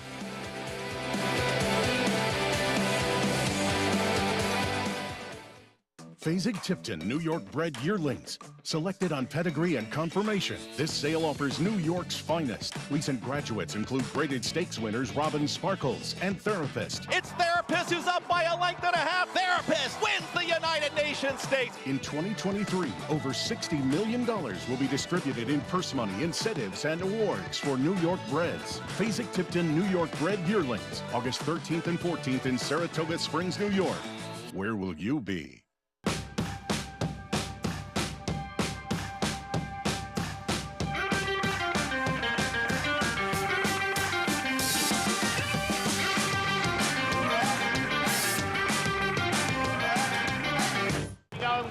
Brickyard ride, wide open, they come for home. Look at Dr. Chevelle. Dr. Chevelle just got there in a driving finish.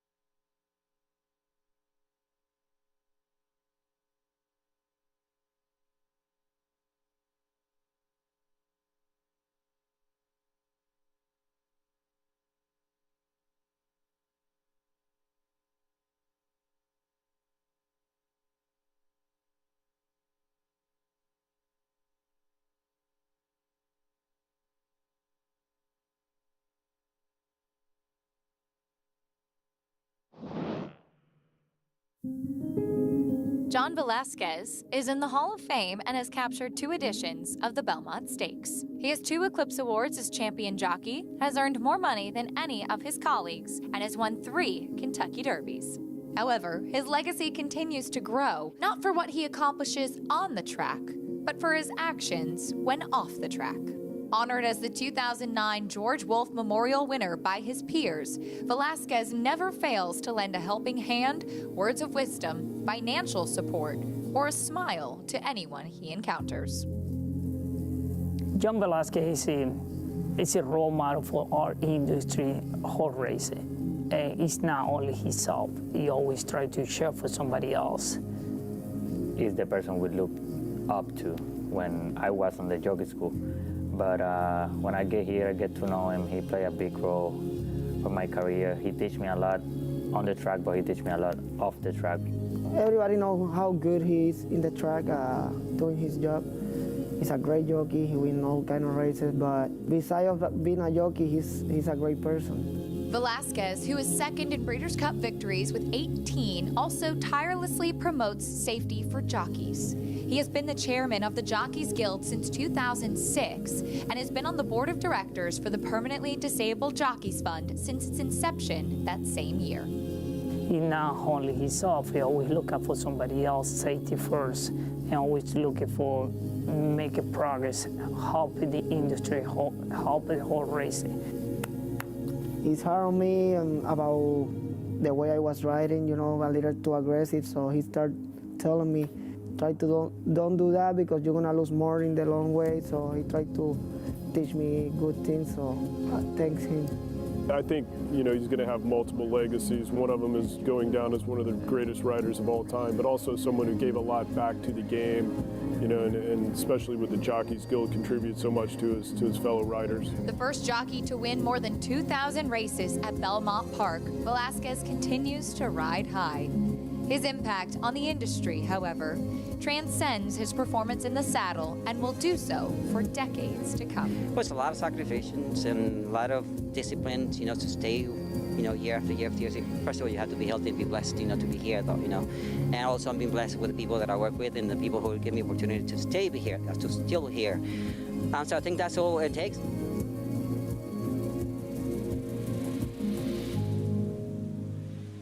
One of the best to ever do it.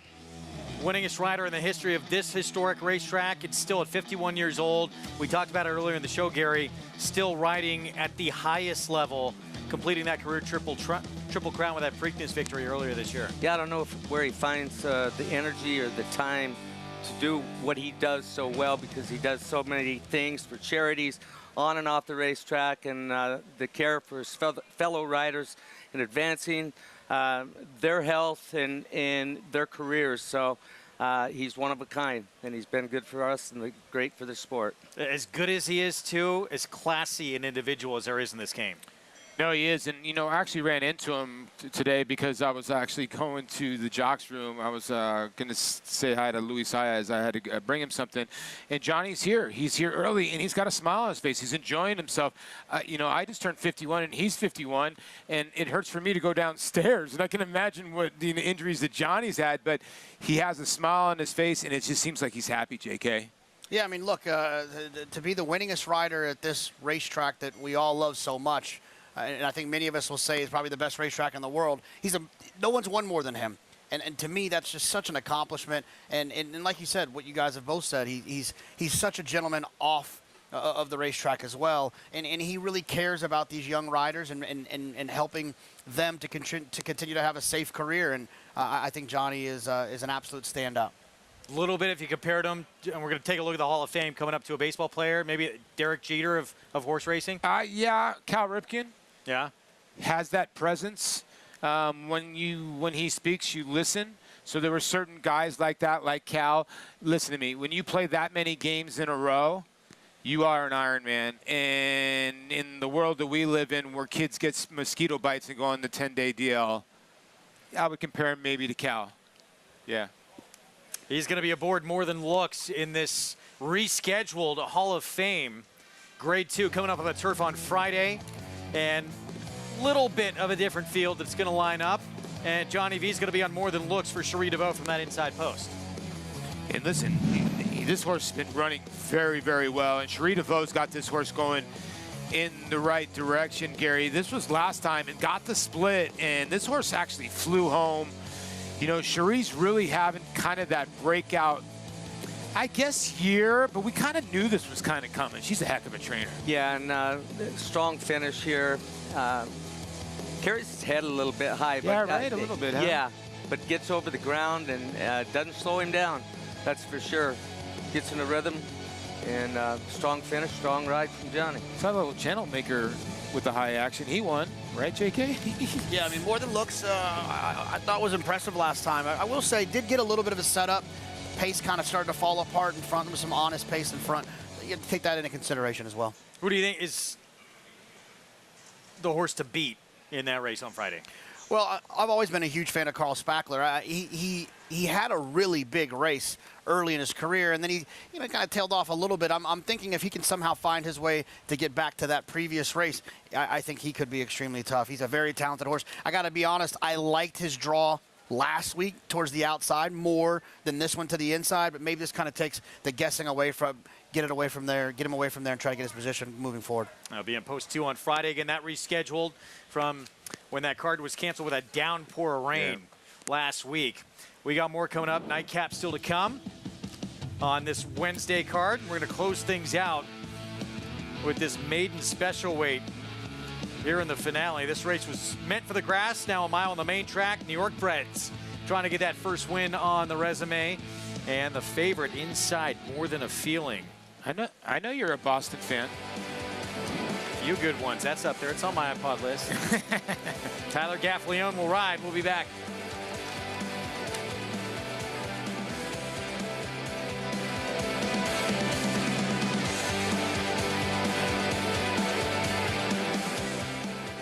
Introducing Venezuelan Hug, the tenacious, towering son of Constitution, now standing in New York. After breaking his maiden at Gulfstreet, he dispatched Cityman and Allowance Company at Saratoga, going on to 6 wins in 10 starts, finishing with 3 straight stakes victories, including the Grade 3 Canadian Turf. Now a versatile sire, complementing any mare with size, looks, and athleticism that's been called the best-kept secret in New York. Venezuelan Hug, standing at Mill Creek Farm. Visit millcreeksaratoga.com to book your mare today.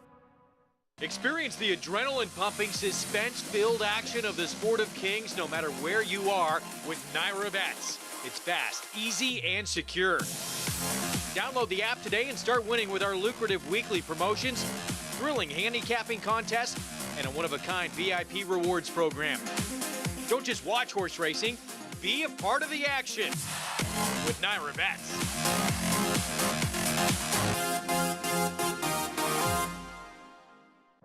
This is the horse. Is just too good. This is the horse who became only the second champion 2-year-old to win the Travers in 3 decades. This is the horse who is the only Breeders' Cup juvenile hero ever to lift the Belmont Stakes. History-making brilliance. That's his essential quality. Essential quality. This is the horse.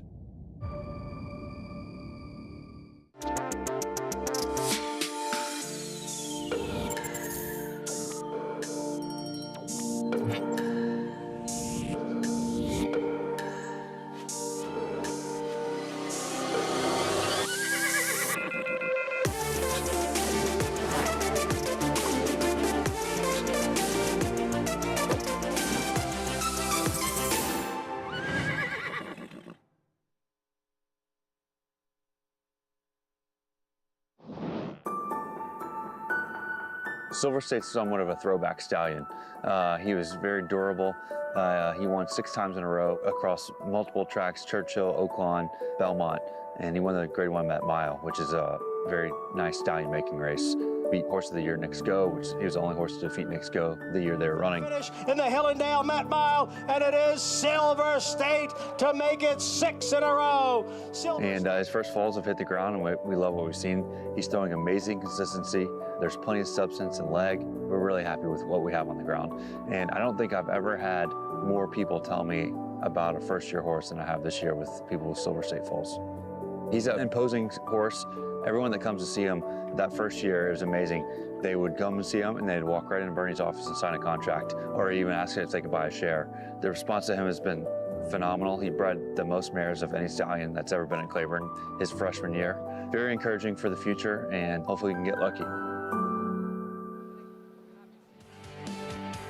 You're watching Saratoga Live, brought to you by Claiborne Farm. 100 years of doing the usual, unusually well. And Claiborne Stallion Blame, well represented by the horse that's currently 2-1 in this nightcap, and that is the number 1, More Than a Feeling, who ran on the turf in his last 2 races, but does actually have some decent dirt races to go back to as well. And while I do think that this horse has a bit of the look of a turf horse, and he wasn't able to seal the deal in those last 2 races, I certainly don't mind him going back back to the main track. I actually saw him back in May, which was his last dirt race, in which he was very sharp and pretty revved up prior to the race which was won by open length winner and impressive and talented Ormstown. He's been much more relaxed, much more focused here in the paddock today, which I do appreciate. Looks fit.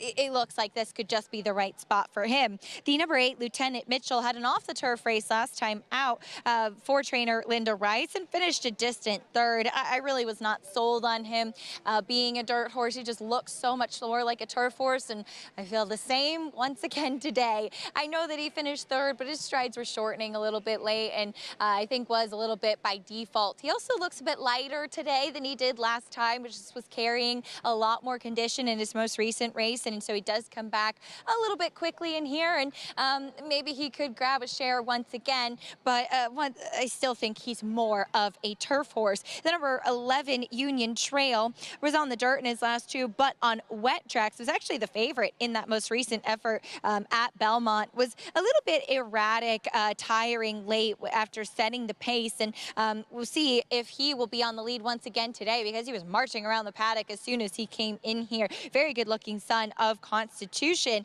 And while there is quite a bit of turf and synthetic on the bottom side of the pedigree, he has shown that he can handle the dirt no problem. He's sharp in here. Javier Castellano going to be aboard, and I would imagine that he will try to be forward once again and see if some clean faces can win races, Greg. Thank you, Acacia. This one here, you might remember those silks. Saratoga stable, and they're going back to the well with this one, a son of Constitution, who they had Tis the Law with, who was a son of Constitution as well, who would win the Belmont Stakes to kick off that year's Triple Crown in that year where we flip-flop things due to COVID. This horse figures because the first race this horse ever ran was over a fast track. Then the next 3 have been over dirt and 2 sloppy and a muddy racetrack, 2 different racetracks. So the one race was not bad. 6 out of 8 did get an okay speed figure, so the public is leaning on that one race, I would think, at 3-1. That race, too, JK, that dirt start, they only start on a fast track for Union Trail, the 11. It's a pretty good group. Arthur's Ride was a horse who was actually second to Instant Coffee for Brad Cox. Dream Mike was third in the Wood. Yeah, but he was beating 14 lengths. It's not like he was like close to those horses. Ran okay early though, didn't he? Yeah, but you know the problem I have with against this group with Union Trail. Yeah, I completely get the point about Andy, by the way. I've been hanging out with him too much. You know, the issue I have is I like to look at speed figures and also pace figures. Pace figures being the higher the faster the horses were going. This horse's pace figures just go backwards throughout the race. Like, it's not like he just is just getting beat. He's just really not finishing his races, and that's my biggest concern on the dirt. Kick things off with More Than a Feeling, and Tyler Gaffleone here, Turf to Dirt. Yeah, I like the dirt races prior to those last 2. This horse makes sense to me as the favorite. Robbie Davis with son Dylan aboard, Muggsy Fury. Well, this horse has had 2 races and got beaten by 76.5 lengths. Z Dancer. Does that debut on dirt give you any kind of hope? Yeah, I think this horse is interesting. The dirt races, are okay, but the last 2 turf races, the figures are actually pretty nice. Katie Davis will be on the 4 with blinkers on. Yeah, blinkers do go on. This horse ran a good turf race. Now, the dirt races have not been good, but you never know. In the new barn, this horse fired a big shot. Apprentice Jamie Torres went by on Kid Carissa, and here's Lieutenant Mitchell for Linda Rice. Yeah, this isn't one of the other ones in here for Linda Rice. Should show some speed with Jose Lescano. Start number 2 for Bastion, who went by. Actually, we passed. I think we'll see the 11 here, Union Trail. It just really goes backwards in dirt races late. 3-1 right now with Javier Castellano, Barkley Tag, and Saratoga. 14-horse Refua, who actually graduated this condition and got DQ'd. Yeah, it got DQ'd, and it's got 9 second-place finishes in 16. So you talk about a horse that's literally knocking on the door for the W. And there's the 10, Wolfie Bastion. Kendrick Carmouche gets the ride. And this horse, first time out, was actually bet on a sloppy racetrack and didn't run a step. I would treat this horse as a first-time starter. Seems like he's full votes there. Looks like he's warming up pretty nicely. 24-1. Big number with Trevor McCarthy. And we'll get to this conversation as the outrider comes to help out here. Go ahead. Carmouche is on the 10. Thank you. Sorry about that. Refua, I led you down that hole. Sorry. At Greg. what price? Thank you. At what price does Refua become interesting here, even though he's had so many chances? And here's the 13 real quick at 36 to 1. What do you think? I think the 14 is interesting. The problem I have is if you look deep enough in the past performances, you see 6 or 7 races that absolutely could make this horse the favorite in here. The problem is the fact the last 3 races should make this horse 12 to 1. And that's the issue, is do you think this horse can turn around? You know, a lot of times when you look at these races, these maiden claimers, you're kind of looking for something creative because they all kind of don't look great. So you have to try to get creative to try to find maybe a past performance or a race from the past that might lead you to what this horse could do now. So, I mean, I think I need a little bit better than 4 to 1 compared to the 2 to 1 you're getting on the favorite, who's just been a lot more consistent as of late. But it's not outside the realm of possibility. I'd like to ask Gary something. Gary, say you're right in the 14. 9 second-place finishes. You've also obviously watched all the replays. What would your move be? Would you try to hit the front early? I mean, with these type of horses? What do you do with these type of horses? Well, listen, when you see this many seconds in a horse's career, it's there's a reason. I mean, they're camera shy. And the problem I have with Rufo is that good race, his last good race was clear back in April, and he hasn't come anywhere close to that since April as far as figures go. He's gone the wrong way, and I just have a hard time endorsing. But yeah, I'm with you. Couple of wet tracks. He was, I'll say, I mean, and it was before that. You're right. It was in March. That was a huge race. He got beat by Olympic Dreams. He got off to a poor start. Circled basically entire field. And Olympic Dreams is a horse who just gave Bankit all he could handle in the commentator, and then came back and won at this meet. But where has that horse been? Well, yeah, where is the horse that actually won in April and was disqualified for impeding a foe? So, look, the horse has never, he had blinkers on his first 2 outs of his career. I don't know what his deal is, but it looks to me a little quirky. A lot of weight on the 1 from our analysts. Let's go to Acacia. Yeah, and we'll take a look at a couple of others. As you guys were mentioning in the post parade, the number 3, Z Dancer, does actually have some good dirt races. And while the War Dancers are typically much more proficient on the turf, there's actually quite a bit of dirt pedigree on the bottom side. The dam made most of her starts on the turf, but her 2 wins were actually on the dirt. And the second dam, who was Go to the Ink, was actually a multiple graded stakes place on the main track as well. So there's plenty of pedigree for it. This is a horse, he moved well out there in the warm-up. He's been rather consistent throughout his career and certainly could be a player in here in this spot as Ricardo Santana will be aboard. The number 10, Bastion, hear me out with this one. As Paul mentioned, he did take some attention first time out. And as you saw, he did not participate in the post parade. Off of the horse path, he took a right turn and went right off for the big warm-up. You need to get permission ahead of time to do that. He was pretty keyed in his first race, and Kendrick Carmouche was able to give him that big warm-up. He is the type of horse that, try to describe it in PG terms, sometimes the ones that don't move as freely behind because they might need to be gelded, takes a little bit of time to get going, and he is one of those. But he's much more fit today. While he's very sharp and a little bit keyed out on track, he's better, and he is massive. He definitely is a horse that probably needed to race into fitness, and at a huge price, I do think that there's a possibility that he could step forward in a second start, Greg. 25 to 1 shot, an endorsement from both Acacia and Paulie here. And we'll see. Maybe that first race was just a toss, and we'll see a big move forward. You never know. Listen, this is a race that could be had by anybody. Let's be honest. You know, Wolfie, we're limited to 1 pick here, and I thought the 1 was interesting with the 8 to 1 morning line. I wasn't, not that price, I didn't right? think the horse was going to go off at 9 to 5. I thought others would take some money. I do want to say I think the 3 Z Dancer is very interesting. I think sometimes at these levels, it doesn't matter if you're a turf horse or a dirt horse. It just matters who's better. And I think the 3 could potentially be a turf horse, but I also think the 3 just might be better than these other horses. I'll throw a bomb out for you. The 13 should not be 46 to 1. That is a bomb. Her one and only. Yeah, also I know gets it's in here. Elijah Greenidge, you know, who's a young jockey. Not a young jockey, he's a journeyman jockey, but he's got a bug now. He doesn't really have a bug, but he's carrying 117. But this horse has got at least some speed and has shown some speed on dirt. I mean, I'm not talking to win the race. I'm talking maybe getting the try. Yeah. Super. Yeah, definitely. It's going to have, it would appear, a pace impact on this nightcap coming up. The favorite, 9-5 from the rail. More Than a Feeling as we close out the beginning of 4-star Dave week. Whoa. And a rider hopping away from a horse who looks like maybe caught in a stall. They're going to back out the 8, I believe. There's going to be a late scratch. Lieutenant Mitchell. Yeah, and he looked like the 8 did get up. Well, that is great news. The jockey that hopped out the back, was that Lascano? Believe so. And the good news, got Lieutenant Mitchell out of the gate. Nice job by the starting gate crew. It happened quick. The horse that did the acting up was turned around in the starting gate with the head facing out. There he is.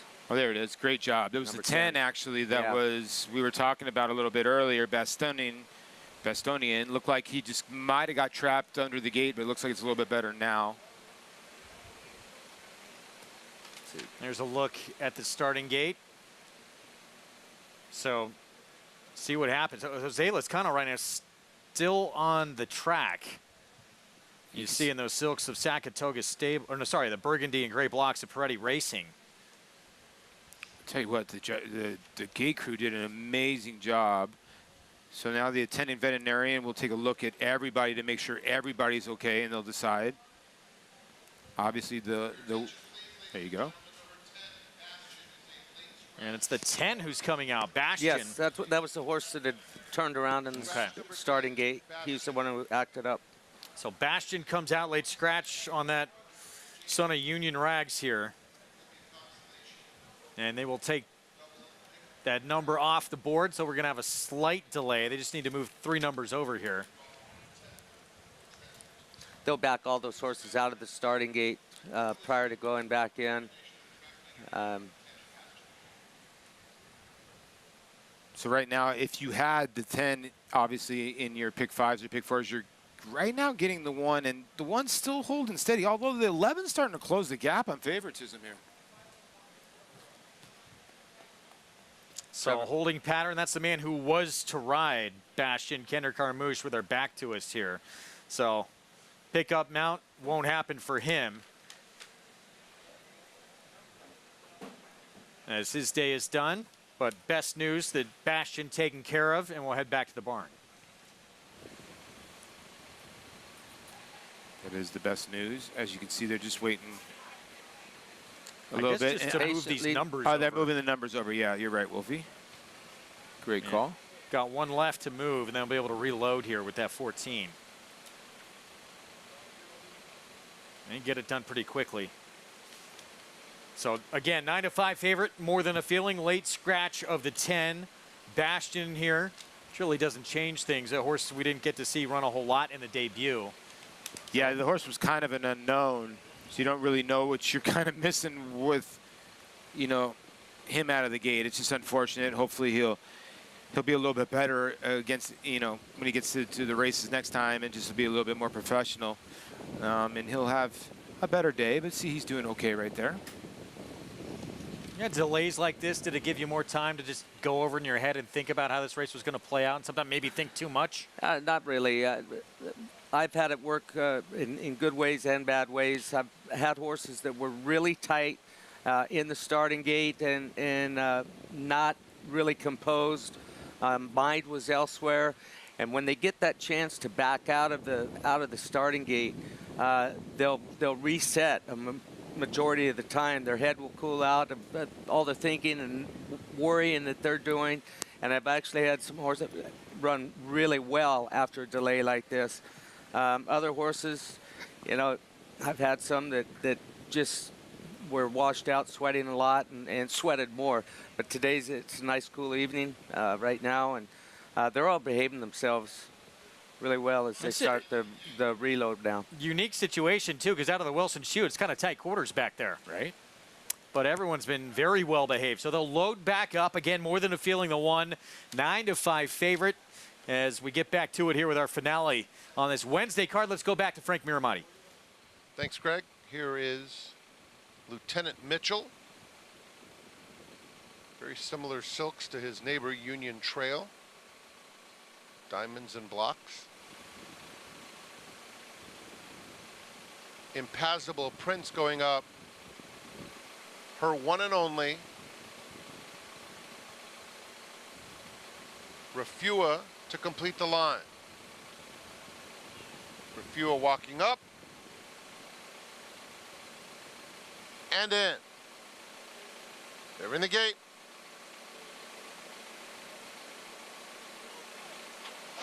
And they're off. Kid Creasa gets the first call out of the gate. Lieutenant Mitchell has some early interest. Her one and only is up close as well. Her one and only now taking second, and Refua moves up to claim third. Lieutenant Mitchell is now in fourth, 3 lengths off the pace, racing on the inside of Union Trail as they swing onto the backstretch. More Than a Feeling is next, 2 in front of Z Dancer. Muggsy Fury just inside of that rival, and no early speed from Impassable Prince despite those blinkers. Down the backstretch, and it's Kid Creasa through a quarter in 24 3, uncontested on the front end. Refua is second by 2. Then it's Lieutenant Mitchell and her one and only third and fourth. A 3-wide Union Trail fifth, inching up on the outside, takes the fourth spot as they move around the far turn. The half went in 48 seconds flat. More Than a Feeling, still 7 off the pace, being worked upon now and starting to make some headway. And another 2 back to Z Dancer. Refua is the leader. Here comes Union Trail on the outside to challenge. Union Trail on the outside of Refua at the top of the stretch. Kid Creasa fighting on. More Than a Feeling, 4 off the pace just behind them. Lieutenant Mitchell, they're in the final furlong. More Than a Feeling is trying to get to this leader, Refua, who's currently fending off Union Trail. It's Refua in front. More Than a Feeling kicks it in now. And here is More Than a Feeling on the outside to run them all down under Tyler Gaffalione. It took the entire stretch to turn away Refua, and in behind them it was Union Trail and Lieutenant Mitchell.